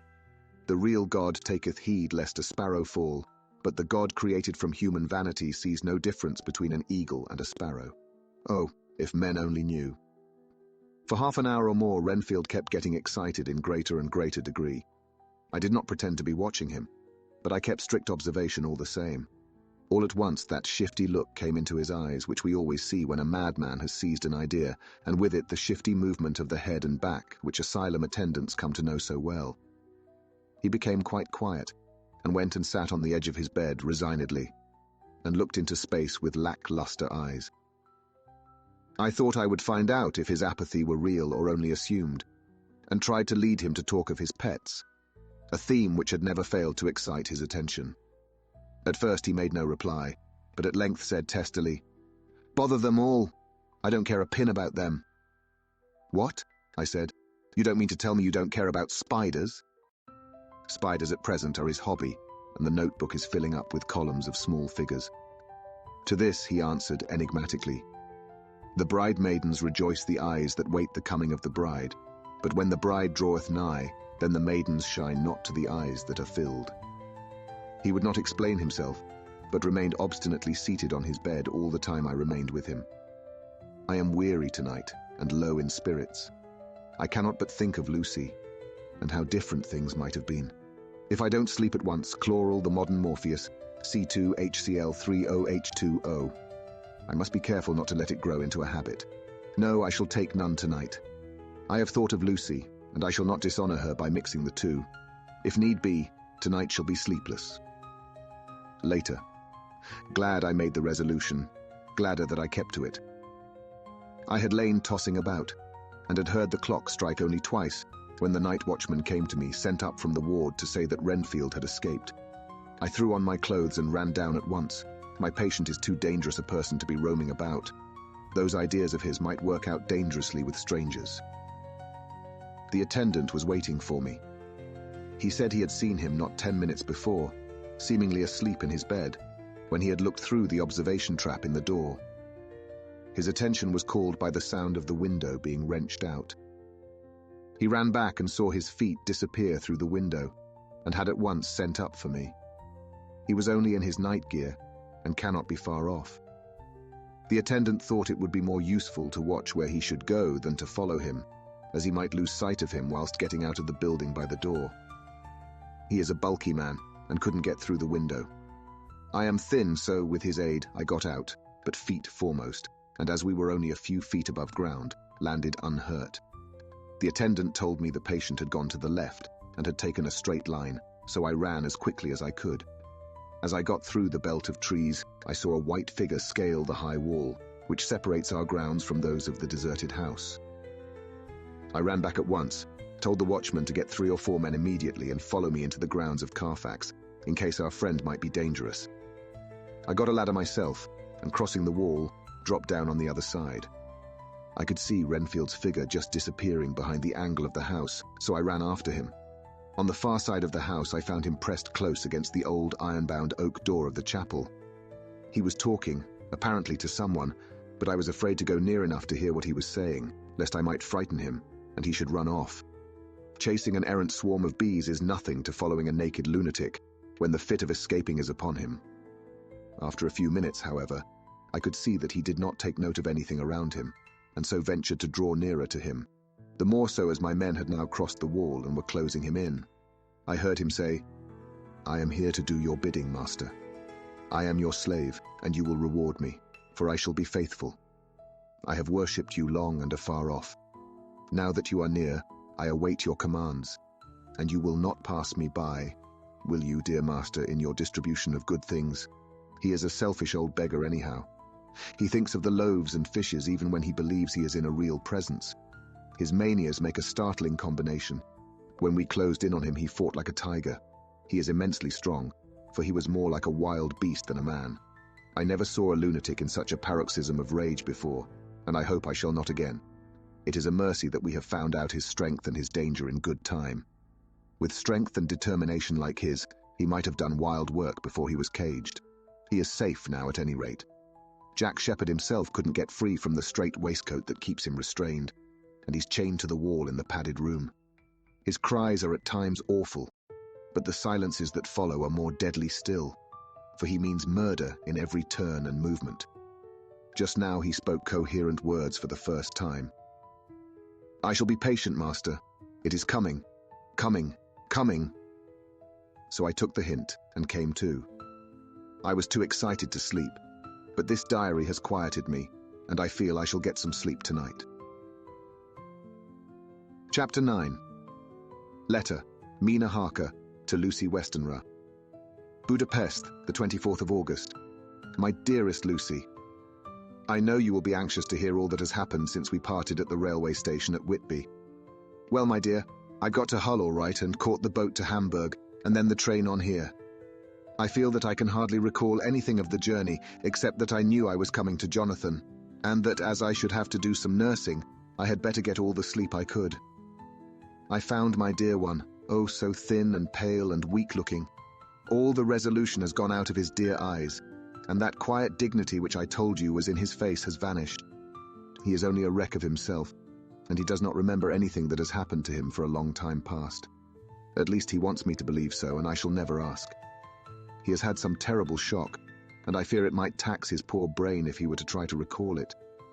Sister Agatha, who is a good creature and a born nurse, tells me that he raved of dreadful things whilst he was off his head. I wanted her to tell me what they were, but she would only cross herself and say she would never tell, that the ravings of the sick were the secrets of God, and that if a nurse through her vocation should hear them, she should respect her trust. She is a sweet, good soul, and the next day when she saw I was troubled, she opened up the subject again, and after saying that she could never mention what my poor dear raved about, added, "I can tell you this much, my dear, that it was not about anything which he has done wrong himself, and you, as his wife-to-be, have no cause to be concerned. He has not forgotten you or what he owes to you. His fear was of great and terrible things, which no mortal can treat of. I do believe the dear soul thought I might be jealous, lest my poor dear should have fallen in love with any other girl. The idea of my being jealous about Jonathan. And yet, my dear, let me whisper, I felt a thrill of joy through me when I knew that no other woman was a cause of trouble. I am now sitting by his bedside, where I can see his face while he sleeps. He is waking. When he woke, he asked me for his coat, as he wanted to get something from the pocket. I asked Sister Agatha, and she brought all his things. I saw that amongst them was his notebook, and was going to ask him to let me look at it, for I knew then that I might find some clue to his trouble. But I suppose he must have seen my wish in my eyes, for he sent me over to the window, saying he wanted to be quite alone for a moment. Then he called me back, and when I came he had his hand over the notebook, and he said to me very solemnly, "Wilhelmina." I knew then that he was in deadly earnest, for he has never called me by that name since he asked me to marry him. You know, dear, my ideas of the trust between husband and wife. There should be no secret, no concealment. I have had a great shock, and when I try to think of what it is, I feel my head spin round, and I do not know if it was all real or the dreaming of a madman. You know I have had brain fever, and that is to be mad. The secret is here, and I do not want to know it. I want to take up my life here with our marriage. For, my dear, we had decided to be married as soon as the formalities are complete. Are you willing, Wilhelmina, to share my ignorance? Here is the book. Take it and keep it. Read it if you will, but never let me know. Unless, indeed, some solemn duty should come upon me to go back to the bitter hours, asleep or awake, sane or mad, recorded here. He fell back exhausted, and I put the book under his pillow and kissed him. I have asked Sister Agatha to beg the Superior to let our wedding be this afternoon, and am waiting her reply. She has come and told me that the chaplain of the English Mission Church has been sent for. We are to be married in an hour, or as soon after as Jonathan awakes. Lucy, the time has come and gone. I feel very solemn but very, very happy. Jonathan woke a little after the hour, and all was ready, and he sat up in bed, propped up with pillows. He answered his, I will, firmly and strongly. I could hardly speak. My heart was so full that even those words seemed to choke me. The dear sisters were so kind. Please God, I shall never, never forget them, nor the grave and sweet responsibilities I have taken upon me. I must tell you of my wedding present. When the chaplain and the sisters had left me alone with my husband, oh, Lucy, it is the first time I have written the words, my husband, left me alone with my husband. I took the book from under his pillow and wrapped it up in white paper and tied it with a little bit of pale blue ribbon, which was round my neck, and sealed it over the knot with sealing wax, and for my seal I used my wedding ring. Then I kissed it and showed it to my husband, and told him that I would keep it so, and then it would be an outward and visible sign for us all our lives that we trusted each other, that I would never open it unless it were for his own dear sake, or for the sake of some stern duty. Then he took my hand in his, and oh, Lucy, it was the first time he took his wife's hand, and said that it was the dearest thing in all the wide world, and that he would go through all the past again to win it, if need be. The poor dear meant to have said a part of the past, but he cannot think of time yet, and I shall not wonder if at first he mixes up not only the month, but the year.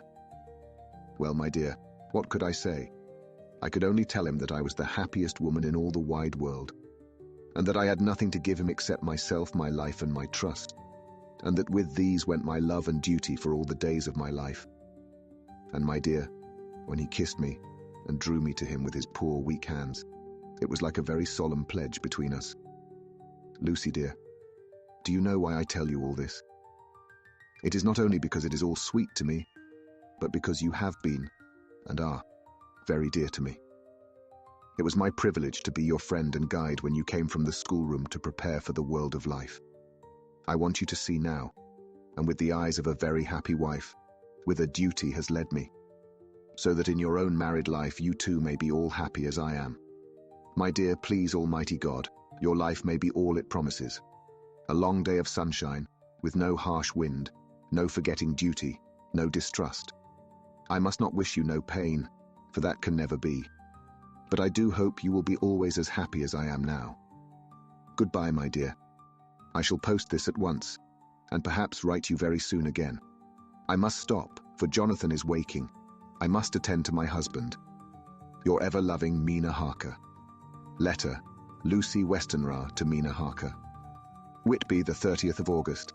My dearest Mina, oceans of love and millions of kisses, and may you soon be in your own home with your husband. I wish you could be coming home soon enough to stay with us here. The strong air would soon restore Jonathan. It has quite restored me. I have an appetite like a cormorant, am full of life, and sleep well. You will be glad to know that I have quite given up walking in my sleep. I think I have not stirred out of my bed for a week. That is when I once got into it at night. Arthur says I'm getting fat. By the way, I forgot to tell you that Arthur is here. We have such walks and drives and rides and rowing and tennis and fishing together, and I love him more than ever. He tells me that he loves me more, but I doubt that, for at first he told me that he couldn't love me more than he did then. But this is nonsense. There he is calling to me. So no more just at present from your loving Lucy. P.S. Mother sends her love. She seems better, poor dear. P.P.S. We are to be married on the 28th of September. Dr. Seward's diary. 20 August. The case of Renfield grows even more interesting. He is now so far quieted that there are spells of cessation from his passion. For the first week after his attack, he was perpetually violent. Then one night, just as the moon rose, he grew quiet and kept murmuring to himself, "Now I can wait. Now I can wait." The attendant came to tell me, so I ran down at once to have a look at him. He was still in the straight waistcoat and in the padded room, but the suffused look had gone from his face, and his eyes had something of their old pleading, I might almost say, cringing, softness. I was satisfied with his present condition and directed him to be relieved. The attendants hesitated, but finally carried out my wishes without protest. It was a strange thing that the patient had humor enough to see their distrust, for coming close to me, he said in a whisper, all the while looking furtively at them, "They think I could hurt you. Fancy me hurting you. The fools!" It was soothing somehow, to the feelings to find myself dissociated even in the mind of this poor madman from the others. But all the same, I do not follow his thought. Am I to take it that I have anything in common with him, so that we are, as it were, to stand together? Or has he to gain from me some good so stupendous that my well-being is needful to him? I must find out later on. Tonight he will not speak. Even the offer of a kitten or even a full-grown cat will not tempt him. He will only say, "I don't take any stock in cats. I have more to think of now, and I can wait. I can wait." After a while I left him. The attendant tells me that he was quiet until just before dawn, and that then he began to get uneasy, and at length violent, until at last he fell into a paroxysm which exhausted him, so that he swooned into a sort of coma. 3 nights has the same thing happened, violent all day, then quiet from moonrise to sunrise. I wish I could get some clue to the cause. It would almost seem as if there was some influence which came and went. Happy thought. We shall tonight play sane wits against mad ones. He escaped before without our help. Tonight he shall escape with it. We shall give him a chance and have the men ready to follow in case they are required. 23 August. The unexpected always happens. How well Disraeli knew life. Our bird, when he found the cage open, would not fly, so all our subtle arrangements were for naught. At any rate, we have proved one thing, that the spells of quietness last a reasonable time. We shall in future be able to ease his bonds for a few hours each day. I have given orders to the night attendant merely to shut him in the padded room, when once he is quiet, until an hour before sunrise. The poor soul's body will enjoy the relief, even if his mind cannot appreciate it. Hark! The unexpected again. I am called. The patient has once more escaped. Later. Another night adventure. Renfield artfully waited until the attendant was entering the room to inspect. Then he dashed out past him and flew down the passage. I sent word for the attendants to follow. Again he went into the grounds of the deserted house, and we found him in the same place, pressed against the old chapel door. When he saw me, he became furious, and had not the attendants seized him in time, he would have tried to kill me. As we were holding him, a strange thing happened. He suddenly redoubled his efforts, and then as suddenly grew calm. I looked round instinctively but could see nothing. Then I caught the patient's eye and followed it, but could trace nothing as it looked into the moonlit sky except a big bat, which was flapping its silent and ghostly way to the west. Bats usually wheel and flit about, but this one seemed to go straight on, as if it knew where it was bound for or had some intention of its own. The patient grew calmer every instant and presently said, "You needn't tie me, I shall go quietly." Without trouble, we came back to the house. I feel there is something ominous in his calm, and shall not forget this night. Lucy Westenra's diary. Hillingham, 24 August. I must imitate Mina and keep writing things down. Then we can have long talks when we do meet. I wonder when it will be. I wish she were with me again, for I feel so unhappy. Last night I seemed to be dreaming again just as I was at Whitby. Perhaps it is the change of air, or getting home again. It is all dark and horrid to me, for I can remember nothing. But I am full of vague fear, and I feel so weak and worn out. When Arthur came to lunch, he looked quite grieved when he saw me, and I hadn't the spirit to try to be cheerful. I wonder if I could sleep in Mother's room tonight. I shall make an excuse and try. 25 August. Another bad night. Mother did not seem to take to my proposal. She seems not too well herself, and doubtless she fears to worry me. I tried to keep awake and succeeded for a while. But when the clock struck 12, it waked me from a doze, so I must have been falling asleep. There was a sort of scratching or flapping at the window, but I did not mind it. And as I remember no more, I suppose I must then have fallen asleep. More bad dreams. I wish I could remember them. This morning I'm horribly weak. My face is ghastly pale, and my throat pains me. It must be something wrong with my lungs, for I don't seem ever to get air enough. I shall try to cheer up when Arthur comes, or else I know he will be miserable to see me so.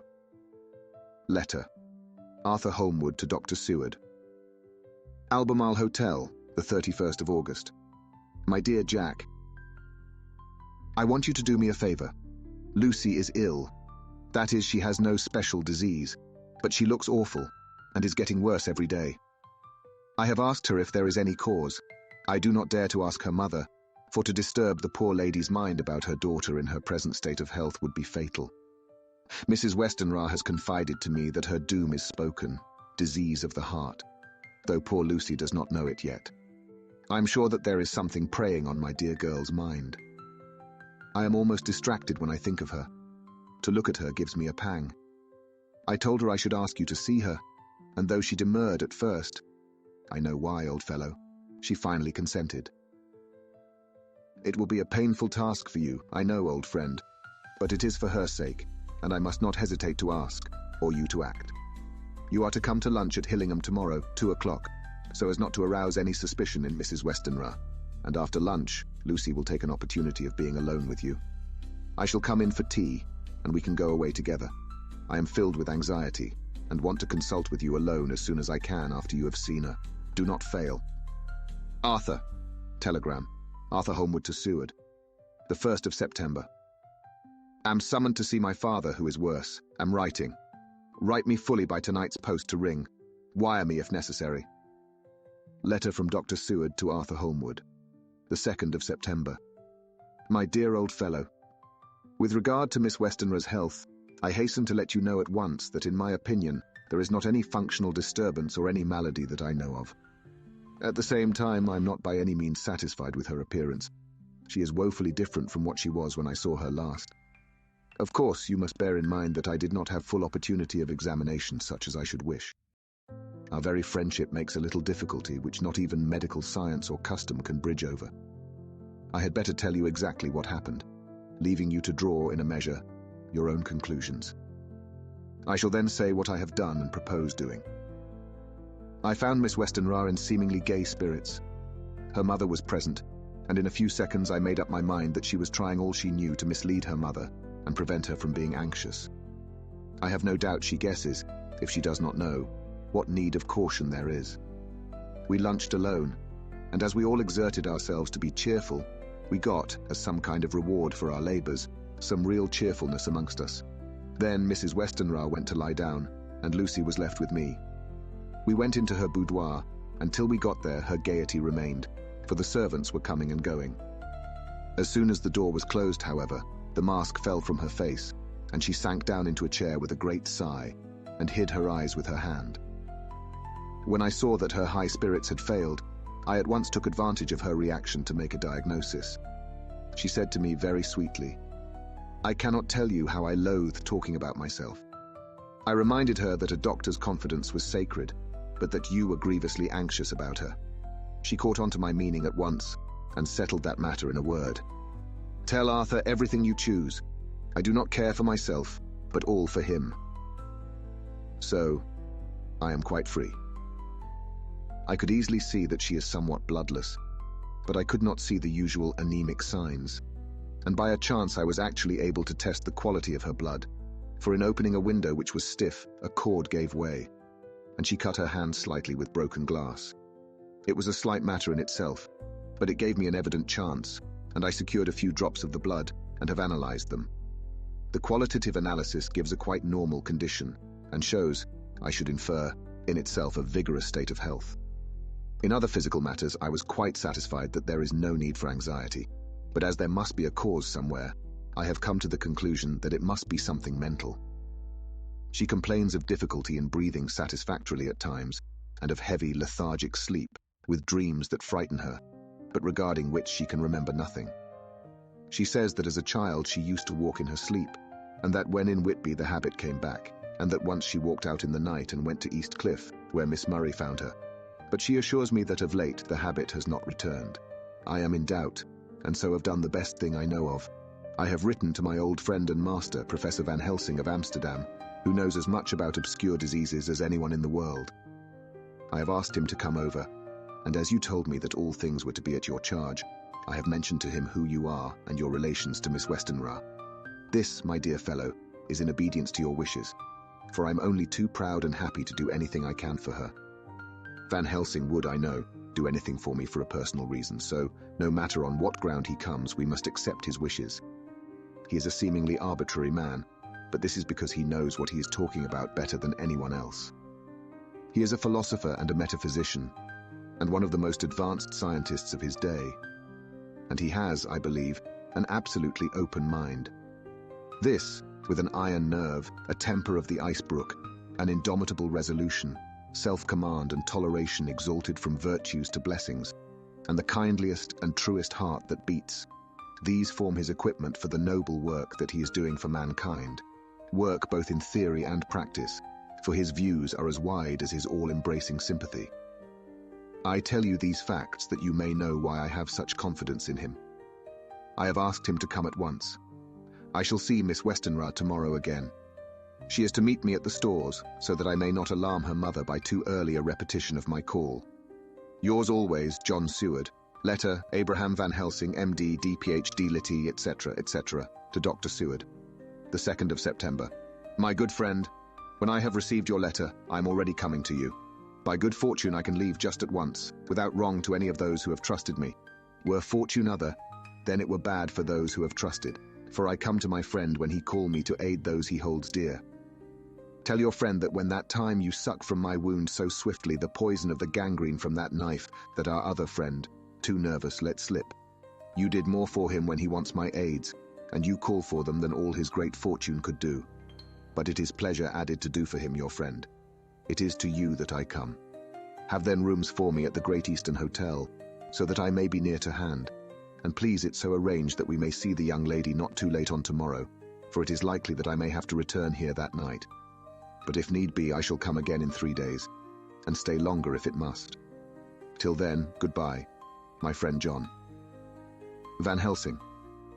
Letter, Dr. Seward, to Honourable Arthur Holmwood. The 3rd of September. My dear Art, Van Helsing has come and gone. He came on with me to Hillingham and found that by Lucy's discretion, her mother was lunching out, so that we were alone with her. Van Helsing made a very careful examination of the patient. He is to report to me, and I shall advise you, for of course I was not present all the time. He is, I fear, much concerned, but says he must think. When I told him of our friendship and how you trust to me in the matter, he said, "You must tell him all you think. Tell him what I think, if you can guess it, if you will. Nay, I am not jesting. This is no jest, but life and death, perhaps more." I asked what he meant by that, for he was very serious. This was when we had come back to town, and he was having a cup of tea before starting on his return to Amsterdam. He would not give me any further clue. You must not be angry with me, Art, because his very reticence means that all his brains are working for her good. He will speak plainly enough when the time comes, be sure. So I told him I would simply write an account of our visit, just as if I were doing a descriptive special article for the Daily Telegraph. He seemed not to notice, but remarked that the smuts in London were not quite so bad as they used to be when he was a student here. I am to get his report tomorrow, if he can possibly make it. In any case, I am to have a letter. Well, as to the visit, Lucy was more cheerful than on the day I first saw her, and certainly looked better. She had lost something of the ghastly look that so upset you, and her breathing was normal. She was very sweet to the professor, as she always is, and tried to make him feel at ease, though I could see that the poor girl was making a hard struggle for it. I believe Van Helsing saw it too, for I saw the quick look under his bushy brows that I knew of old. Then he began to chat of all things except ourselves and diseases, and with such an infinite geniality that I could see poor Lucy's pretense of animation merge into reality. Then, without any seeming change, he brought the conversation gently round to his visit, and suavely said, "My dear young miss, I have the so great pleasure because you are so much beloved. That is much, my dear. Ever were there that which I do not see. They told me you were down in the spirit, and that you were of a ghastly pale. To them I say, poof!" And he snapped his fingers at me and went on, "But you and I shall show them how wrong they are. How can he?" And he pointed at me with the same look and gesture as that with which once he pointed me out to his class, on, or rather after, a particular occasion which he never fails to remind me of. Know anything of a young lady's? He has his madmans to play with, and to bring them back to happiness, and to those that love them. It is much to do, and oh, but there are rewards in that we can bestow such happiness.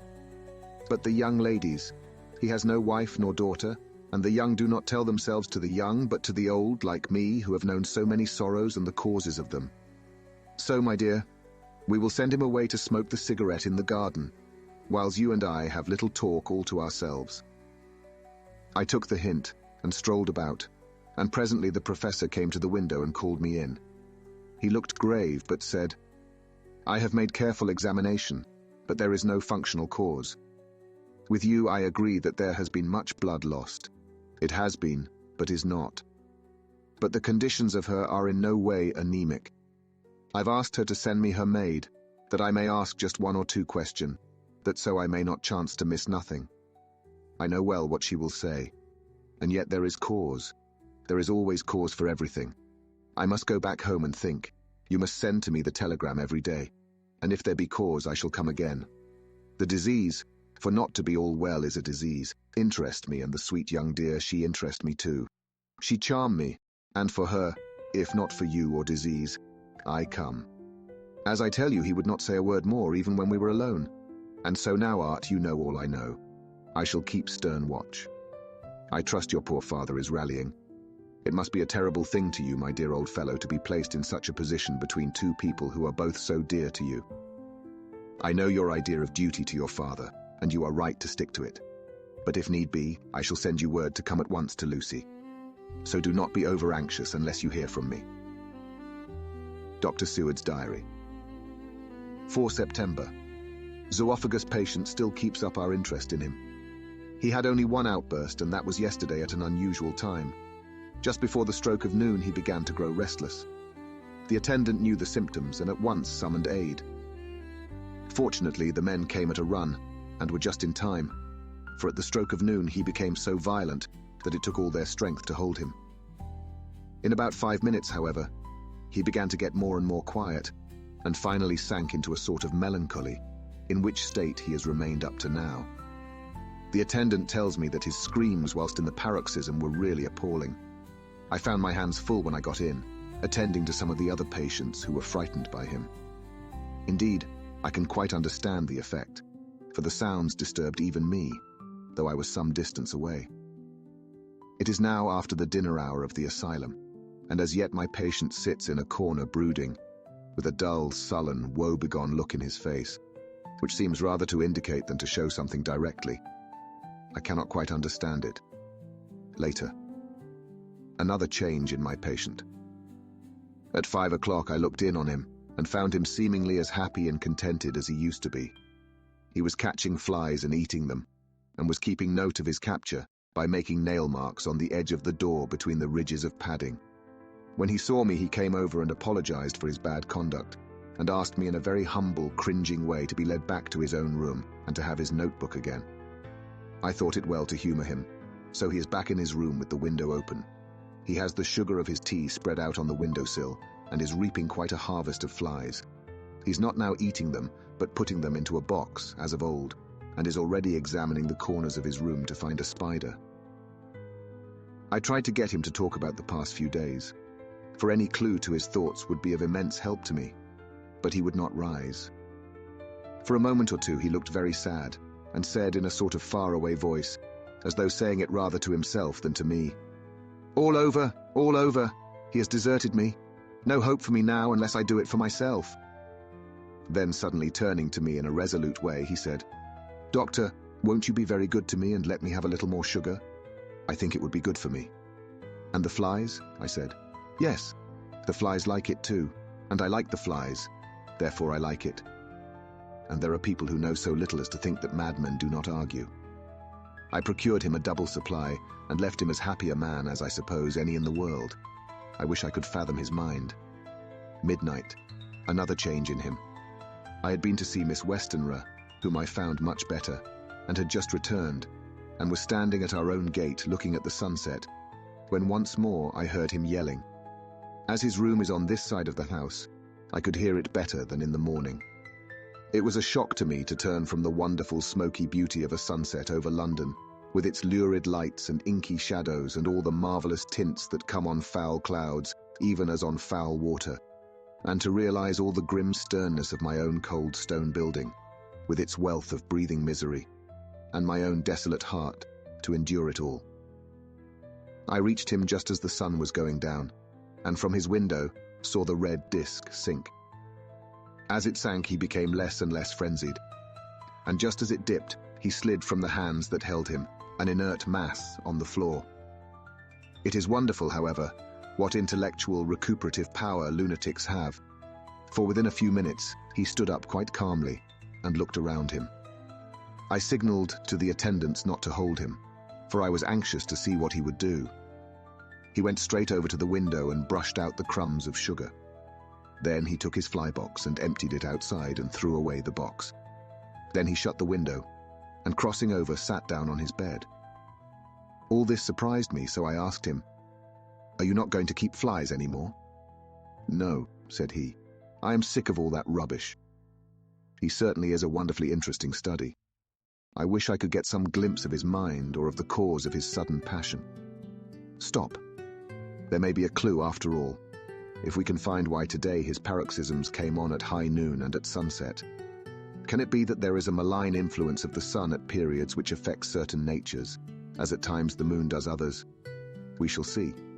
Telegram Seward, London to Van Helsing, Amsterdam. 4 September. Patient still better today. Telegram Seward, London to Van Helsing, Amsterdam. 5 September. Patient greatly improved. Good appetite, sleeps naturally, good spirits, colour coming back. Telegram Seward, London to Van Helsing, Amsterdam. 6 September. Terrible change for the worse. Come at once. Do not lose an hour. I hold over telegram to Holmwood till have seen you. Chapter 10. Letter. Dr. Seward to Honourable Arthur Holmwood. The 6th of September. My dear Art, my news today is not so good. Lucy this morning had gone back a bit. There is, however, one good thing which has arisen from it. Mrs. Westenra was naturally anxious concerning Lucy, and has consulted me professionally about her. I took advantage of the opportunity, and told her that my old master, Van Helsing, the great specialist, was coming to stay with me, and that I would put her in his charge conjointly with myself. So now we can come and go without alarming her unduly, for a shock to her would mean sudden death, and this, in Lucy's weak condition, might be disastrous to her. We are hedged in with difficulties, all of us, my poor old fellow, but please God, we shall come through them all right. If any need, I shall write, so that if you do not hear from me, take it for granted that I am simply waiting for news. In haste, yours ever, John Seward. Dr. Seward's Diary. 7 September. The first thing Van Helsing said to me when we met at Liverpool Street was, "Have you said anything to our young friend, the lover of her?" "No," I said.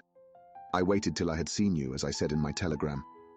I wrote him a letter simply telling him that you were coming, as Miss Westenra was not so well, and that I should let him know if need be." "Right, my friend," he said. "Quite right. Better he not know as yet. Perhaps he shall never know. I pray so, but if it be needed, then he shall know all. And my good friend John, let me caution you. You deal with the madman. All men are mad in some way or the other, and inasmuch as you deal discreetly with your madmen, so deal with God's madmen too, the rest of the world. You tell not your madmen what you do nor why you do it. You tell them not what you think, so you shall keep knowledge in its place where it may rest, where it may gather its kind around it and breed. You and I shall keep as yet what we know here and here." He touched me on the heart and on the forehead, and then touched himself the same way. "I have for myself thoughts at the present. Later I shall unfold to you." "Why not now?" I asked. "It may do some good. We may arrive at some decision." He stopped and looked at me and said, "My friend John, when the corn is grown, even before it has ripened, while the milk of its mother earth is in him, and the sunshine has not yet begun to paint him with his gold, the husbandman, he pull the ear, and rub him between his rough hands, and blow away the green chaff, and say to you, 'Look, he's good corn, he will make good crop when the time comes.'" I did not see the application, and told him so. For reply, he reached over and took my ear in his hand, and pulled it playfully, as he used long ago to do at lectures, and said, "The good husbandman tell you so then because he knows, but not till then. But you do not find the good husbandman dig up his planted corn to see if he grow. That is for the children who play at husbandry, and not for those who take it as of the work of their life. See you now, friend John? I have sown my corn, and nature has her work to do in making it sprout. If he sprout at all, there's some promise, and I wait till the ear begins to swell." He broke off, for he evidently saw that I understood. Then he went on, and very gravely, "You were always a careful student, and your casebook was ever more full than the rest. You were only student then. Now you are master, and I trust that good habit have not fail. Remember, my friend, that knowledge is stronger than memory, and we should not trust the weaker. Even if you have not kept the good practice, let me tell you that this case of our dear miss is one that may be, mind I say may be, of such interest to us and others, that all the rest may not make him kick the beam, as your people say. Take then good note of it. Nothing is too small. I counsel you, put down in record even your doubts and surmises. Hereafter it may be of interest to you to see how true you guess. We learn from failure, not from success." When I described Lucy's symptoms, the same as before but infinitely more marked, he looked very grave, but said nothing.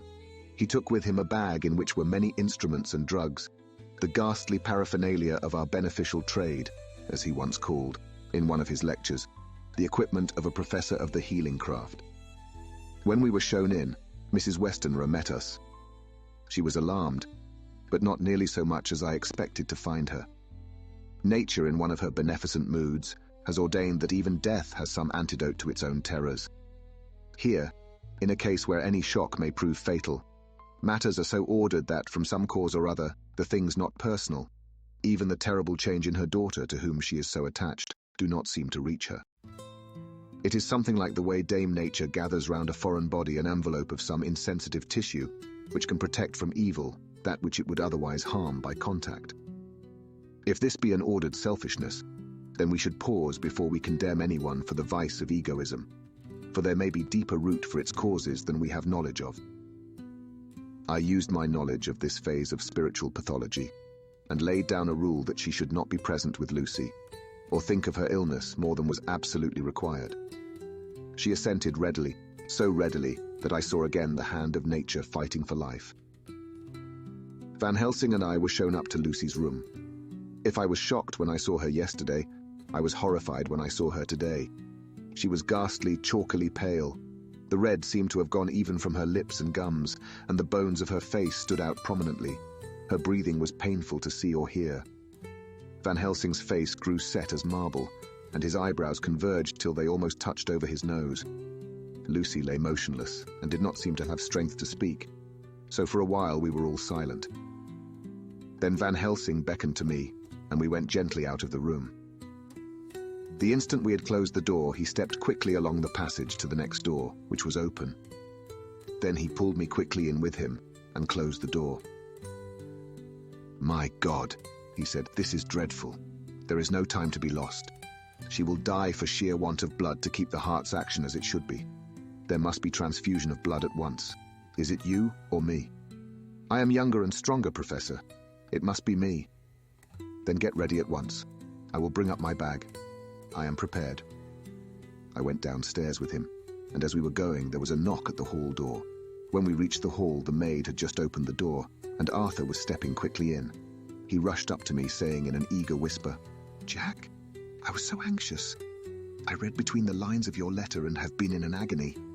The dad was better, so I ran down here to see for myself. Is not that gentleman Dr. Van Helsing? I am so thankful to you, sir, for coming." When first the professor's eye had lit upon him, he had been angry at his interruption at such a time. But now, as he took in his stalwart proportions and recognized the strong young manhood which seemed to emanate from him. His eyes gleamed. Without a pause, he said to him gravely as he held out his hand, "Sir, you have come in time. You are the lover of our dear miss. She is bad, very, very bad. Nay, my child, do not go like that." For he suddenly grew pale and sat down in a chair, almost fainting. "You are to help her. You can do more than any that live, and your courage is your best help." "What can I do?" asked Arthur hoarsely. "Tell me, and I shall do it. My life is hers, and I would give the last drop of blood in my body for her." The professor has a strongly humorous side, and I could from old knowledge detect a trace of its origin in his answer. "My young sir, I do not ask so much as that, not the last. What shall I do?" There was fire in his eyes, and his open nostril quivered with intent. Van Helsing slapped him on the shoulder. "Come," he said. "You are a man, and it is a man we want. You are better than me, better than my friend John." Arthur looked bewildered, and the professor went on by explaining in a kindly way. "Young miss is bad, very bad. She wants blood, and blood she must have or die. My friend John and I have consulted, and we are about to perform what we call transfusion of blood, to transfer from full veins of one to the empty veins which pine for him. John was to give his blood, as he is the more young and strong than me." Here Arthur took my hand and wrung it hard in silence. "But now you are here, you are more good than us, old or young, who toil much in the world of thought. Our nerves are not so calm, and our blood not so bright than yours." Arthur turned to him and said, "If you only knew how gladly I would die for her, you would understand." He stopped, with a sort of choke in his voice. "Good boy," said Van Helsing. "In the not so far off you will be happy that you have done all for her you love. Come now and be silent. You shall kiss her once before it is done. But then you must go, and you must leave at my sign. Say no word to Madame. You know how it is with her. There must be no shock. Any knowledge of this would be one. Come." We all went up to Lucy's room. Arthur, by direction, remained outside. Lucy turned her head and looked at us, but said nothing. She was not asleep, but she was simply too weak to make the effort. Her eyes spoke to us.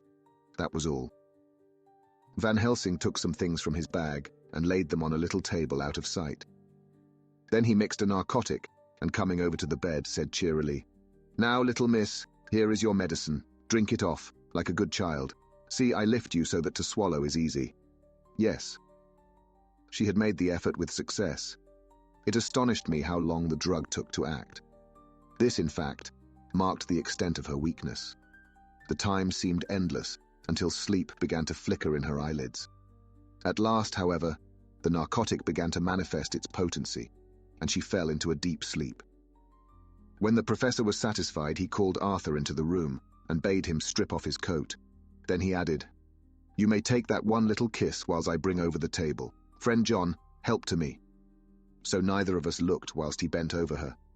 Van Helsing, turning to me, said, "He is so young and strong and of blood so pure that we need not defibrinate it." Then with swiftness, but with absolute method, Van Helsing performed the operation. As the transfusion went on, something like life seemed to come back to poor Lucy's cheeks, and through Arthur's growing pallor, the joy of his face seemed absolutely to shine. After a bit I began to grow anxious, for the loss of blood was telling on Arthur, strong man as he was. It gave me an idea of what a terrible strain Lucy's system must have undergone, that what weakened Arthur only partially restored her. But the professor's face was set, and he stood watch in hand, and with his eyes fixed now on the patient, and now on Arthur. I could hear my own heartbeat. Presently he said in a soft voice, "Do not stir an instant. It is enough. You attend him. I will look to her." When all was over, I could see how much Arthur was weakened. I dressed the wound and took his arm to bring him away, when Van Helsing spoke without turning round. The man seems to have eyes in the back of his head. "The brave lover, I think, deserve another kiss, which he shall have presently." And as he had now finished his operation, he adjusted the pillow to the patient's head. As he did so, the narrow black velvet band, which she seems always to wear round her throat, buckled with an old diamond buckle which her lover had given her, was dragged a little up and showed a red mark on her throat.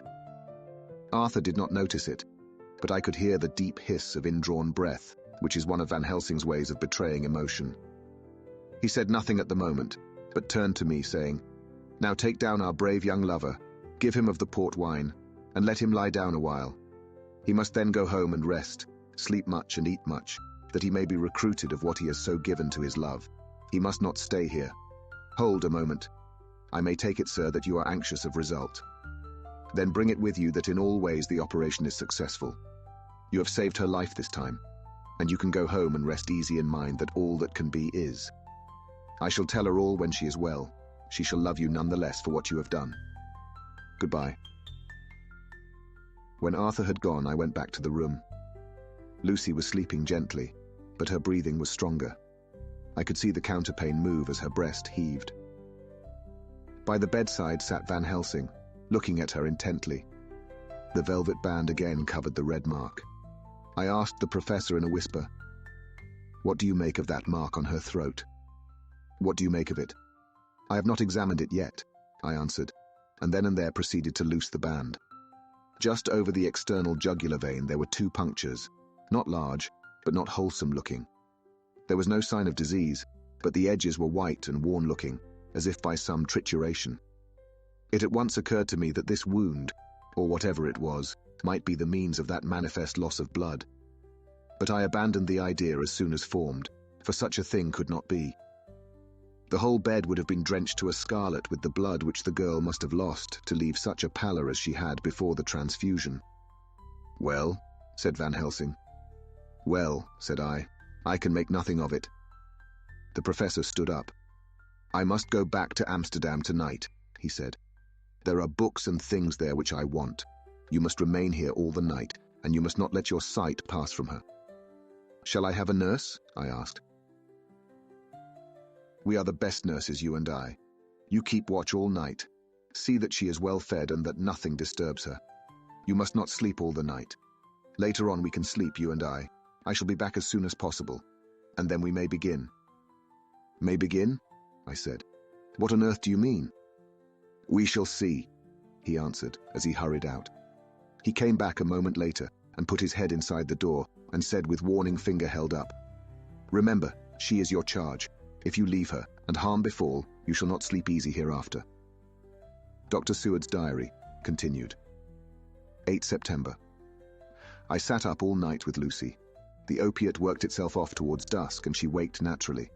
She looked a different being from what she had been before the operation. Her spirits even were good, and she was full of a happy vivacity, but I could see evidences of the absolute prostration which she had undergone. When I told Mrs. Westenra that Dr. Van Helsing had directed that I should sit up with her, she almost pooh-poohed the idea, pointing out her daughter's renewed strength and excellent spirits. I was firm, however, and made preparations for my long vigil. When her maid had prepared her for the night, I came in, having in the meantime had supper, and took a seat by the bedside. She did not in any way make objection, but looked at me gratefully whenever I caught her eye. After a long spell she seemed sinking off to sleep, but with an effort seemed to pull herself together and shook it off. This was repeated several times, with greater effort, and with shorter pauses as the time moved on. It was apparent that she did not want to sleep, so I tackled the subject at once. "You do not want to go to sleep?" "No, I'm afraid." "Afraid to go to sleep? Why so? It is the boon we all crave for." "Ah, not if you were like me. If sleep was to you a presage of horror." "A presage of horror? What on earth do you mean?" "I don't know. Oh, I don't know. And that is what is so terrible. All this weakness comes to me in sleep, until I dread the very thought. But my dear girl, you may sleep tonight. I'm here watching you, and I can promise that nothing will happen. Ah, I can trust you." I seized the opportunity and said, "I promise you that if I see any evidence of bad dreams, I will wake you at once." "You will? Oh, will you really? How good you are to me. Then I will sleep." And almost at the word she gave a deep sigh of relief and sank back, asleep. All night long I watched by her. She never stirred, but slept on in a deep, tranquil, life-giving, health-giving sleep. Her lips were slightly parted, and her breast rose and fell with the regularity of a pendulum. There was a smile on her face, and it was evident that no bad dreams had come to disturb her peace of mind. In the early morning her maid came, and I left her in her care, and took myself back home, for I was anxious about many things. I sent a short wire to Van Helsing and to Arthur, telling them of the excellent result of the operation.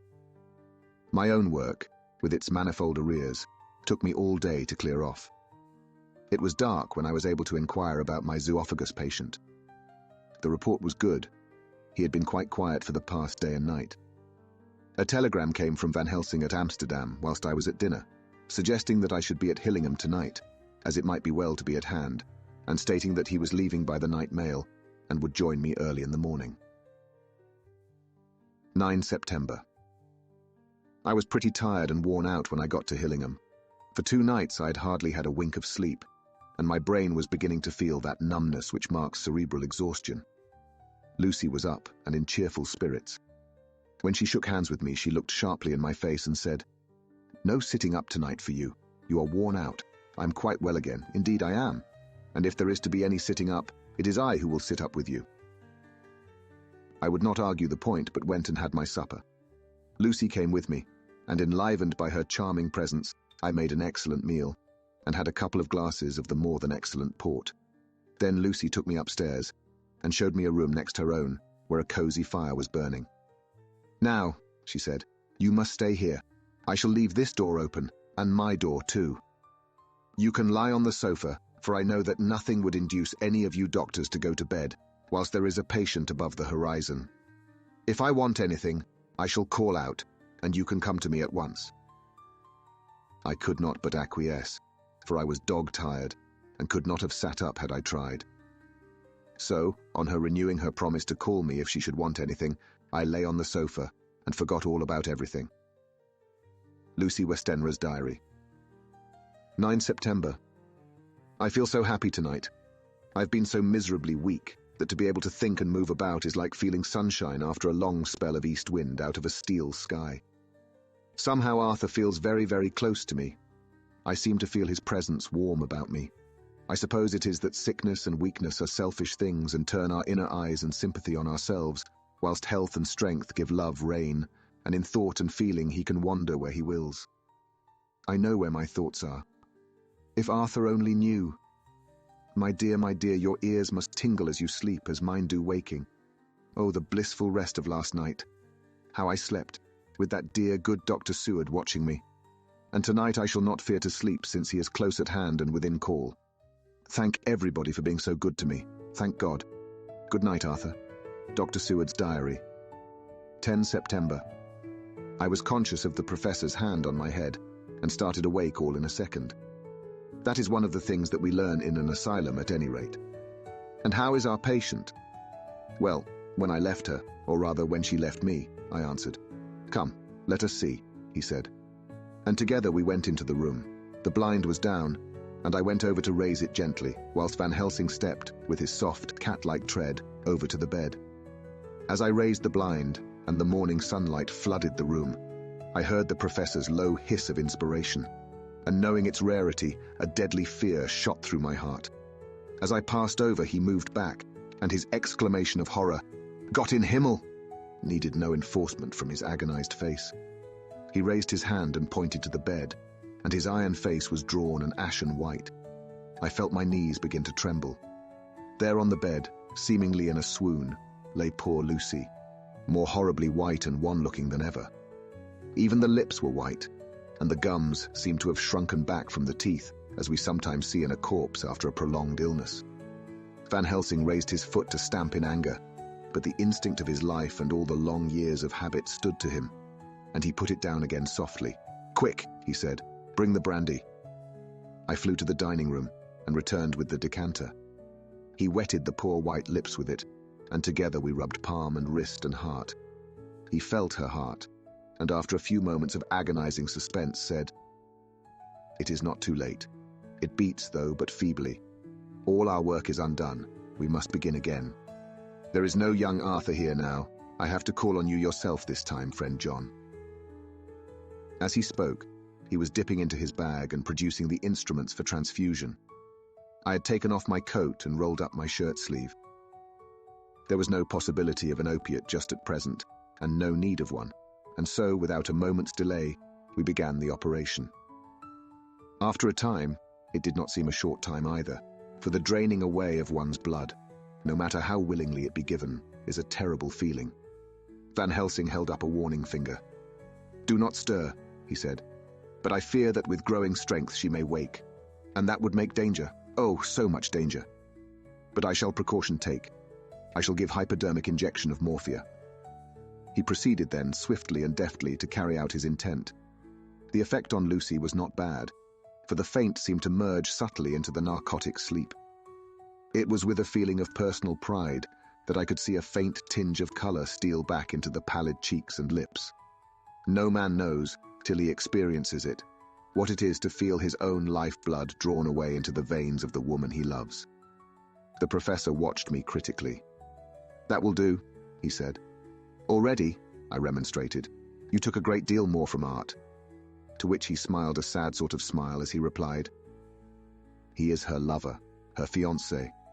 You have much work to do for her and for others, and the present will suffice." When we stopped the operation, he attended to Lucy, whilst I applied digital pressure to my own incision. I laid down, whilst I waited his leisure to attend to me, for I felt faint and a little sick.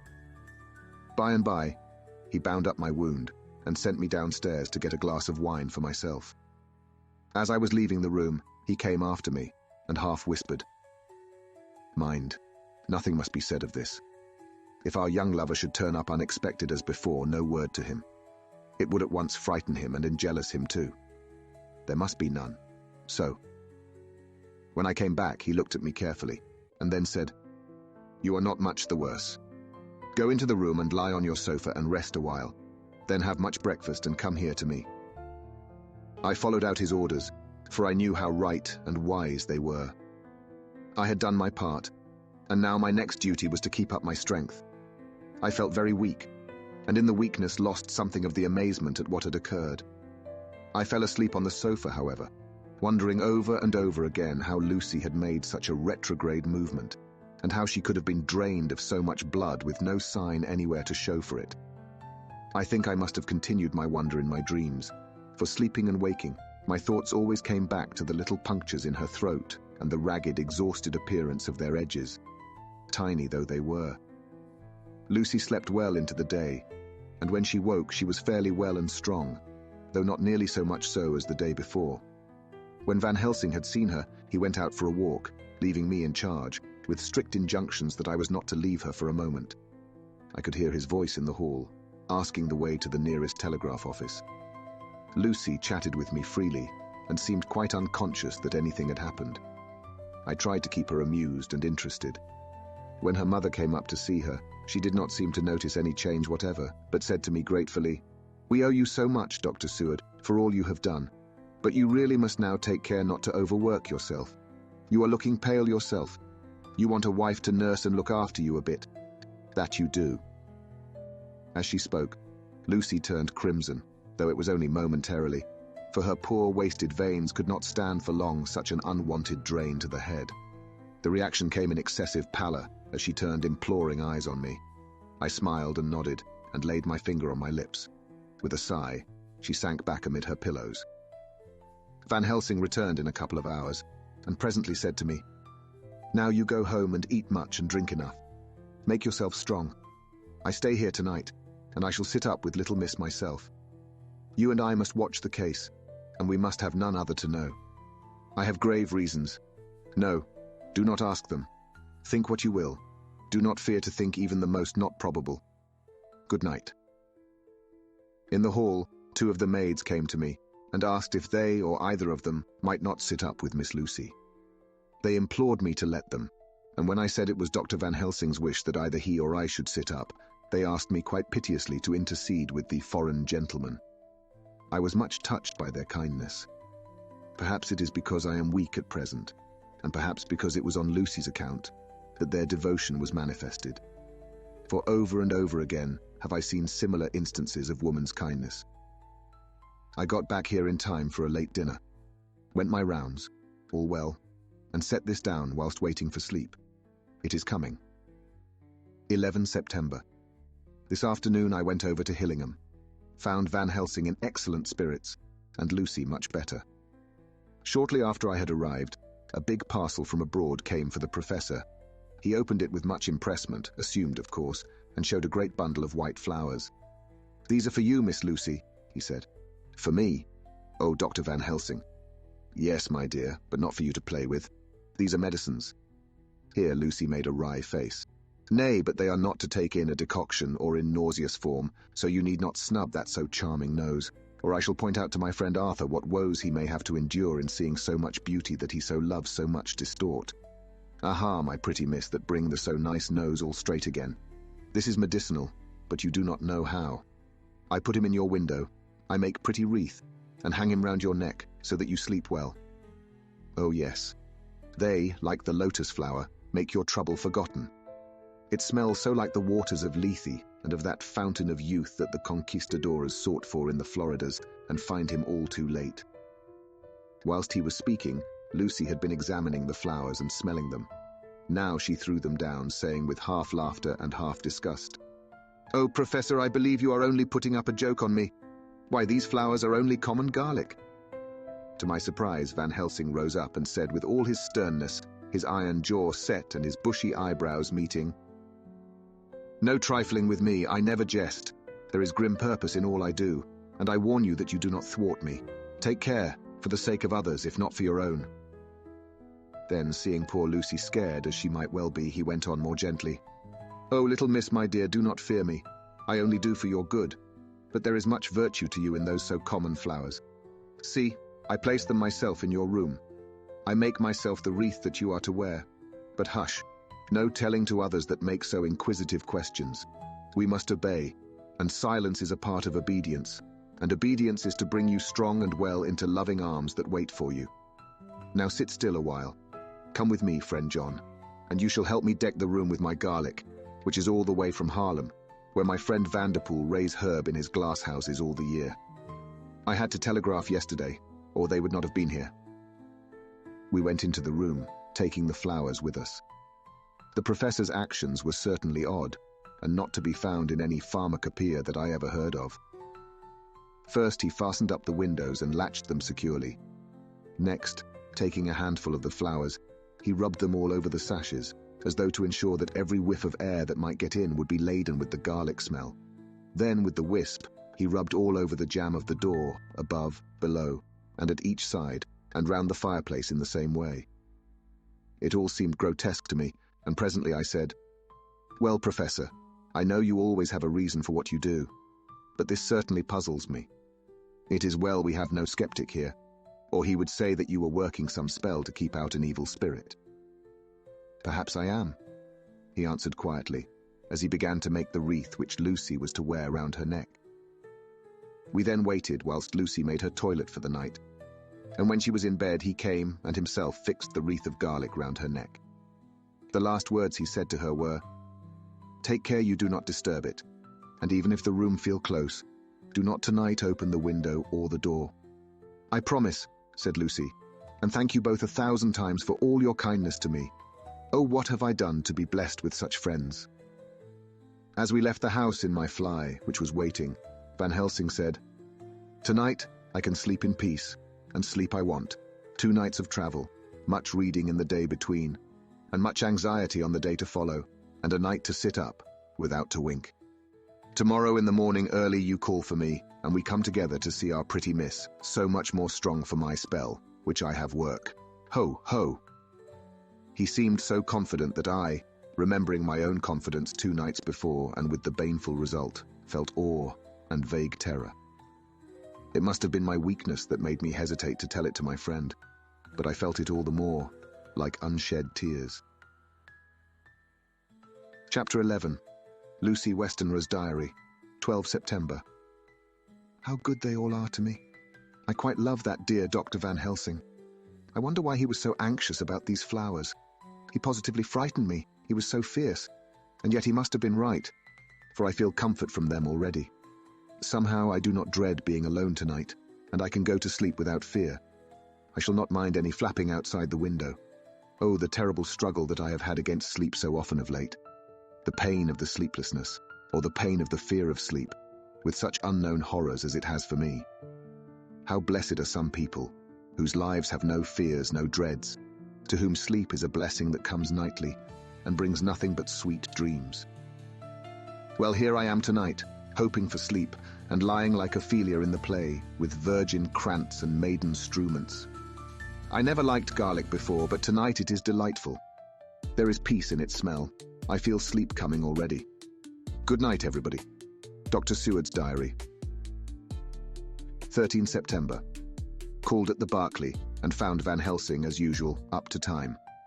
The carriage ordered from the hotel was waiting. The professor took his bag, which he always brings with him now. Let all be put down exactly. Van Helsing and I arrived at Hillingham at 8 o'clock. It was a lovely morning. The bright sunshine and all the fresh feeling of early autumn seemed like the completion of nature's annual work. The leaves were turning to all kinds of beautiful colors, but had not yet begun to drop from the trees. When we entered, we met Mrs. Westenra coming out of the morning room. She is always an early riser. She greeted us warmly and said, "You will be glad to know that Lucy is better. The dear child is still asleep." I looked into her room and saw her, but did not go in, lest I should disturb her. The professor smiled and looked quite jubilant. He rubbed his hands together and said, "Aha, I thought I had diagnosed the case. My treatment is working," to which she answered, "You must not take all the credit to yourself, doctor. Lucy's state this morning is due in part to me." "How you do mean, ma'am?" asked the professor. "Well, I was anxious about the dear child in the night, and went into her room. She was sleeping soundly, so soundly that even my coming did not wake her. But the room was awfully stuffy. There were a lot of those horrible, strong-smelling flowers about everywhere, and she had actually a bunch of them round her neck. I feared that the heavy odor would be too much for the dear child in her weak state, so I took them all away and opened a bit of the window to let in a little fresh air. You will be pleased with her, I'm sure." She moved off into her boudoir, where she usually breakfasted early. As she had spoken, I watched the professor's face and saw it turn ashen grey. He had been able to retain his self-command whilst the poor lady was present, for he knew her state and how mischievous a shock would be. He actually smiled on her as he held open the door for her to pass into her room. But the instant she had disappeared, he pulled me, suddenly and forcibly, into the dining room and closed the door. Then, for the first time in my life, I saw Van Helsing break down. He raised his hands over his head in a sort of mute despair, and then beat his palms together in a helpless way. Finally, he sat down on a chair, and putting his hands before his face began to sob, with loud, dry sobs that seemed to come from the very racking of his heart. Then he raised his arms again, as though appealing to the whole universe. "God, God, God," he said. "What have we done? What has this poor thing done that we are so sore beset? Is there fate amongst us still, sent down from the pagan world of old, that such things must be and in such way?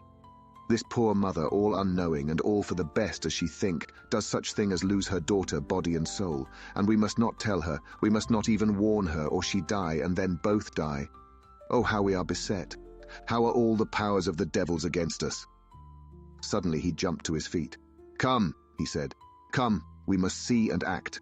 Devils or no devils, or all the devils at once, it matters not. We fight him all the same." He went to the hall door for his bag, and together we went up to Lucy's room.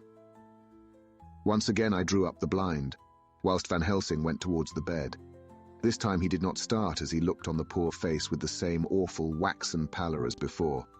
He wore a look of stern sadness and infinite pity. "As I expected," he murmured, with that hissing inspiration of his which meant so much. Without a word he went and locked the door, and then began to set out on the little table the instruments for yet another operation of transfusion of blood. I had long ago recognized the necessity, and begun to take off my coat, but he stopped me with a warning hand. "No," he said. "Today you must operate. I shall provide. You are weakened already." As he spoke, he took off his coat and rolled up his shirt sleeve. Again the operation, again the narcotic, again some return of color to the ashy cheeks, and the regular breathing of healthy sleep. This time I watched whilst Van Helsing recruited himself and rested.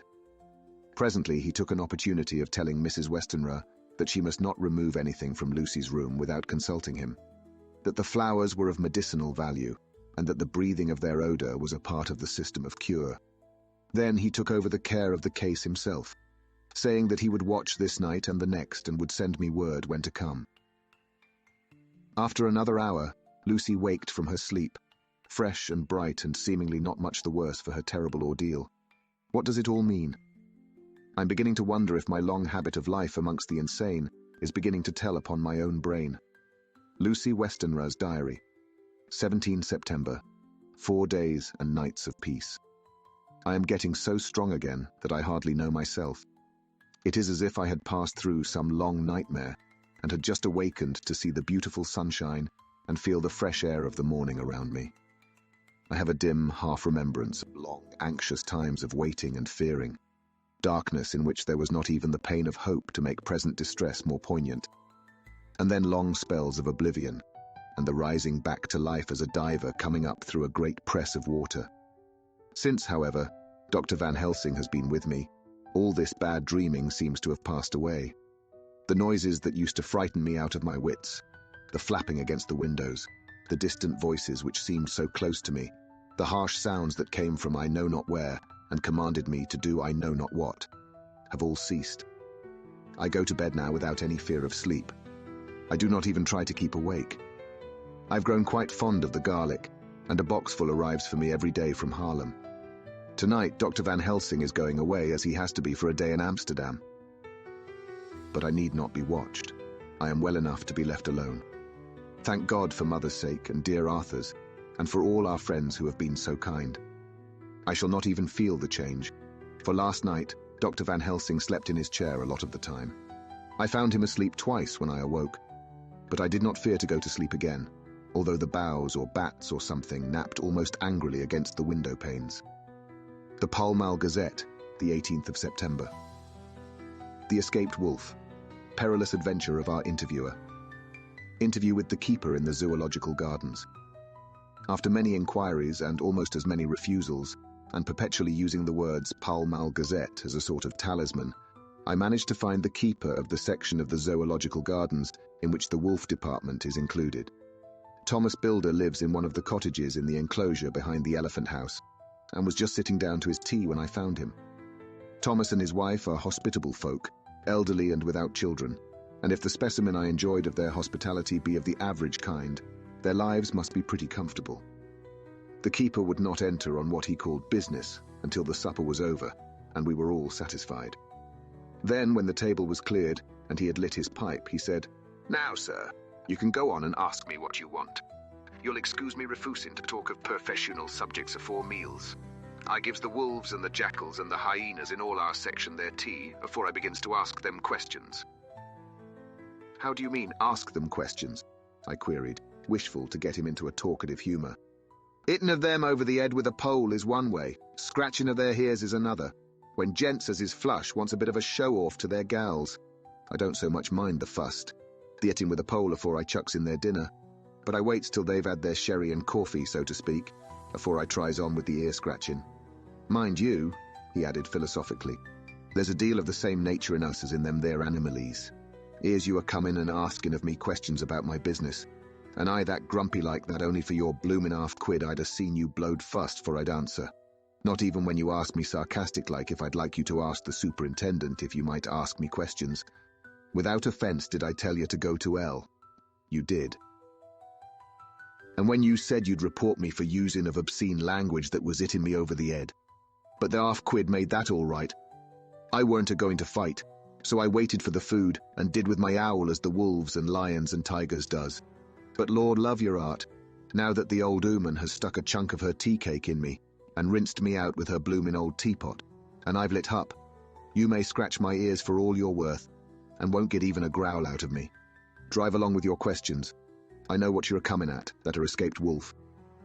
"Exactly. I want you to give me your view of it. Just tell me how it happened, and when I know the facts, I'll get you to say what you consider was the cause of it, and how you think the whole affair will end." "All right, Governor, this there is about the old story. That wolf, what we called Berserker, was one of 3 grey ones that came from Norway to Jamrach's, which we bought off him 4 years ago. He was a nice, well-behaved wolf that never gave no trouble to talk of. I'm more surprised at him for wanting to get out nor any other animile in the place. But there, you can't trust wolves no more nor women. "Don't you mind him, sir," broke in Mrs. Tom with a cheery laugh. "He's got minding the animalies so long that blessed if he ain't like a old wolf hisself, but there ain't no harm in him." "Well, sir, it was about 2 hours after feeding yesterday when I first hear my disturbance. I was making up a litter in the monkey house for a young puma which is ill. But when I heard the yelping and howling, I came away straight. There was Bersicker a-tearing like a mad thing at the bars as if he wanted to get out. There wasn't much people about that day, and close at hand was only one man, a tall, thin chap, with a hook nose and a pointed beard, with a few white hairs running through it. He had a hard, cold look and red eyes, and I took a sort of mislike to him, for it seemed as if it was him as they was irritated at. He had white kid gloves on his hands, and he pointed out the animalies to me and says, "Keeper, these wolves seem upset at something." "Maybe it's you," says I, for I did not like the airs as he give hisself. He didn't get angry, as I hoped he would, but he smiled a kind of insolent smile, with a mouth full of white, sharp teeth. "Oh no, they wouldn't like me," he says. "Oh yes, they would," says I, imitating of him. "They always likes a bone or two to clean their teeth on about tea time, which use a bagful." Well, it was a odd thing, but when the animalies see us a-talking, they lay down, and when I went over to Bersicker, he let me stroke his ears same as ever. That there man came over, and blessed, but if he didn't put in his hand and stroke the old wolf's ears too. "Take care," says I. "Bersicker is quick." "Never mind," he says. "I'm used to 'em." "Are you in the business yourself?" I says, taking off my hat. For a man what trades in wolves, etc. is a good friend to keepers. "No," says he, "not exactly in the business, but I've made pets of several." And with that he lifts his hat as polite as a lord, and walks away. Old Bersicker kept a looking after him till he was out of sight, and then went and lay down in a corner, and wouldn't come out the old evening. Well, last night, so soon as the moon was up, the wolves here all began a-howling. There weren't nothing for them to howl at. There weren't no one near, except someone that was evidently a-calling a dog somewheres out back of the gardings in the Park Road. Once or twice I went out to see that all was right, and it was, and then the howling stopped.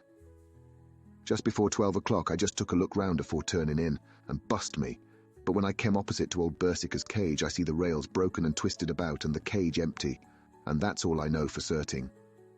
Did anyone else see anything? One of our gardeners was a-coming home about that time from our harmony, when he sees a big grey dog coming out through the garden edges. At least so he says, but I don't give much for it myself, for if he didn't ever said a word about it to his missus when he got home. And it was only after the escape of the wolf was made known, and we had been up all night a-hunting of the park for Bersicker, that he remembered seeing anything.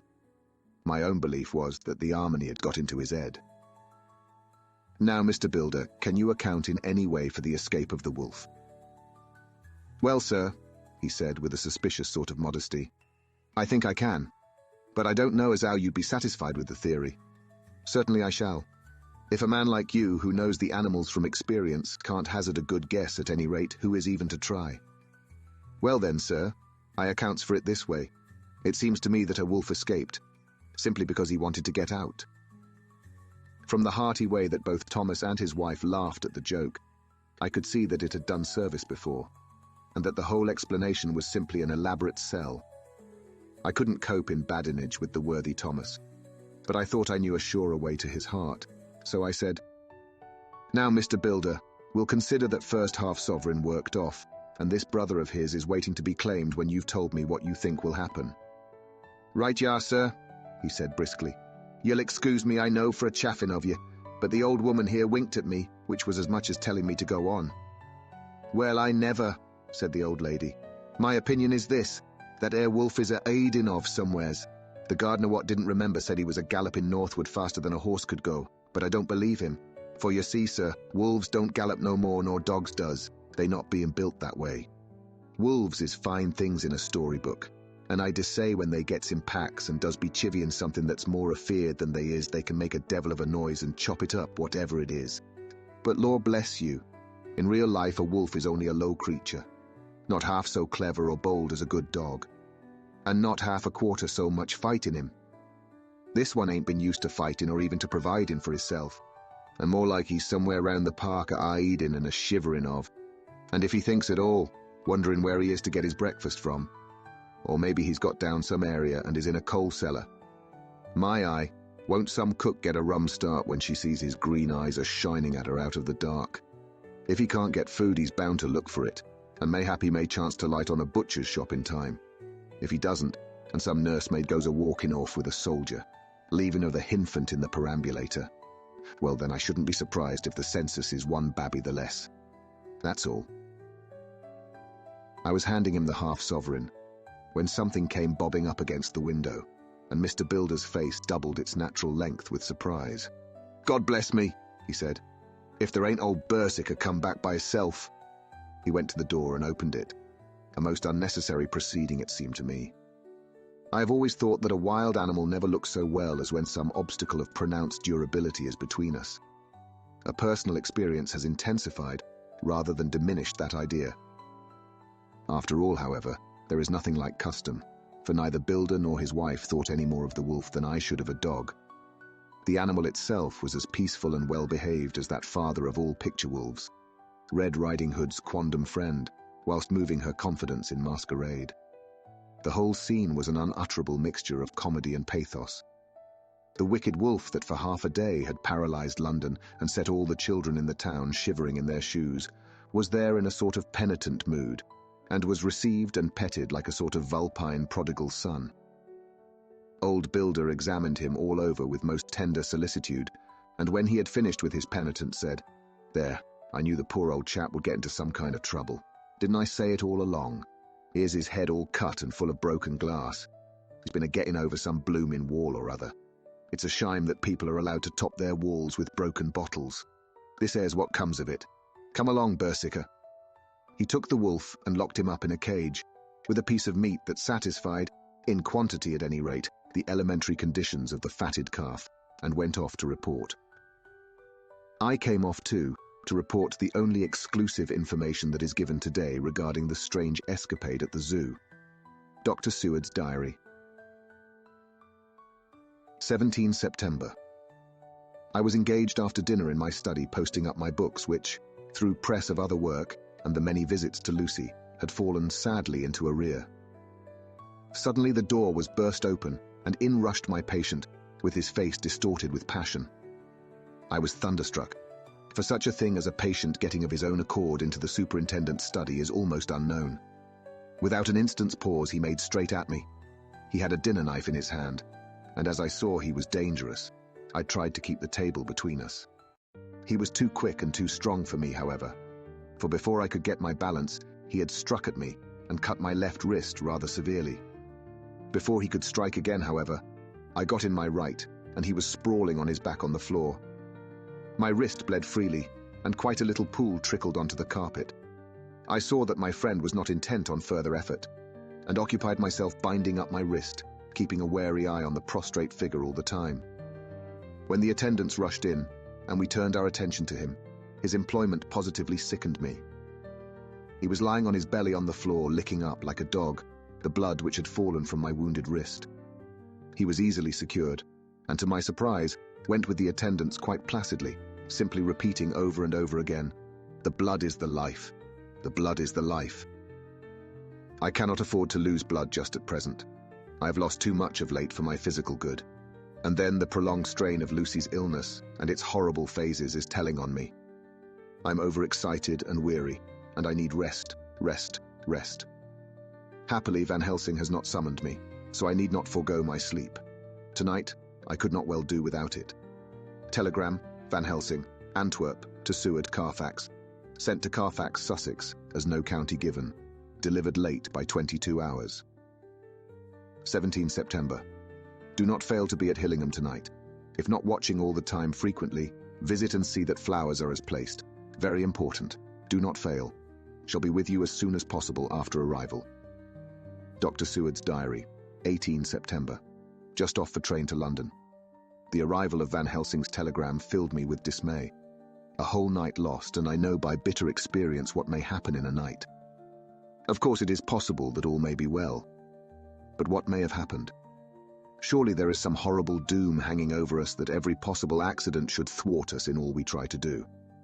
I shall take this cylinder with me, and then I can complete my entry on Lucy's phonograph. Memorandum left by Lucy Westenra, the 17th of September. Night.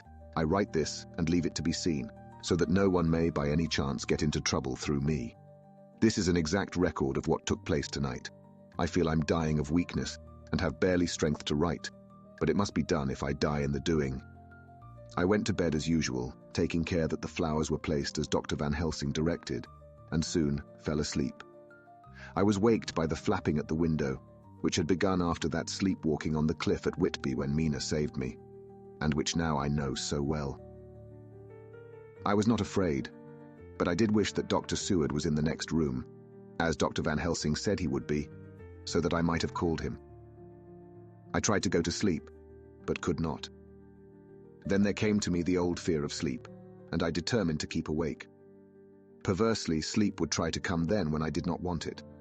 So, as I feared to be alone, I opened my door and called out, "Is there anybody there?" There was no answer. I was afraid to wake Mother, and so closed my door again. Then, outside in the shrubbery, I heard a sort of howl like a dog's, but more fierce and deeper. I went to the window and looked out, but could see nothing, except a big bat, which had evidently been buffeting its wings against the window. So I went back to bed again, but determined not to go to sleep. Presently the door opened, and Mother looked in. Seeing by my moving that I was not asleep, came in and sat by me. She said to me even more sweetly and softly than her wont, "I was uneasy about you, darling, and came in to see that you were all right." I feared she might catch cold sitting there, and asked her to come in and sleep with me, so she came into bed and lay down beside me. She did not take off her dressing gown, for she said she would only stay a while and then go back to her own bed. As she lay there in my arms, and I in hers, the flapping and buffeting came to the window again. She was startled and a little frightened and cried out, "What is that?" I tried to pacify her, and at last succeeded, and she lay quiet. But I could hear her poor dear heart still beating terribly. After a while there was the low howl again, out in the shrubbery, and shortly after there was a crash at the window and a lot of broken glass was hurled on the floor. The window blind blew back with the wind that rushed in, and in the aperture of the broken panes there was the head of a great gaunt grey wolf. Mother cried out in a fright and struggled up into a sitting posture and clutched wildly at anything that would help her. Amongst other things, she clutched the wreath of flowers that Dr. Van Helsing insisted on my wearing round my neck and tore it away from me. For a second or two she sat up, pointing at the wolf, and there was a strange and horrible gurgling in her throat. Then she fell over, as if struck with lightning, and her head hit my forehead and made me dizzy for a moment or two. The room and all round seemed to spin round.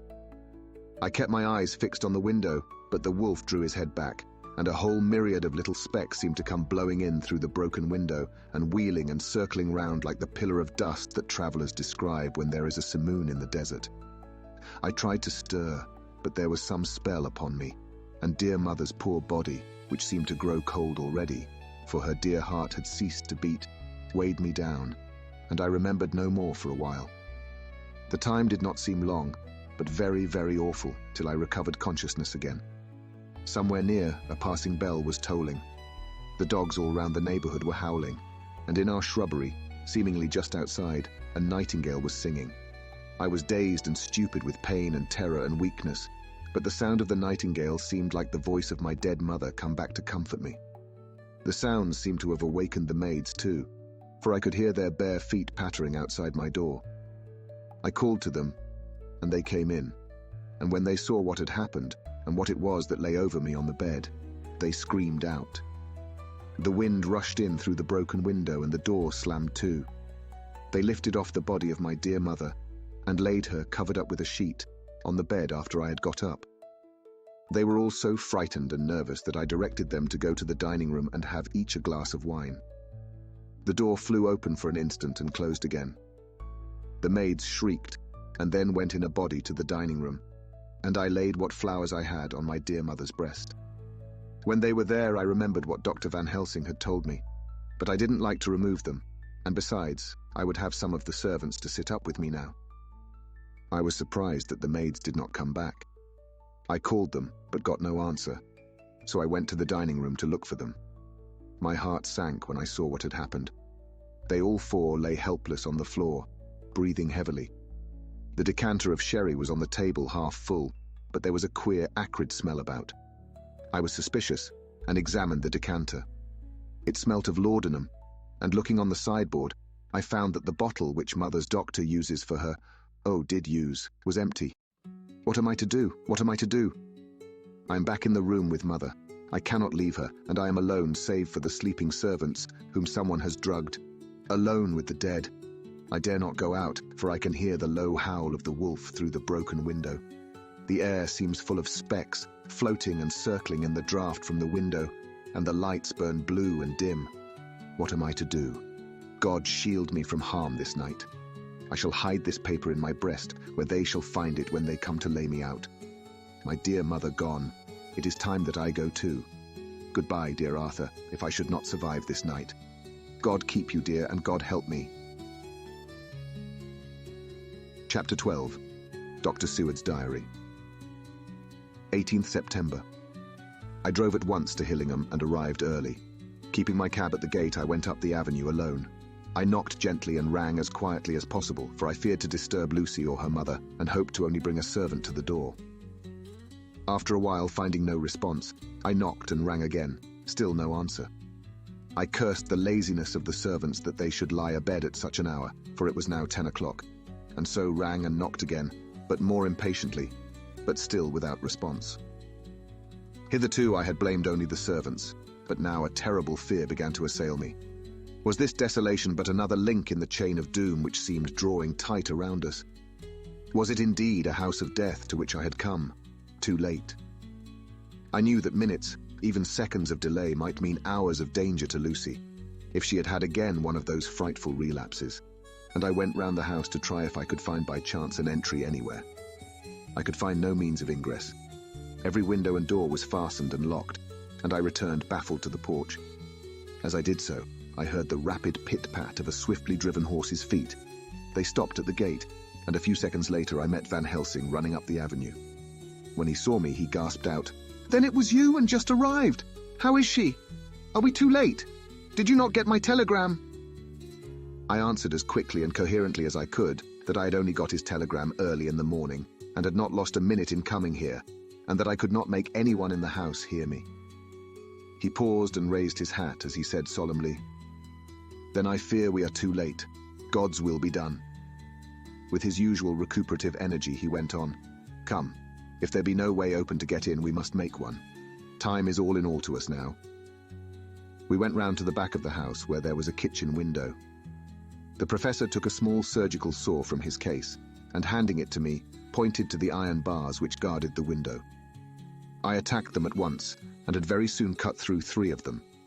Then, with a long, thin knife, we pushed back the fastening of the sashes and opened the window. I helped the professor in, and followed him. There was no one in the kitchen or in the servants' rooms, which were close at hand. We tried all the rooms as we went along, and in the dining room, dimly lit by rays of light through the shutters, found 4 servant women lying on the floor. There was no need to think them dead, for their stertorous breathing and the acrid smell of laudanum in the room left no doubt as to their condition. Van Helsing and I looked at each other, and as we moved away, he said, "We can attend to them later." Then we ascended to Lucy's room. For an instant or two we paused at the door to listen, but there was no sound that we could hear. With white faces and trembling hands, we opened the door gently and entered the room. How shall I describe what we saw? On the bed lay 2 women, Lucy and her mother. The latter lay farthest in, and she was covered with a white sheet, the edge of which had been blown back by the draught through the broken window, showing the drawn white face, with a look of terror fixed upon it. By her side lay Lucy, with face white and still more drawn. The flowers which had been round her neck we found upon her mother's bosom, and her throat was bare, showing the 2 little wounds which we had noticed before, but looking horribly white and mangled. Without a word, the professor bent over the bed, his head almost touching poor Lucy's breast. Then he gave a quick turn of his head, as of one who listens, and leaping to his feet, he cried out to me, "It's not yet too late! Quick, quick, bring the brandy!" I flew downstairs and returned with it, taking care to smell and taste it. lest it, too, were drugged like the decanter of sherry which I found on the table. The maids were still breathing, but more restlessly, and I fancied that the narcotic was wearing off. I did not stay to make sure, but returned to Van Helsing. He rubbed the brandy, as on another occasion, on her lips and gums, and on her wrists and the palms of her hands. He said to me, "I can do this, all that can be at the present. You go wake those maids. Flick them in the face with a wet towel and flick them hard. Make them get heat and fire and a warm bath. This poor soul is nearly as cold as that beside her. She will need be heated before we can do anything more." I went at once, and found little difficulty in waking 3 of the women. The 4th was only a young girl, and the drug had evidently affected her more strongly, so I lifted her on the sofa and let her sleep. The others were dazed at first, but as remembrance came back to them, they cried and sobbed in a hysterical manner. I was stern with them, however, and would not let them talk. I told them that one life was bad enough to lose, and that if they delayed, they would sacrifice Miss Lucy. So, sobbing and crying, they went about their way, half-clad as they were, and prepared fire and water. Fortunately, the kitchen and boiler fires were still alive, and there was no lack of hot water. We got a bath and carried Lucy out as she was, and placed her in it. Whilst we were busy chafing her limbs, there was a knock at the hall door. One of the maids ran off, hurried on some more clothes, and opened it. Then she returned and whispered to us that there was a gentleman who had come with a message from Mr. Holmwood. I bade her simply tell him that he must wait, for we could see no one now. She went away with the message, and engrossed with our work, I clean forgot all about him. I never saw in all my experience the professor work in such deadly earnest. I knew, as he knew, that it was a stand-up fight with death, and in a pause told him so. He answered me in a way that I did not understand, but with the sternest look that his face could wear. If that were all, I would stop here where we are now, and let her fade away into peace, for I see no light in life over her horizon. He went on with his work with, if possible, renewed and more frenzied vigor. Presently we both began to be conscious that the heat was beginning to be of some effect. Lucy's heart beat a trifle more audibly to the stethoscope, and her lungs had a perceptible movement. Van Helsing's face almost beamed, and as we lifted her from the bath and rolled her in a hot sheet to dry her, he said to me, "The first gain is ours. Check to the king." We took Lucy into another room, which had by now been prepared, and laid her in bed and forced a few drops of brandy down her throat. I noticed that Van Helsing tied a soft silk handkerchief round her throat. She was still unconscious, and was quite as bad as, if not worse than, we had ever seen her. Van Helsing called in one of the women, and told her to stay with her, and not to take her eyes off her till we returned, and then beckoned me out of the room. "We must consult as to what is to be done," he said as we descended the stairs. In the hall he opened the dining room door and we passed in, he closing the door carefully behind him. The shutters had been opened, but the blinds were already down, with that obedience to the etiquette of death, which the British woman of the lower classes always rigidly observes. The room was, therefore, dimly dark. It was, however, light enough for our purposes. Van Helsing's sternness was somewhat relieved by a look of perplexity. He was evidently torturing his mind about something. So I waited for an instant, and he spoke. "What are we to do now? Where are we to turn for help? We must have another transfusion of blood, and that soon, or that poor girl's life won't be worth an hour's purchase. You are exhausted already. I am exhausted too. I fear to trust those women, even if they would have courage to submit. What are we to do for someone who will open his veins for her? What's the matter with me, anyhow?"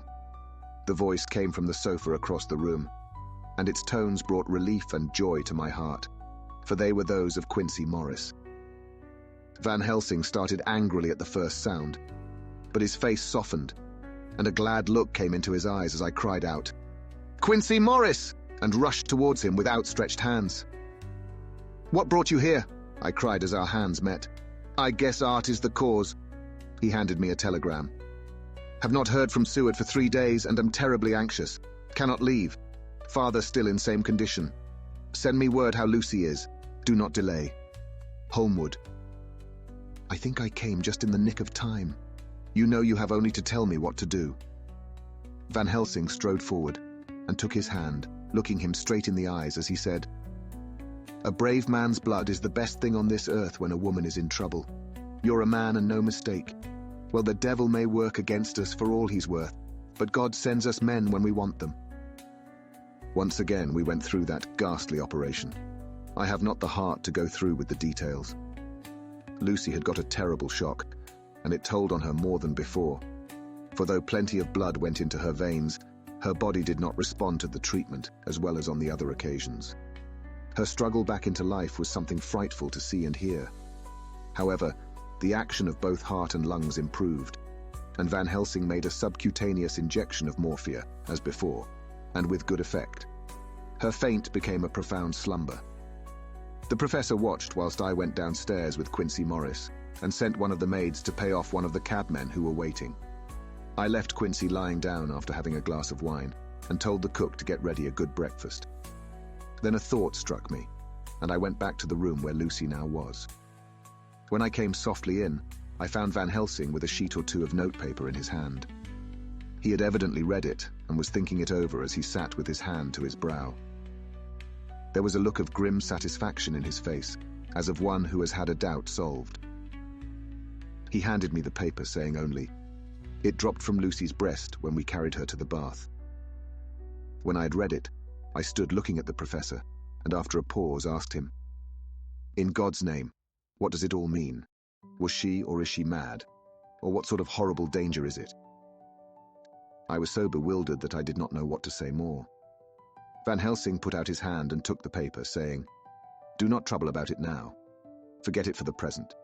You shall know and understand it all in good time, but it will be later. And now what is it that you came to me to say?" This brought me back to fact, and I was all myself again. "I came to speak about the certificate of death. If we do not act properly and wisely, there may be an inquest, and that paper would have to be produced. I am in hopes that we need have no inquest, for if we had, it would surely kill poor Lucy, if nothing else did. I know, and you know, and the other doctor who attended her knows, that Mrs. Westenra had disease of the heart, and we can certify that she died of it. Let us fill up the certificate at once, and I shall take it myself to the registrar and go on to the undertaker." "Good. Oh, my friend John, well thought of. Truly Miss Lucy, if she be sad in the foes that beset her, is at least happy in the friends that love her. 1, 2, 3 all open their veins for her, besides one old man. Ah yes, I know, friend John, I'm not blind. I love you all the more for it. Now go." In the hall I met Quincy Morris, with a telegram for Arthur telling him that Mrs. Westenra was dead, that Lucy also had been ill, but was now going on better, and that Van Helsing and I were with her. I told him where I was going, and he hurried me out. But as I was going, said, "When you come back, Jack, may I have 2 words with you all to ourselves?" I nodded in reply and went out. I found no difficulty about the registration, and arranged with the local undertaker to come up in the evening to measure for the coffin and to make arrangements. When I got back, Quincy was waiting for me. I told him I would see him as soon as I knew about Lucy, and went up to her room. She was still sleeping, and the professor seemingly had not moved from his seat at her side. From his putting his finger to his lips, I gathered that he expected her to wake before long, and was afraid of forestalling nature. So I went down to Quincy and took him into the breakfast room, where the blinds were not drawn down, and which was a little more cheerful, or rather less cheerless, than the other rooms. When we were alone, he said to me, "Jack Seward, I don't want to shove myself in anywhere where I've no right to be, but this is no ordinary case. You know I loved that girl and wanted to marry her, but although that's all past and gone, I can't help feeling anxious about her all the same. What is it that's wrong with her?" The Dutchman, and a fine old fellow he is, I can see that, said, "That time you 2 came into the room, that you must have another transfusion of blood, and that both you and he were exhausted. Now I know well that you medical men speak in camera, and that a man must not expect to know what they consult about in private. But this is no common matter, and whatever it is, I have done my part. Is not that so?" "That's so," I said, and he went on. "I take it that both you and Van Helsing had done already what I did today. Is not that so?" "That's so. And I guess Art was in it too. When I saw him 4 days ago down at his own place, he looked queer. I have not seen anything pulled down so quick since I was on the Pampas, and had a mare that I was fond of go to grass all in a night. One of those big bats that they call vampires had got at her in the night, and what with his gorge and the vein left open, there wasn't enough blood in her to let her stand up, and I had to put a bullet through her as she lay. Jack, if you may tell me without betraying confidence, Arthur was the first. Is not that so? As he spoke, the poor fellow looked terribly anxious. He was in a torture of suspense regarding the woman he loved, and his utter ignorance of the terrible mystery which seemed to surround her intensified his pain. His very heart was bleeding, and it took all the manhood of him, and there was a royal lot of it too, to keep him from breaking down. I paused before answering, for I felt that I must not betray anything which the professor wished kept secret. But already he knew so much, and guessed so much, that there could be no reason for not answering, so I answered in the same phrase. That's so. And how long has this been going on? About 10 days. 10 days? Then I guess, Jack Seward, that poor pretty creature that we all love has had put into her veins within that time the blood of 4 strong men. Man alive, her whole body wouldn't hold it. Then, coming close to me, he spoke in a fierce half-whisper. What took it out? I shook my head. That, I said, is the crux. Van Helsing is simply frantic about it, and I am at my wit's end. I can't even hazard a guess. There's been a series of little circumstances which have thrown out all our calculations as to Lucy being properly watched. But these shall not occur again. Here we stay until all be well, or ill. Quincy held out his hand. Count me in, he said. You and the Dutchman will tell me what to do, and I'll do it. When she woke late in the afternoon, Lucy's first movement was to feel in her breast, and to my surprise, produced the paper which Van Helsing had given me to read. The careful professor had replaced it where it had come from, lest on waking she should be alarmed. Her eye then lit on Van Helsing and on me too, and gladdened. Then she looked around the room and, seeing where she was, shuddered. She gave a loud cry and put her poor thin hands before her pale face. We both understood what that meant, that she had realized to the full her mother's death, so we tried what we could to comfort her. Doubtless, sympathy eased her somewhat, but she was very low in thought and spirit, and wept silently and weakly for a long time. We told her that either or both of us would now remain with her all the time, and that seemed to comfort her. Towards dusk, she fell into a doze.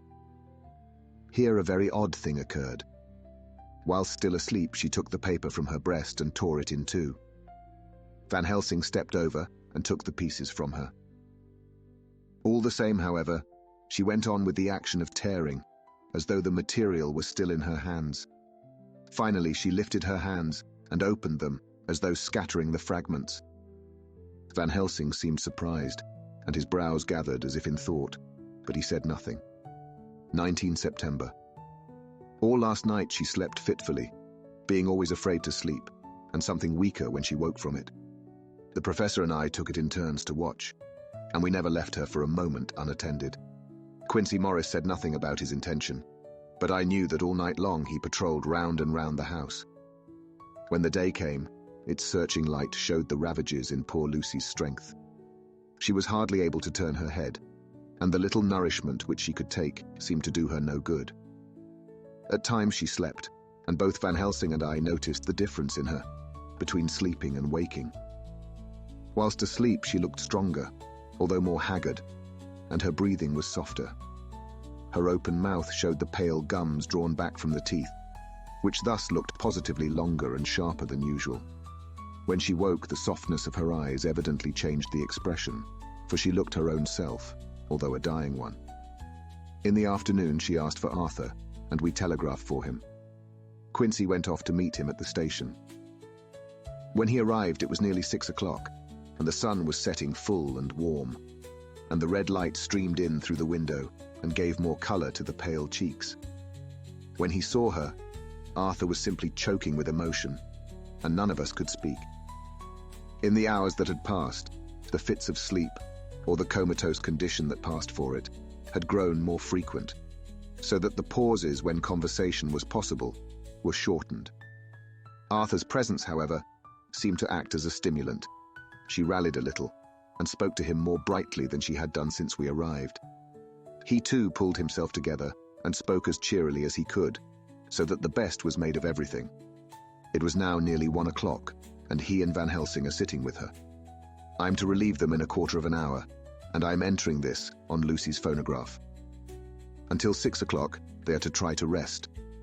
I fear that tomorrow will end our watching, for the shock has been too great. The poor child cannot rally. God help us all. Letter, Mina Harker to Lucy Westenra. Unopened by her. The 17th of September. My dearest Lucy, it seems an age since I heard from you, or indeed since I wrote. You will pardon me, I know, for all my faults when you have read all my budget of news. Well, I got my husband back all right. When we arrived at Exeter, there was a carriage waiting for us, and in it, though he had an attack of gout, Mr. Hawkins. He took us to his house, where there were rooms for us all nice and comfortable, and we dined together. After dinner, Mr. Hawkins said, "My dears, I want to drink your health and prosperity, and may every blessing attend you both. I know you both from children, and have with love and pride seen you grow up. Now I want you to make your home here with me. I have left to me neither chick nor child. All are gone, and in my will I have left you everything." I cried, Lucy dear, as Jonathan and the old man clasped hands. Our evening was a very, very happy one. So here we are, installed in this beautiful old house, and from both my bedroom and the drawing room, I can see the great elms of the cathedral close, with their great black stems standing out against the old yellow stone of the cathedral, and I can hear the rooks overhead, cawing and chattering and gossiping all day, after the manner of rooks and humans. I am busy, I need not tell you, arranging things and housekeeping. Jonathan and Mr. Hawkins are busy all day, for now that Jonathan is a partner, Mr. Hawkins wants to tell him all about the clients. How is your dear mother getting on? I wish I could run up to town for a day or two to see you, dear, but I dare not go yet with so much on my shoulders, and Jonathan wants looking after still. He's beginning to put some flesh on his bones again, but he was terribly weakened by the long illness. Even now he sometimes starts out of his sleep in a sudden way, and awakes all trembling until I can coax him back to his usual placidity. However, thank God these occasions grow less frequent as the days go on, and they will in time pass away altogether, I trust. And now I have told you my news. Let me ask yours. When are you to be married? And where and who is to perform the ceremony? And what are you to wear? And is it to be a public or a private wedding? Tell me all about it, dear. Tell me all about everything, for there is nothing which interests you which will not be dear to me. Jonathan asks me to send his respectful duty, but I do not think that is good enough from the junior partner of the important firm Hawkins and Harker. And so, as you love me, and he loves me, and I love you with all the moods and tenses of the verb, I send you simply his love instead. Goodbye, my dearest Lucy, and all blessings on you. Yours, Mina Harker. Report from Patrick Hennessy, MD, Marcy SLK, QCPI, etc., etc., to John Seward, MD, the 20th of September. My dear sir, in accordance with your wishes, I enclose report of the conditions of everything left in my charge. With regard to patient Renfield, there is more to say. He has had another outbreak, which might have had a dreadful ending, but which, as it fortunately happened, was unattended with any unhappy results. This afternoon, a carrier's cart with 2 men made a call at the empty house whose grounds abut on ours, the house to which, you will remember, the patient twice ran away. The men stopped at our gate to ask the porter their way, as they were strangers. I was myself looking out of the study window, having a smoke after dinner, and saw one of them come up to the house. As he passed the window of Renfield's room, the patient began to rate him from within, and called him all the foul names he could lay his tongue to. The man, who seemed a decent fellow enough, contented himself by telling him to shut up for a foul-mouthed beggar, whereon our man accused him of robbing him and wanting to murder him, and said that he would hinder him if he were to swing for it. I opened the window and signed to the man not to notice, so he contented himself after looking the place over, and making up his mind as to what kind of a place he had got to by saying, "Law bless you, sir, I wouldn't mind what was said to me in a bloomin' madhouse. I pity ye and the governor for having to live in the house with a wild beast like that."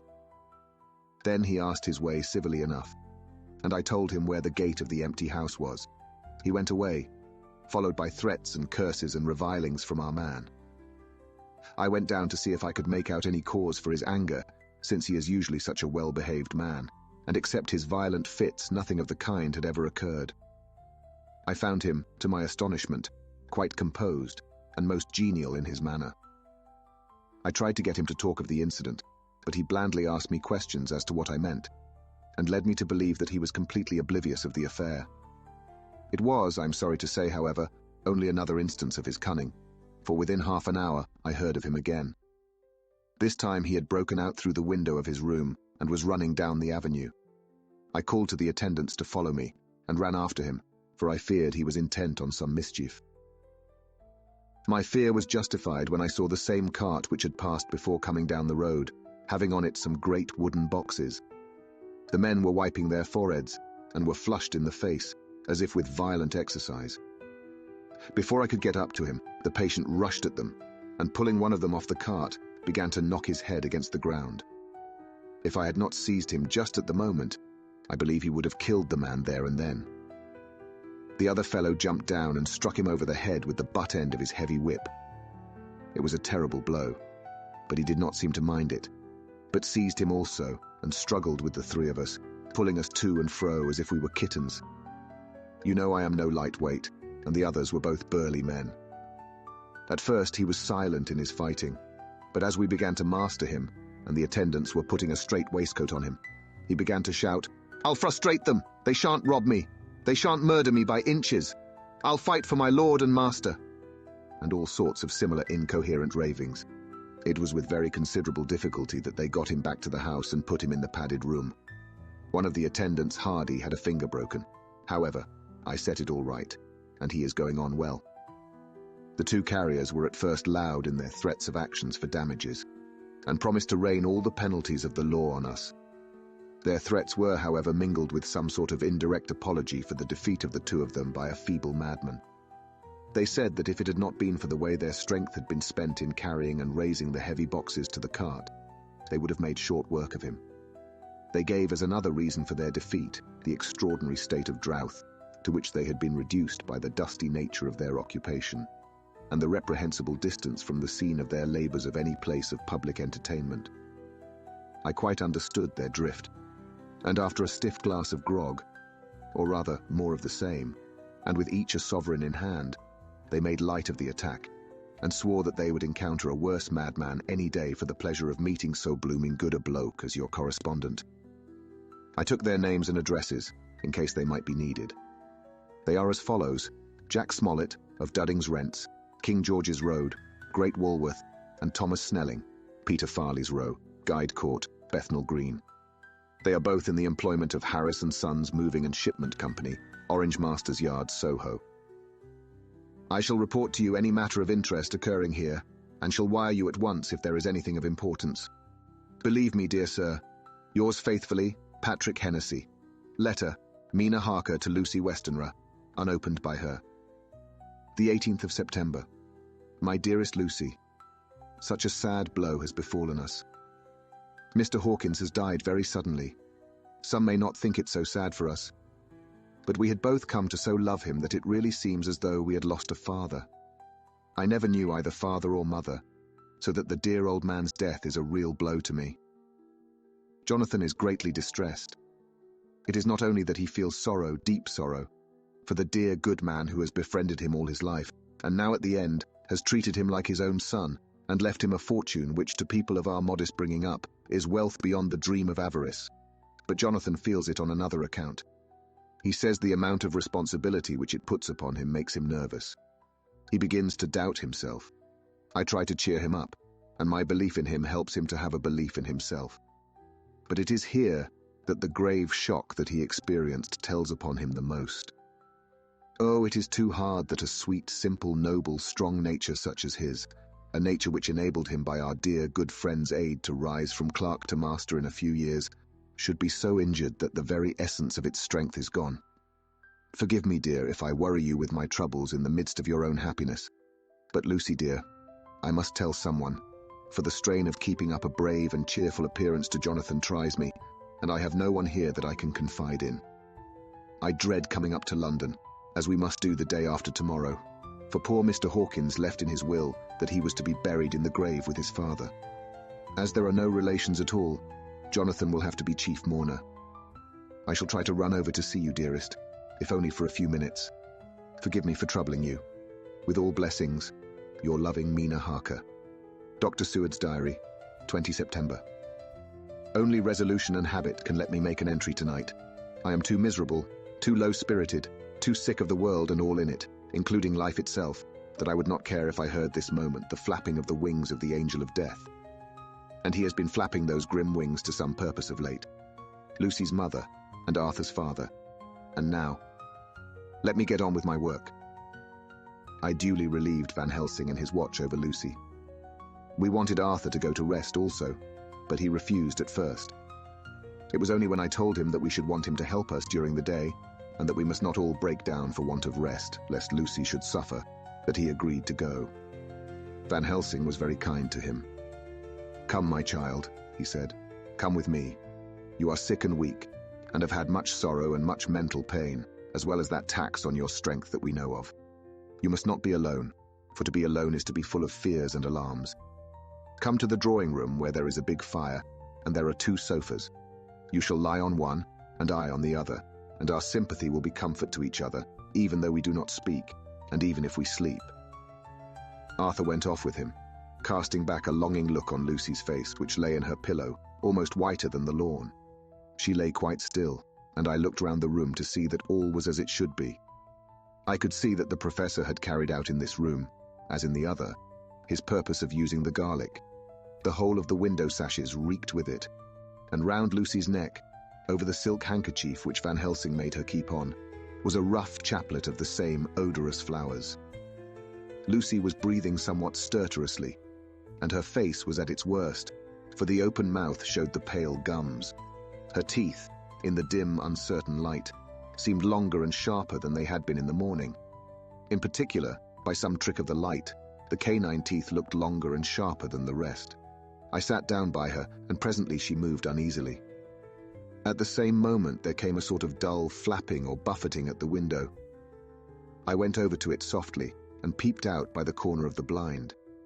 There was a full moonlight, and I could see that the noise was made by a great bat, which wheeled round, doubtless attracted by the light, although so dim, and every now and again struck the window with its wings. When I came back to my seat, I found that Lucy had moved slightly, and had torn away the garlic flowers from her throat. I replaced them as well as I could, and sat watching her. Presently she woke, and I gave her food, as Van Helsing had prescribed. She took but a little, and that languidly. There did not seem to be with her now the unconscious struggle for life and strength that had hitherto so marked her illness. It struck me as curious that the moment she became conscious, she pressed the garlic flowers close to her. It was certainly odd that whenever she got into that lethargic state, with the stertorous breathing, she put the flowers from her, but that when she waked, she clutched them close. There was no possibility of making any mistake about this, for in the long hours that followed, she had many spells of sleeping and waking, and repeated both actions many times. At 6 o'clock, Van Helsing came to relieve me. Arthur had then fallen into a doze, and he mercifully let him sleep on. When he saw Lucy's face, I could hear the sissing indraw of his breath, and he said to me in a sharp whisper, "Draw up the blind. I want light." Then he bent down, and with his face almost touching Lucy's, examined her carefully. He removed the flowers and lifted the silk handkerchief from her throat. As he did so, he started back, and I could hear his ejaculation, "Mein Gott!" as it was smothered in his throat. I bent over and looked too, and as I noticed, some queer chill came over me. The wounds on the throat had absolutely disappeared. For fully 5 minutes, Van Helsing stood looking at her, with his face at its sternest. Then he turned to me and said calmly, "She is dying. It will not be long now. It will be much difference, mark me, whether she dies conscious or in her sleep. Wake that poor boy, and let him come and see the last. He trusts us, and we have promised him." I went to the dining room and waked him. He was dazed for a moment, but when he saw the sunlight streaming in through the edges of the shutters, he thought he was late, and expressed his fear. I assured him that Lucy was still asleep, but told him as gently as I could that both Van Helsing and I feared that the end was near. He covered his face with his hands and slid down on his knees by the sofa, where he remained, perhaps a minute, with his head buried, praying, whilst his shoulders shook with grief. I took him by the hand and raised him up. "Come," I said. "My dear old fellow, summon all your fortitude. It will be best and easiest for her." When we came into Lucy's room, I could see that Van Helsing had, with his usual forethought, been putting matters straight and making everything look as pleasing as possible. He had even brushed Lucy's hair so that it lay on the pillow in its usual sunny ripples. When we came into the room, she opened her eyes, and seeing him, whispered softly, "Arthur, oh my love, I am so glad you have come." He was stooping to kiss her when Van Helsing motioned him back. "No," he whispered, "not yet. Hold her hand. It will comfort her more." So Arthur took her hand and knelt beside her, and she looked her best, with all the soft lines matching the angelic beauty of her eyes. Then gradually her eyes closed, and she sank to sleep. For a little bit her breast heaved softly, and her breath came and went like a tired child's. And then, insensibly, there came the strange change which I had noticed in the night. Her breathing grew stertorous, the mouth opened, and the pale gums, drawn back, made the teeth look longer and sharper than ever. In a sort of sleep-waking, vague, unconscious way, she opened her eyes, which were now dull and hard at once, and said in a soft, voluptuous voice, such as I had never heard from her lips, "Oh, my love, I am so glad you have come. Kiss me."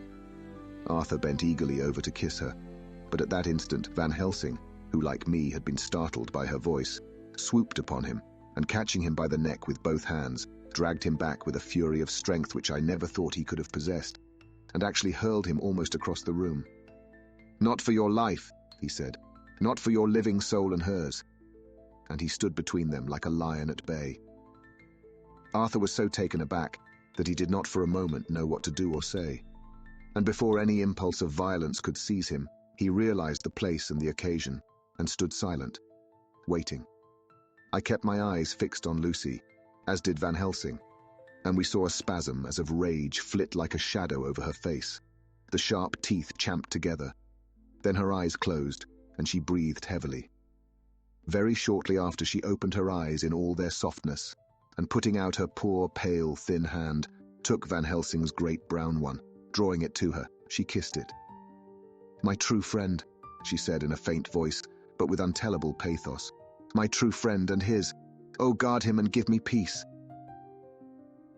"I swear it," he said solemnly, kneeling beside her and holding up his hand as one who registers an oath.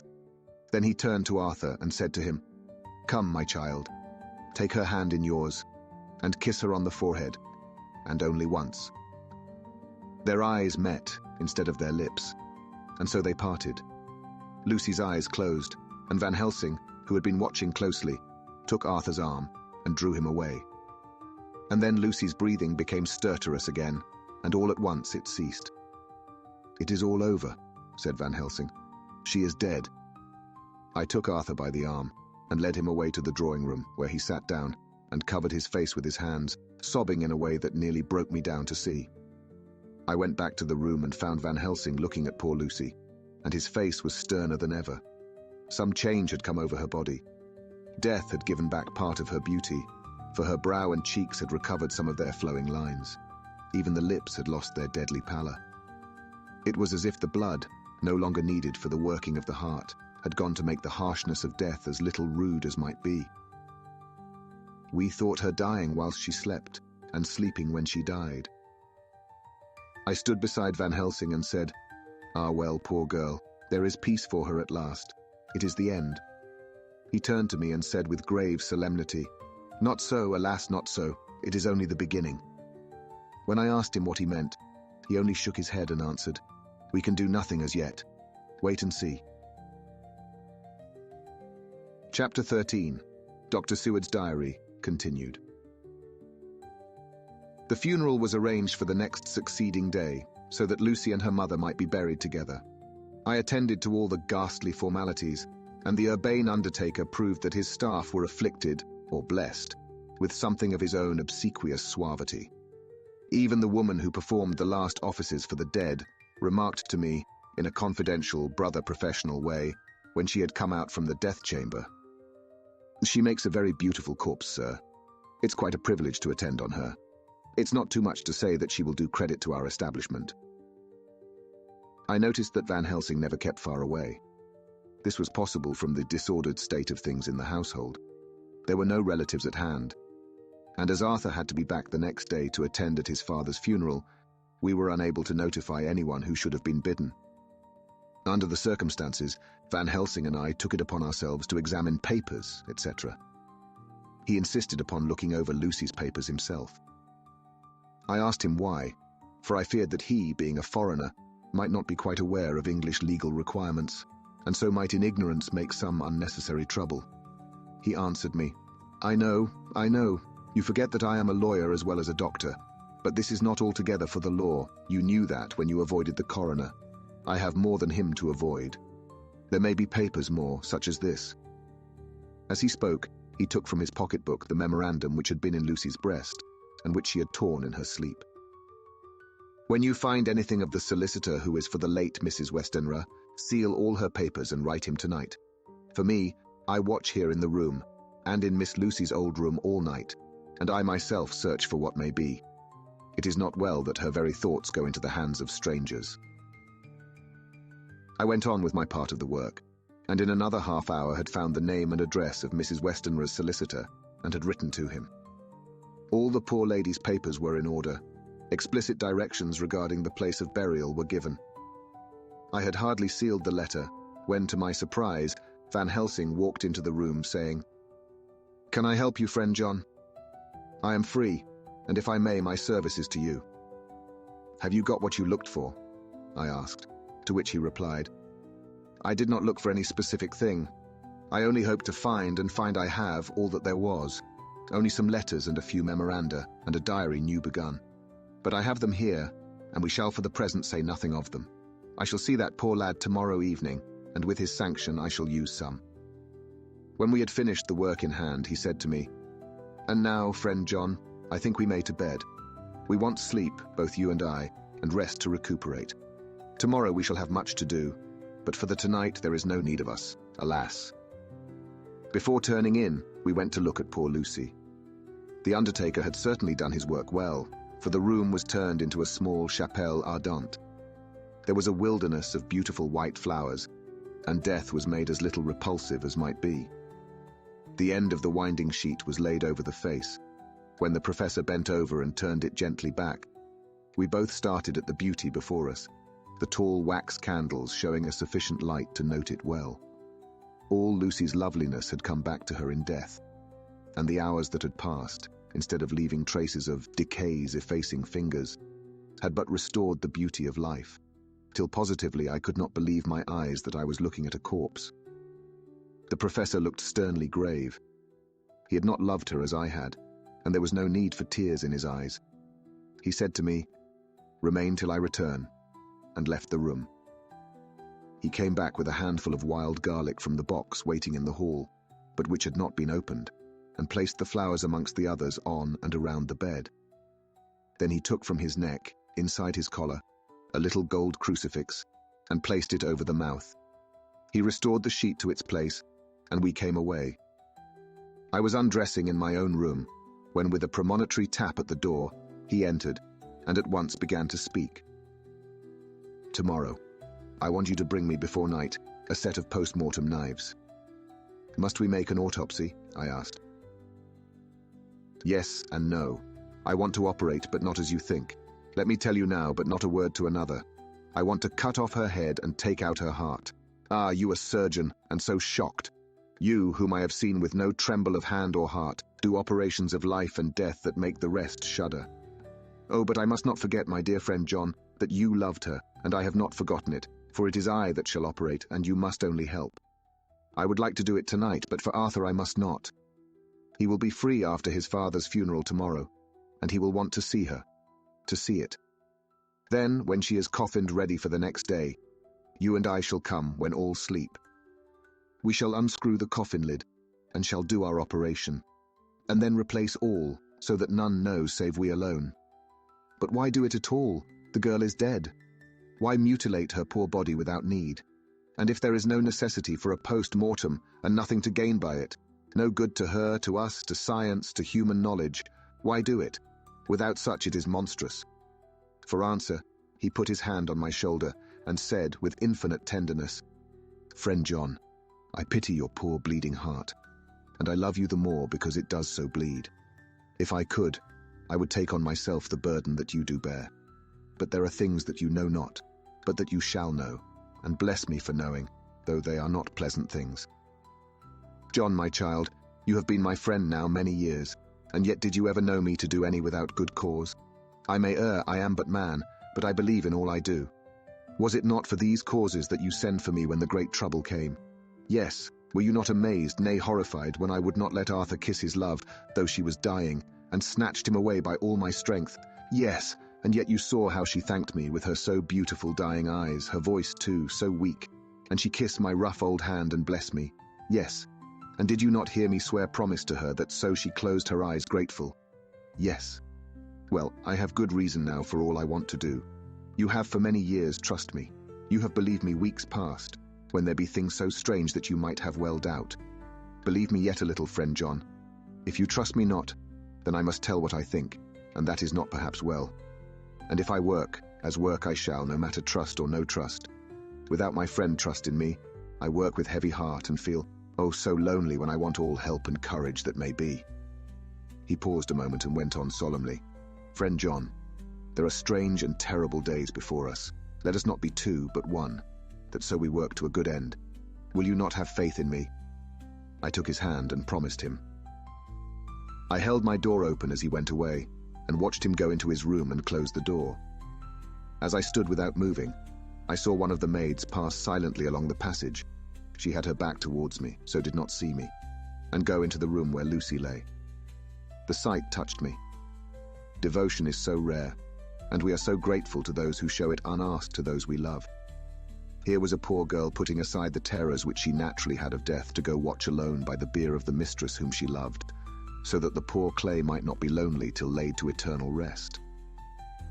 I must have slept long and soundly, for it was broad daylight when Van Helsing waked me by coming into my room. He came over to my bedside and said, "You need not trouble about the knives. We shall not do it." "Why not?" I asked, for his solemnity of the night before had greatly impressed me.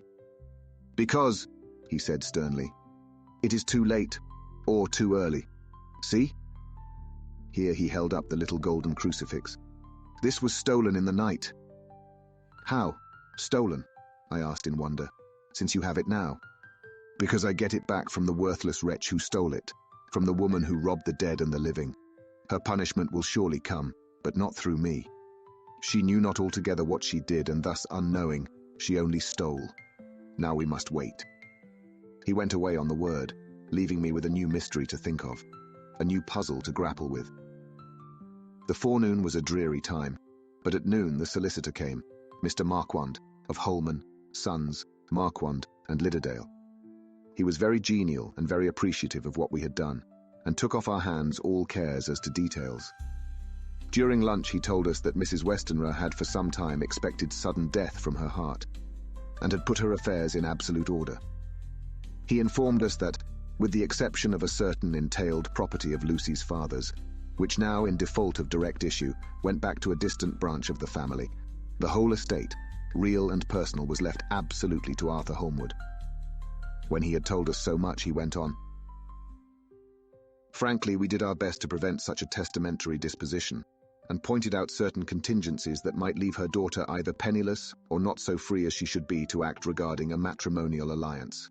Indeed, we pressed the matter so far that we almost came into collision, for she asked us if we were or were not prepared to carry out her wishes. Of course, we had then no alternative but to accept. We were right in principle, and 99 times out of 100, we should have proved by the logic of events the accuracy of our judgment. Frankly, however, I must admit that in this case, any other form of disposition would have rendered impossible the carrying out of her wishes. For by her predeceasing her daughter, the latter would have come into possession of the property, and even had she only survived her mother by 5 minutes, her property would, in case there were no will, and a will was a practical impossibility in such a case, have been treated at her decease as under intestacy. In which case Lord Godalming, though so dear a friend, would have had no claim in the world, and the inheritors, being remote, would not be likely to abandon their just rights for sentimental reasons regarding an entire stranger. I assure you, my dear sirs, I am rejoiced at the result, perfectly rejoiced. He was a good fellow, but his rejoicing at the one little part, in which he was officially interested, of so great a tragedy, was an object lesson in the limitations of sympathetic understanding. He did not remain long, but said he would look in later in the day and see Lord Godalming. His coming, however, had been a certain comfort to us, since it assured us that we should not have to dread hostile criticism as to any of our acts. Arthur was expected at 5 o'clock, so a little before that time we visited the death chamber. It was so in very truth, for now both mother and daughter lay in it. The undertaker, true to his craft, had made the best display he could of his goods, and there was a mortuary air about the place that lowered our spirits at once. Van Helsing ordered the former arrangement to be adhered to, explaining that, as Lord Godalming was coming very soon, it would be less harrowing to his feelings to see all that was left of his fiancée quite alone. The undertaker seemed shocked at his own stupidity, and exerted himself to restore things to the condition in which we left them the night before, so that when Arthur came, such shocks to his feelings as we could avoid was saved. Poor fellow. He looked desperately sad and broken. Even his stalwart manhood seemed to have shrunk somewhat under the strain of his much-tried emotions. He had, I knew, been very genuinely and devotedly attached to his father, and to lose him, and at such a time, was a bitter blow to him. With me he was warm as ever, and to Van Helsing he was sweetly courteous. But I could not help seeing that there was some constraint with him. The professor noticed it too, and motioned me to bring him upstairs. I did so, and left him at the door of the room, as I felt he would like to be quite alone with her. But he took my arm and led me in, saying huskily, "You loved her too, old fellow. She told me all about it, and there was no friend had a closer place in her heart than you. I don't know how to thank you for all you have done for her. I can't think yet." Here he suddenly broke down, and threw his arms round my shoulders, and laid his head on my breast, crying, "Oh, Jack, Jack, what shall I do? The whole of life seems gone from me all at once, and there is nothing in the wide world for me to live for." I comforted him as well as I could. In such cases, men do not need much expression. A grip of the hand, the tightening of an arm over the shoulder, a sob in unison, are expressions of sympathy dear to a man's heart. I stood still and silent till his sobs died away, and then I said softly to him, "Come and look at her." Together we moved over to the bed, and I lifted the lawn from her face. God, how beautiful she was. Every hour seemed to be enhancing her loveliness. It frightened and amazed me somewhat, and as for Arthur, he fell a-trembling, and finally was shaken with doubt as with an ague. At last, after a long pause, he said to me in a faint whisper, "Jack, is she really dead?"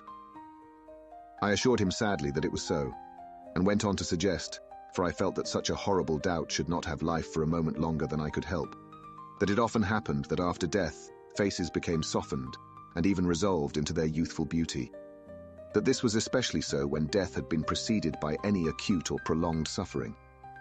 It seemed to quite do away with any doubt, and after kneeling beside the couch for a while and looking at her lovingly and long, he turned aside.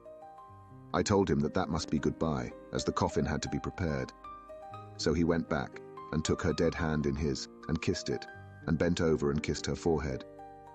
He came away, fondly looking back over his shoulder at her as he came. I left him in the drawing room, and told Van Helsing that he had said goodbye, so the latter went to the kitchen to tell the undertaker's men to proceed with the preparations and to screw up the coffin. When he came out of the room again, I told him of Arthur's question, and he replied, "I'm not surprised. Just now I doubted for a moment myself." We all dined together, and I could see that poor Art was trying to make the best of things. Van Helsing had been silent all dinner time, but when we had lit our cigars, he said, "Lord." But Arthur interrupted him. No, not that, for God's sake. Not yet, at any rate. Forgive me, sir. I did not mean to speak offensively. It is only because my loss is so recent." The professor answered very sweetly, "I only used that name because I was in doubt. I must not call you Mr., and I have grown to love you. Yes, my dear boy, to love you, as Arthur." Arthur held out his hand, and took the old man's warmly. "Call me what you will," he said. "I hope I may always have the title of a friend." and let me say that I am at a loss for words to thank you for your goodness to my poor dear." He paused a moment and went on. "I know that she understood your goodness even better than I do, and if I was rude or in any way wanting at that time, you acted so. You remember?" The professor nodded. "You must forgive me," he answered with a grave kindness. "I know it was hard for you to quite trust me then, for to trust such violence needs to understand. And I take it that you do not, that you cannot trust me now, for you do not yet understand. And there may be more times when I shall want you to trust when you cannot, and may not, and must not yet understand. But the time will come when your trust shall be whole and complete in me, and when you shall understand as though the sunlight himself shone through. Then you shall bless me from first to last for your own sake, and for the sake of others, and for her dear sake to whom I swore to protect." "And indeed, sir," said Arthur warmly, "I shall in all ways trust you. I know and believe you have a very noble heart, and you are Jack's friend, and you are hers. You shall do what you like." The professor cleared his throat a couple of times, as though about to speak, and finally said, "May I ask you something now?" "Certainly. You know that Mrs. Westenra left you all her property?"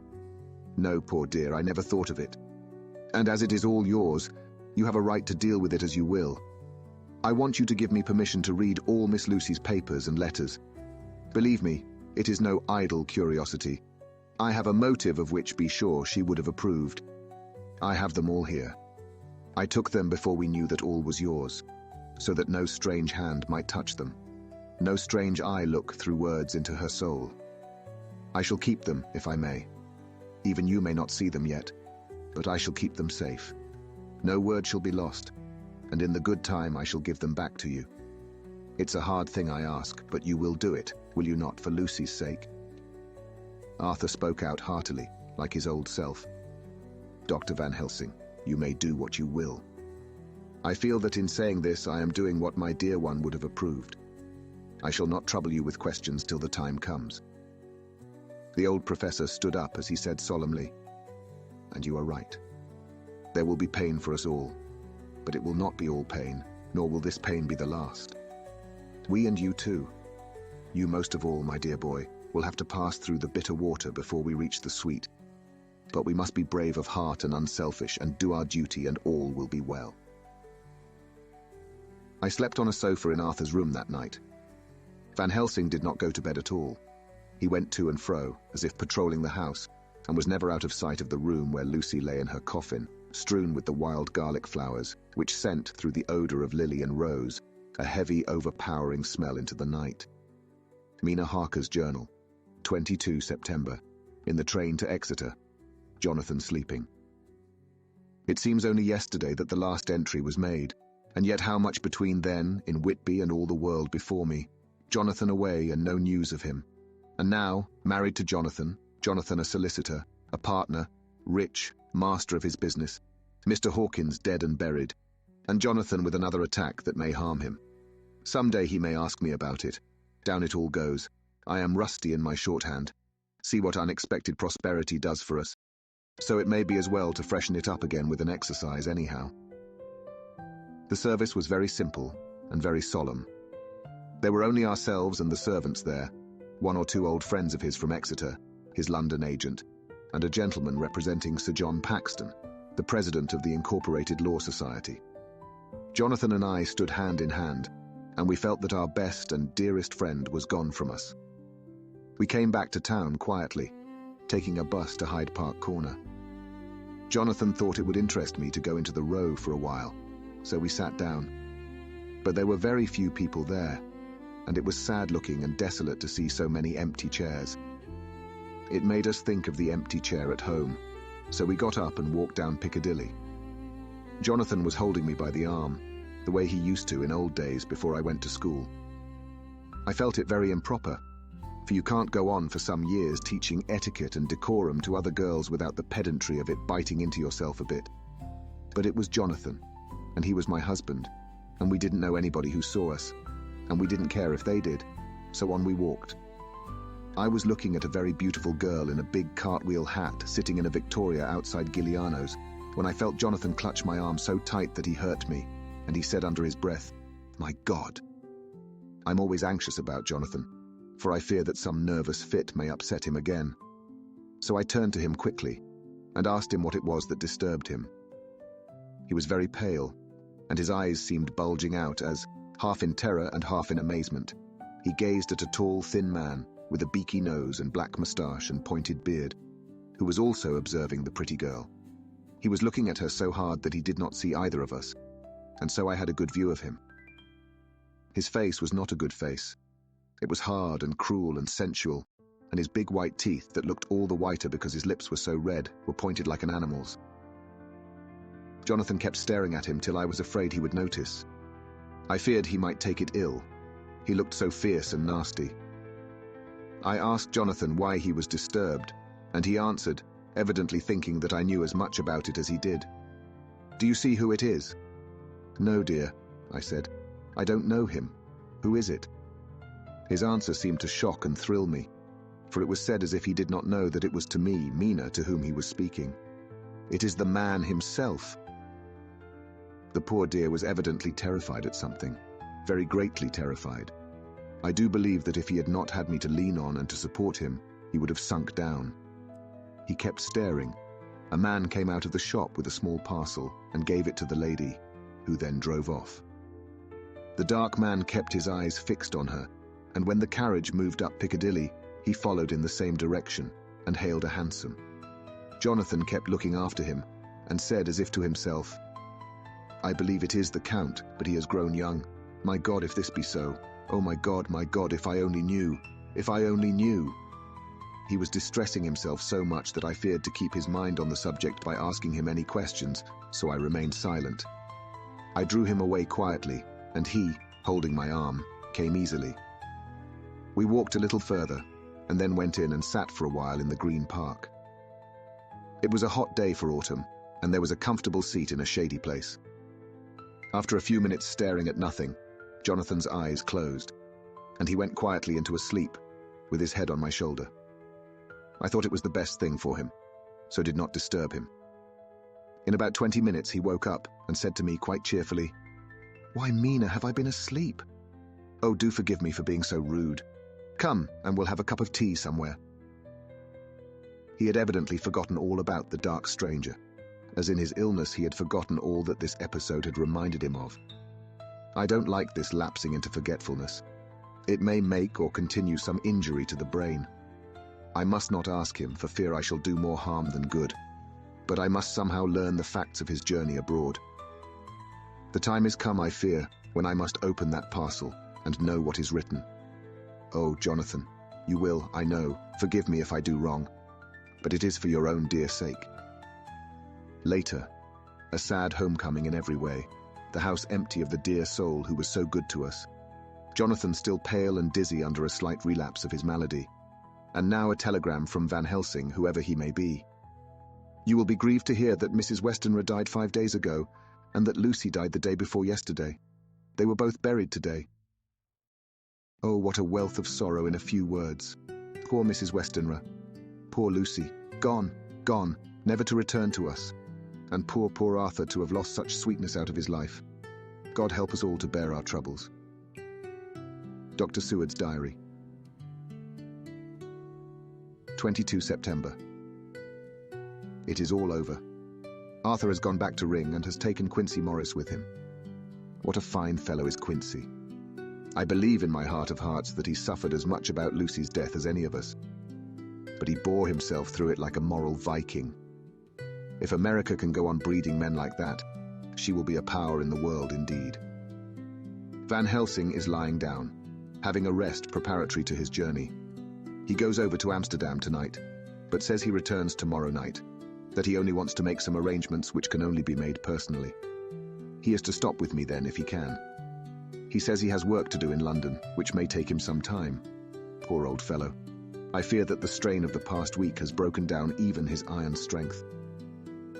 All the time of the burial he was, I could see, putting some terrible restraint on himself. When it was all over, we were standing beside Arthur, who, poor fellow, was speaking of his part in the operation where his blood had been transfused to his Lucy's veins. I could see Van Helsing's face grow white and purple by turns. Arthur was saying that he felt since then as if they two had been really married, and that she was his wife in the sight of God. None of us said a word of the other operations, and none of us ever shall. Arthur and Quincy went away together to the station, and Van Helsing and I came on here.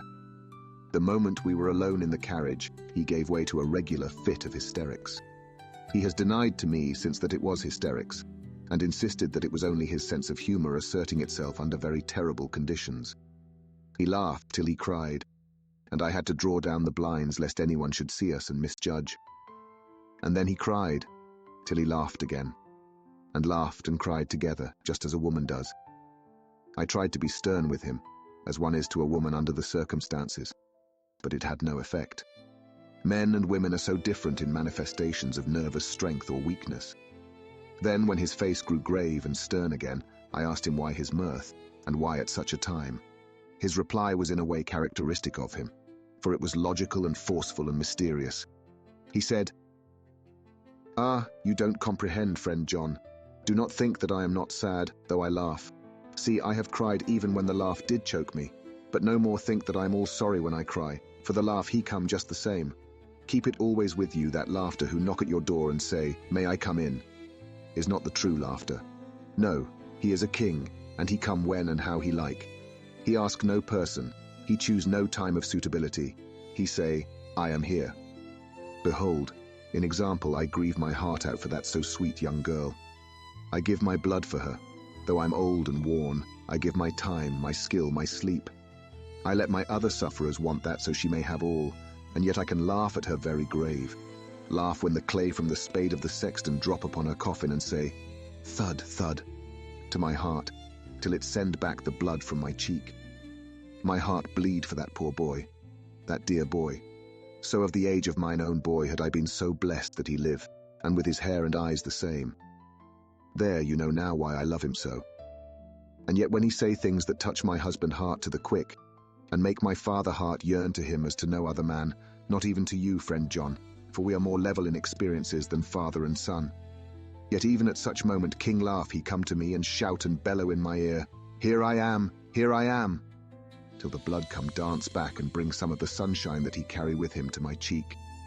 Oh, friend John, it is a strange world, a sad world, a world full of miseries and woes and troubles, and yet when King Laugh come he make them all dance to the tune he play.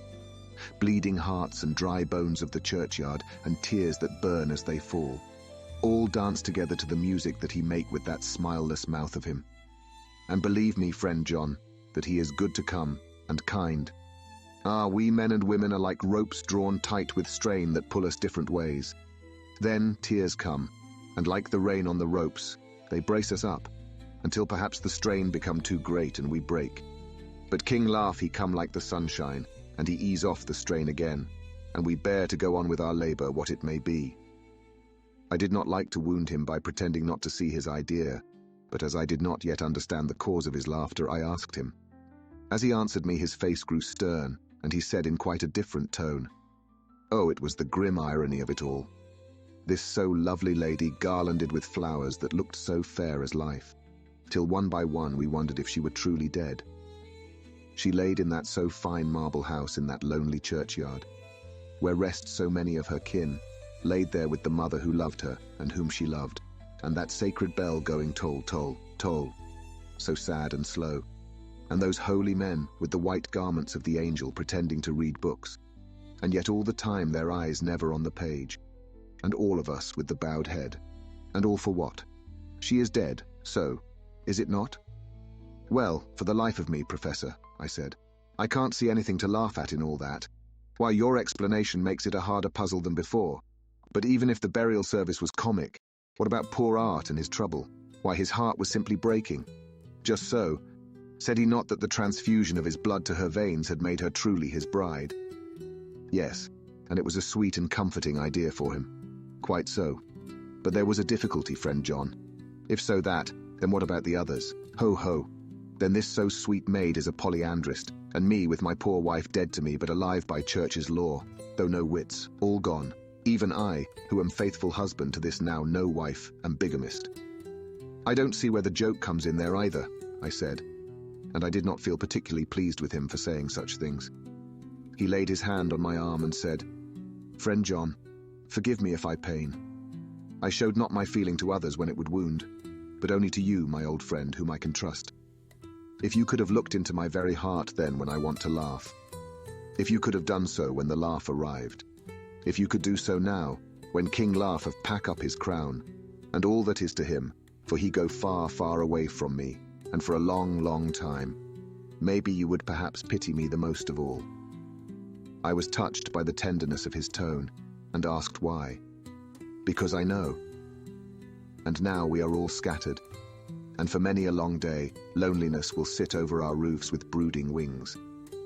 Lucy lies in the tomb of her kin, a lordly death house in a lonely churchyard, away from teeming London, where the air is fresh, and the sun rises over Hampstead Hill, and where wild flowers grow of their own accord. So I can finish this diary, and God only knows if I shall ever begin another. If I do, or if I even open this again, it will be to deal with different people and different themes. For here at the end, where the romance of my life is told, ere I go back to take up the thread of my life work, I say sadly and without hope, Finis. The Westminster Gazette, the 25th of September, a Hampstead mystery. The neighbourhood of Hampstead is just at present exercised with a series of events which seem to run on lines parallel to those of what was known to the writers of headlines as the Kensington Horror, or the Stabbing Woman, or the Woman in Black. During the past 2 or 3 days, several cases have occurred of young children straying from home or neglecting to return from their playing on the heath. In all these cases, the children were too young to give any properly intelligible account of themselves, but the consensus of their excuses is that they had been with a bloofer lady. It has always been late in the evening when they have been missed, and on 2 occasions the children have not been found until early in the following morning. It is generally supposed in the neighbourhood that, as the first child missed gave as his reason for being away that a bloofer lady had asked him to come for a walk, the others had picked up the phrase and used it as occasion served. This is the more natural, as the favourite game of the little ones at present is luring each other away by wiles. A correspondent writes us that to see some of the tiny tots pretending to be the bloofer lady is supremely funny. Some of our caricaturists might, he says, take a lesson in the irony of grotesque by comparing the reality and the picture. It is only in accordance with general principles of human nature that the bloofer lady should be the popular role at these al fresco performances. Our correspondent naively says that even Ellen Terry could not be so winningly attractive as some of these grubby-faced little children pretend and even imagine themselves to be. There is, however, possibly a serious side to the question, for some of the children, indeed all who have been missed at night, have been slightly torn or wounded in the throat. The wounds seem such as might be made by a rat or a small dog, and although of not much importance individually, would tend to show that whatever animal inflicts them has a system or method of its own. The police of the division have been instructed to keep a sharp lookout for straying children, especially when very young, in and around Hampstead Heath, and for any stray dog which may be about. The Westminster Gazette, the 25th of September, extra special, the Hampstead Horror, another child injured, the bloofer lady. We have just received intelligence that another child, missed last night, was only discovered late in the morning under a furze bush at the Shooter's Hill side of Hampstead Heath, which is perhaps less frequented than the other parts. It has the same tiny wound in the throat as has been noticed in other cases. It was terribly weak, and looked quite emaciated. It too, when partially restored, had the common story to tell of being lured away by the bloofer lady. Chapter 14. Mina Harker's Journal, 23 September. Jonathan is better after a bad night. I'm so glad that he has plenty of work to do, for that keeps his mind off the terrible things. And oh, I am rejoiced that he is not now weighed down with the responsibility of his new position. I knew he would be true to himself. And now how proud I am to see my Jonathan rising to the height of his advancement and keeping pace in all ways with the duties that come upon him. He will be away all day till late, for he said he could not lunch at home. My household work is done, so I shall take his foreign journal and lock myself up in my room and read it. 24 September. I hadn't the heart to write last night. That terrible record of Jonathan's upset me so. Poor dear. How he must have suffered, whether it be true or only imagination. I wonder if there is any truth in it at all. Did he get his brain fever and then write all those terrible things, or had he some cause for it all? I suppose I shall never know, for I dare not open the subject to him. And yet that man we saw yesterday, he seemed quite certain of him. Poor fellow. I suppose it was the funeral upset him and sent his mind back on some train of thought. He believes it all himself. I remember how on our wedding day he said, "Unless some solemn duty come upon me to go back to the bitter hours, asleep or awake, mad or sane." There seems to be through it all some thread of continuity. That fearful Count was coming to London, if it should be, and he came to London with his teeming millions. There may be a solemn duty, and if it come we must not shrink from it. I shall be prepared. I shall get my typewriter this very hour and begin transcribing. Then we shall be ready for other eyes if required. And if it be wanted, then perhaps if I am ready, poor Jonathan may not be upset, for I can speak for him and never let him be troubled or worried with it at all. If ever Jonathan quite gets over the nervousness, he may want to tell me of it all, and I can ask him questions and find out things, and see how I may comfort him. Letter, Van Helsing, to Mrs. Harker. The 24th of September. Confidence. Dear Madam, I pray you to pardon my writing, in that I am so far friend, as that I sent to you sad news of Miss Lucy Westenra's death. By the kindness of Lord Godalming, I am empowered to read her letters and papers, for I am deeply concerned about certain matters vitally important. In them I find some letters from you, which show how great friends you were and how you love her. O Madam Mina, by that love I implore you, help me. It is for others' good that I ask, to redress great wrong and to lift much and terrible troubles, that may be more great than you can know. May it be that I see you? You can trust me. I am friend of Dr. John Seward, and of Lord Godalming, that was Arthur of Miss Lucy. I must keep it private for the present from all. I should come to Exeter to see you at once if you tell me I am privileged to come, and where and when. I implore your pardon, madam. I have read your letters to poor Lucy and know how good you are and how your husband suffer. So I pray you, if it may be, enlighten him not, lest it may harm. Again your pardon, and forgive me. Van Helsing. Telegram, Mrs. Harker to Van Helsing. 25 September. Come today by 10:15 train if you can catch it.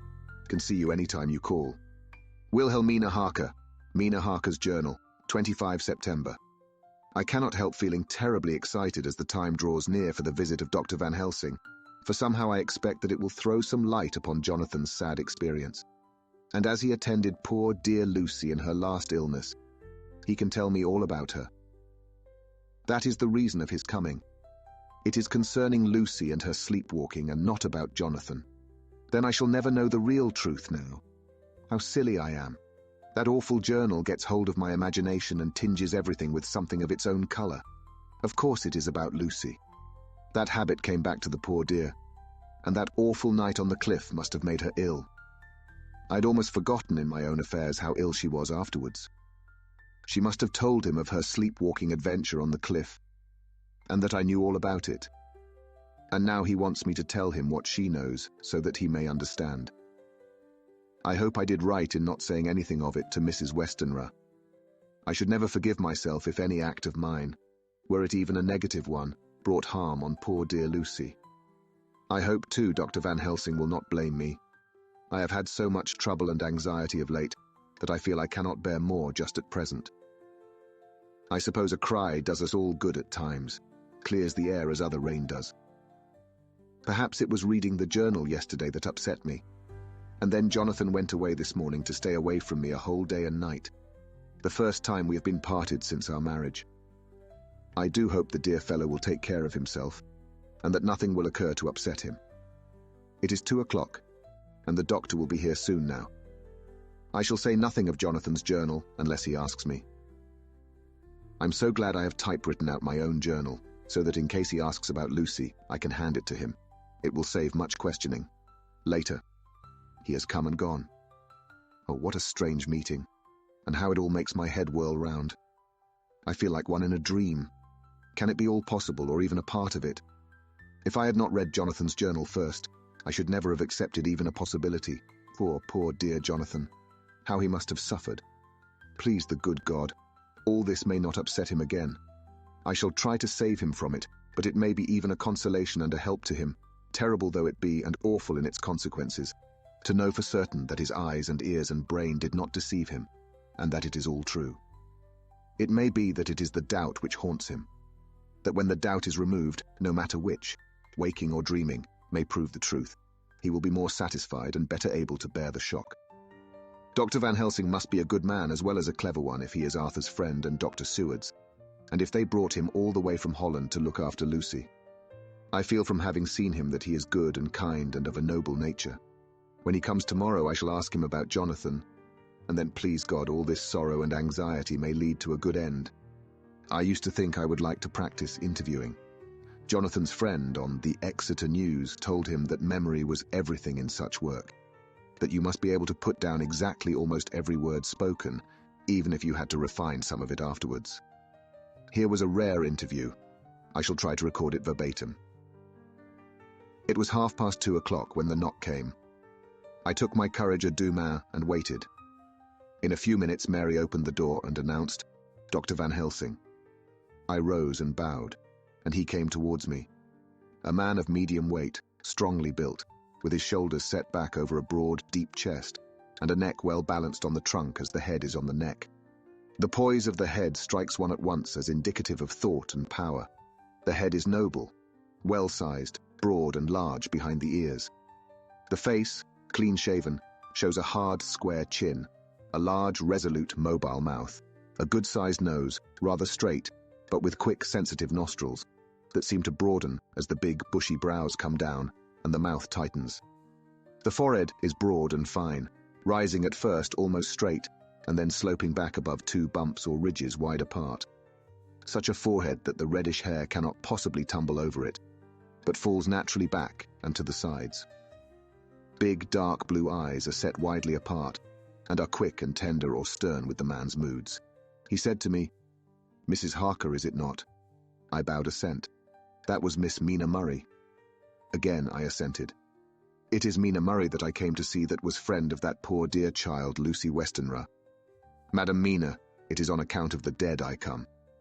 "Sir," I said, "you could have no better claim on me than that you were a friend and helper of Lucy Westenra." And I held out my hand. He took it and said tenderly, "Oh, Madam Mina, I knew that the friend of that poor Lily girl must be good, but I had yet to learn."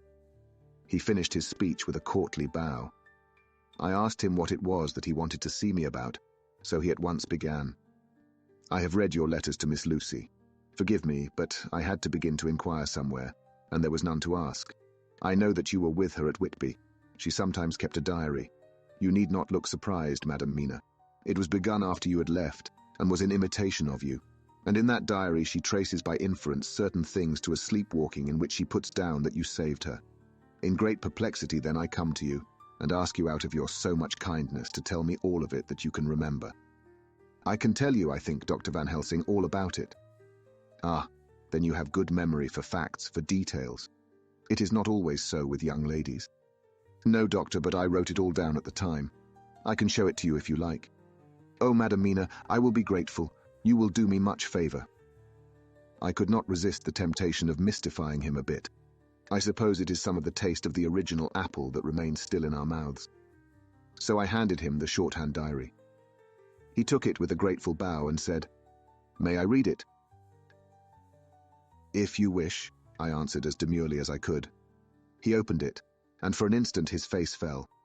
Then he stood up and bowed. "Oh, you so clever woman," he said. "I knew long that Mr. Jonathan was a man of much thankfulness, but see, his wife have all the good things. And will you not so much honor me and so help me as to read it for me? Alas, I know not the shorthand." By this time my little joke was over, and I was almost ashamed, so I took the typewritten copy from my work basket and handed it to him. "Forgive me," I said. "I could not help it. But I had been thinking that it was of dear Lucy that you wished to ask, and so that you might not have time to wait. Not on my account, but because I know your time must be precious. I have written it out on the typewriter for you." He took it, and his eyes glistened. "You are so good," he said. "And may I read it now?" I may want to ask you some things when I have read." "By all means," I said. "Read it over whilst I order lunch, and then you can ask me questions whilst we eat." He bowed and settled himself in a chair with his back to the light, and became absorbed in the papers, whilst I went to see after lunch chiefly in order that he might not be disturbed. When I came back, I found him walking hurriedly up and down the room, his face all ablaze with excitement. He rushed up to me and took me by both hands. "Oh, Madam Mina," he said, "how can I say what I owe to you? This paper is as sunshine. It opens the gate to me. I am dazed, I am dazzled with so much light, and yet clouds roll in behind the light every time. But that you do not, cannot comprehend. Oh, but I am grateful to you, you so clever woman. Madam," he said this very solemnly, "if ever Abraham Van Helsing can do anything for you or yours, I trust you will let me know. It will be pleasure and delight if I may serve you as a friend. As a friend. But all I have ever learned, all I can ever do, shall be for you and those you love. There are darknesses in life, and there are lights. You are one of the lights. You will have happy life and good life, and your husband will be blessed in you. But doctor, you praise me too much, and you do not know me. Not know you. I, who am old, and who have studied all my life men and women. I, who have made my specialty the brain and all that belongs to him and all that follow from him. And I have read your diary that you have so goodly written for me, and which breathes out truth in every line. I, who have read your so sweet letter to poor Lucy of your marriage and your trust, not know you. O Madam Mina, good women tell all their lives, and by day and by hour and by minute, such things that angels can read. And we men who wish to know have in us something of angels' eyes. Your husband is noble nature, and you are noble too, for you trust, and trust cannot be where there is mean nature. And your husband, tell me of him. Is he quite well? Is all that fever gone, and is he strong and hearty?" I saw here an opening to ask him about Jonathan, so I said, "He was almost recovered, but he has been greatly upset by Mr. Hawkins's death." He interrupted. "Oh yes, I know. I've read your last 2 letters." I went on. "I suppose this upset him, for when we were in town on Thursday last, he had a sort of shock. A shock. And after brain fever so soon. That was not good. What kind of a shock was it? He thought he saw someone who recalled something terrible. Something which led to his brain fever. And here the whole thing seemed to overwhelm me in a rush. The pity for Jonathan, the horror which he experienced, the whole fearful mystery of his diary, and the fear that has been brooding over me ever since, all came in a tumult. I suppose I was hysterical, for I threw myself on my knees and held up my hands to him and implored him to make my husband well again. He took my hands and raised me up and made me sit on the sofa and sat by me. He held my hand in his and said to me with, oh, such infinite sweetness, "My life is a barren and lonely one, and so full of work that I have not had much time for friendships. But since I have been summoned to here by my friend John Seward, I have known so many good people and seen such nobility that I feel more than ever, and it has grown with my advancing years, the loneliness of my life. Believe me, then, that I come here full of respect for you, and you have given me hope. Hope, not in what I am seeking of, but that there are good women still left to make life happy. Good women, whose lives and whose truths may make good lesson for the children that are to be. I am glad that I may here be of some use to you, for if your husband suffer, he suffer within the range of my study and experience. I promise you that I will gladly do all for him that I can, all to make his life strong and manly, and your life a happy one. Now you must eat. You are overwrought and perhaps over-anxious. Husband Jonathan would not like to see you so pale, and what he like not where he love is not to his good. Therefore for his sake you must eat and smile. You have told me all about Lucy, and so now we shall not speak of it, lest it distress. I shall stay in Exeter tonight, for I want to think much over what you have told me, and when I have thought I will ask you questions, if I may. And then, too, you will tell me of husband Jonathan's trouble so far as you can, but not yet. You must eat now. Afterwards you shall tell me all." After lunch, when we went back to the drawing room, he said to me, "And now tell me all about him." When it came to speaking to this great learned man, I began to fear that he would think me a weak fool and Jonathan a madman. That journal is also strange, and I hesitated to go on. But he was so sweet and kind, and he had promised to help, and I trusted him. So I said, "Dr. Van Helsing, what I have to tell you is so queer that you must not laugh at me or at my husband. I have been since yesterday in a sort of fever of doubt. You must be kind to me, and not think me foolish that I have even half believed some very strange things." He reassured me by his manner as well as his words when he said, "Oh, my dear, if you only know how strange is the matter regarding which I'm here, it is you who would laugh. I have learned not to think little of anyone's belief, no matter how strange it be. I have tried to keep an open mind, and it is not the ordinary things of life that could close it, but the strange things, the extraordinary things, the things that make one doubt if they be mad or sane. Thank you, 1,000 times. You have taken a weight off my mind. If you will let me, I shall give you a paper to read. It is long, but I have typewritten it out. It will tell you my trouble and Jonathan's. It is the copy of his journal when abroad, and all that happened. I dare not say anything of it. You will read for yourself and judge. And then when I see you, perhaps, you will be very kind and tell me what you think." "I promise," he said as I gave him the papers. "I shall in the morning, so soon as I can, come to see you and your husband, if I may. Jonathan will be here at 11:30, and you must come to lunch with us and see him then. You could catch the quick 3:34 train, which will leave you at Paddington before 8. He was surprised at my knowledge of the trains offhand, but he does not know that I have made up all the trains to and from Exeter, so that I may help Jonathan in case he is in a hurry. So he took the papers with him and went away, and I sit here thinking I don't know what. Letter, by hand, Van Helsing to Mrs. Harker. The 25th of September, 6 o'clock. Dear Madam Mina, I have read your husband's so wonderful diary. You may sleep without doubt. Strange and terrible as it is true. I will pledge my life on it. It may be worse for others, but for him and you there is no dread. He is a noble fellow, and let me tell you from experience of men, that one who would do as he did in going down that wall and to that room, aye, and going a second time, is not one to be injured in permanence by a shock. His brain and his heart are all right. This I swear, before I have even seen him, so be at rest. I shall have much to ask him of other things. I am blessed that today I come to see you, for I have learned all at once so much that again I am dazzled more than ever, and I must think. Yours the most faithful, Abraham Van Helsing. Letter, Mrs. Harker to Van Helsing. The 25th of September, 6:30 p.m. My dear Dr. Van Helsing, 1,000 thanks for your kind letter, which has taken a great weight off my mind.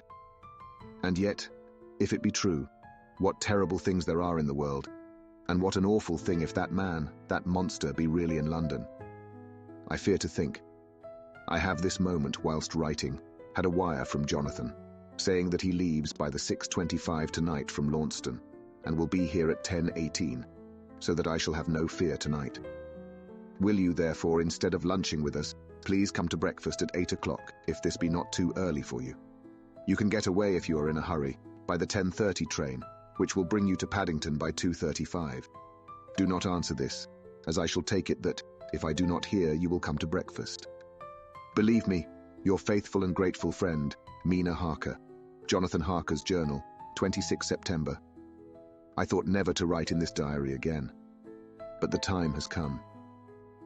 When I got home last night, Mina had supper ready, and when we had supped, she told me of Van Helsing's visit, and of her having given him the 2 diaries copied out, and of how anxious she has been about me. She showed me in the doctor's letter that all I wrote down was true. It seems to have made a new man of me. It was the doubt as to the reality of the whole thing that knocked me over. I felt impotent and in the dark and distrustful. But now that I know, I am not afraid even of the Count. He has succeeded after all then in his design in getting to London, and it was he I saw. He has got younger, and how? Van Helsing is the man to unmask him and hunt him out, if he is anything like what Mina says. We sat late and talked it all over. Mina is dressing, and I shall call at the hotel in a few minutes and bring him over. He was, I think, surprised to see me. When I came into the room where he was and introduced myself, he took me by the shoulder and turned my face round to the light, and said, after a sharp scrutiny, "But Madam Mina told me you were ill, that you had had a shock." It was so funny to hear my wife called Madam Mina by this kindly, strong-faced old man. I smiled and said, "I was ill. I have had a shock, but you have cured me already." "And how?" By your letter to Mina last night. I was in doubt, and then everything took a hue of unreality, and I did not know what to trust, even the evidence of my own senses. Not knowing what to trust, I did not know what to do, and so had only to keep on working in what had hitherto been the groove of my life. The groove ceased to avail me, and I mistrusted myself. Doctor, you don't know what it is to doubt everything, even yourself. No, you don't. You couldn't with eyebrows like yours. He seemed pleased and laughed as he said, "So you are physiognomist? I learn more here with each hour. I am with so much pleasure coming to you to breakfast. And oh, sir, you will pardon praise from an old man, but you are blessed in your wife." I would listen to him go on praising Mina for a day, so I simply nodded and stood silent. She is one of God's women, fashioned by his own hand to show us men and other women that there is a heaven where we can enter, and that its light can be here on earth. So true, so sweet, so noble, so little an egoist, and that, let me tell you, is much in this age, so skeptical and selfish. And you, sir, I have read all the letters to poor Miss Lucy, and some of them speak of you, so I know you since some days from the knowing of others. But I have seen your true self since last night. You will give me your hand, will you not? And let us be friends for all our lives. We shook hands, and he was so earnest and so kind that it made me quite choky. "And now," he said, "may I ask you for some more help? I have a great task to do, and at the beginning it is to know. You can help me here. Can you tell me what went before your going to Transylvania? Later on I may ask more help, and of a different kind. But at first this will do." "Look here, sir," I said. "Does what you have to do concern the Count?" "It does," he said solemnly. "Then I am with you heart and soul. As you go by the 10:30 train, you will not have time to read them, but I shall get the bundle of papers. You can take them with you and read them in the train." After breakfast, I saw him to the station. When we were parting, he said, "Perhaps you will come to town if I send to you, and take Madam Mina too." "We shall both come when you will," I said. I had got him the morning papers and the London papers of the previous night, and while we were talking at the carriage window, waiting for the train to start, he was turning them over. His eyes suddenly seemed to catch something in one of them. The Westminster Gazette. I knew it by the colour, and he grew quite white. He read something intently, groaning to himself. Mein Gott, so soon, so soon." I do not think he remembered me at the moment. Just then the whistle blew, and the train moved off. This recalled him to himself, and he leaned out of the window and waved his hand, calling out, "Love to Madam Mina. I shall write so soon as ever I can." Dr. Seward's Diary, 26 September. Truly there is no such thing as finality. Not a week since I said finis, and yet here I am starting fresh again, or rather going on with the same record. Until this afternoon I had no cause to think of what is done. Renfield had become, to all intents, as sane as he ever was. He was already well ahead with his fly business, and he had just started in the spider line also, so he had not been of any trouble to me.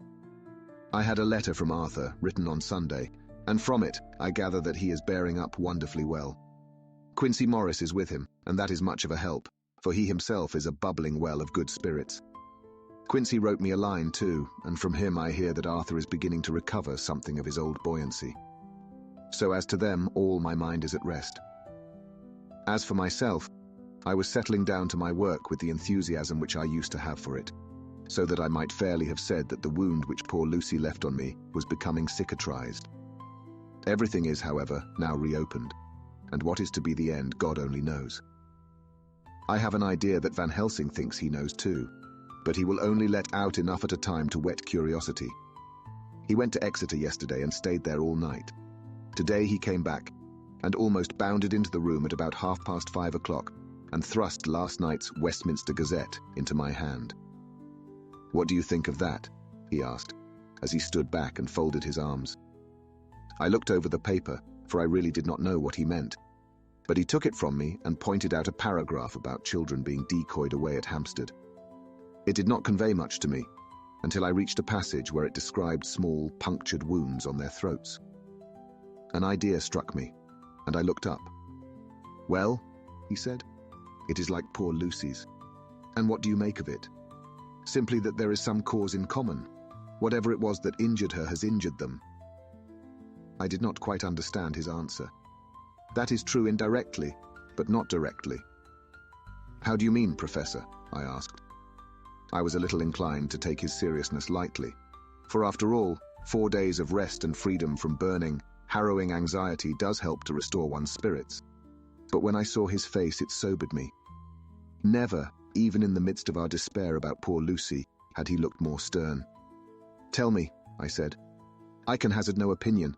I do not know what to think, and I have no data on which to found a conjecture. Do you mean to tell me, friend John, that you have no suspicion as to what poor Lucy died of? Not after all the hints given, not only by events, but by me. Of nervous prostration following on great loss or waste of blood. And how the blood lost or waste? I shook my head. He stepped over and sat down beside me and went on. You are a clever man, friend John. You reason well and your wit is bold, but you're too prejudiced. You do not let your eyes see nor your ears hear, and that which is outside your daily life is not of account to you. Do you not think that there are things which you cannot understand, and yet which are, that some people see things that others cannot?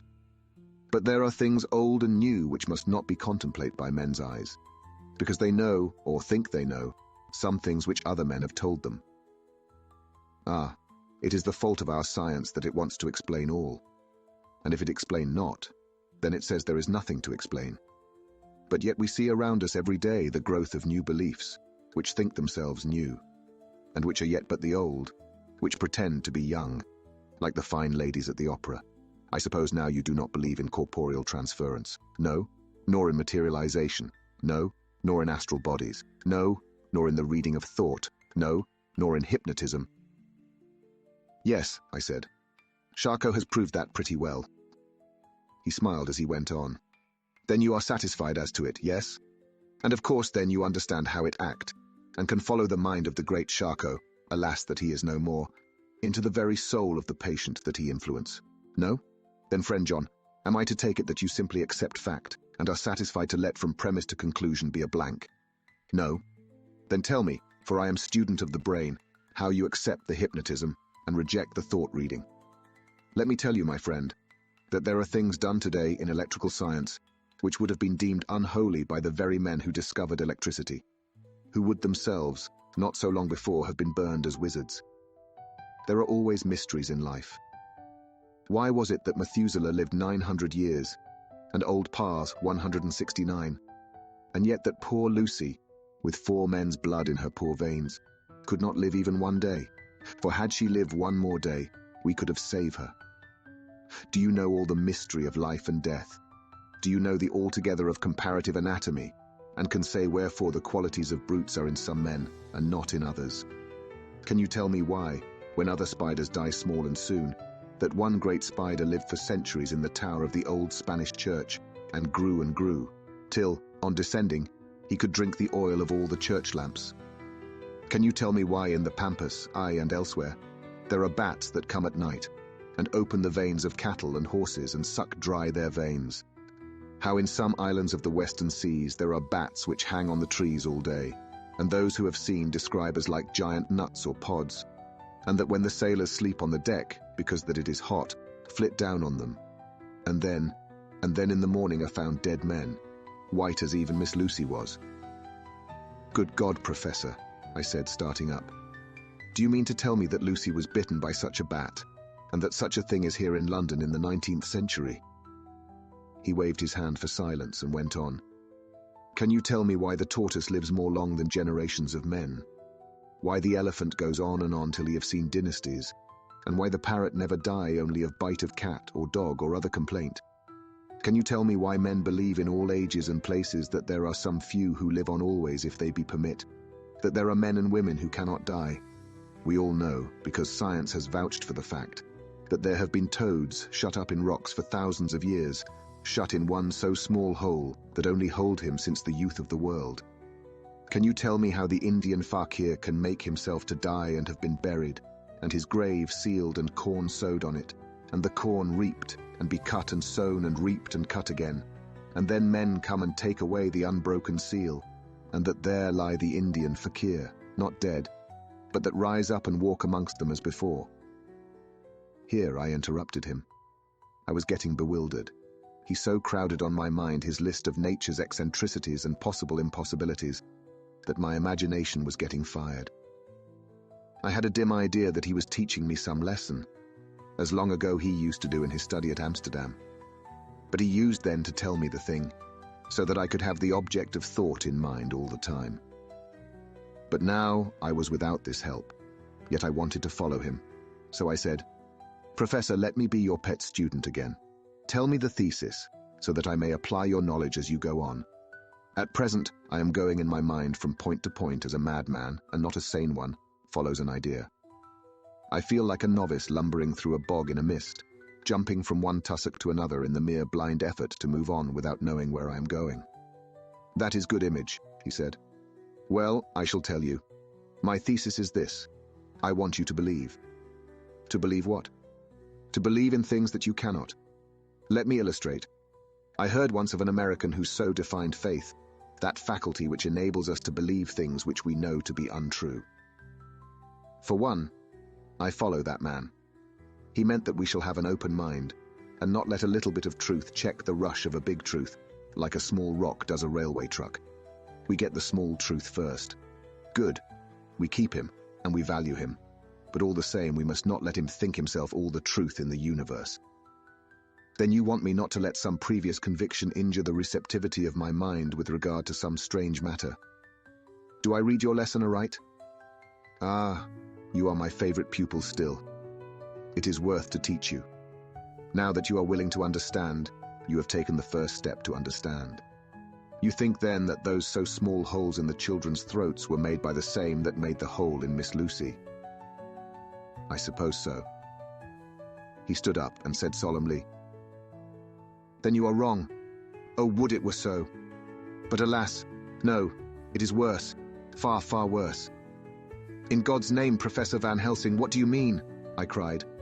He threw himself with a despairing gesture into a chair and placed his elbows on the table, covering his face with his hands as he spoke. "They were made by Miss Lucy." End of part 1. To continue, follow the link displayed on the screen.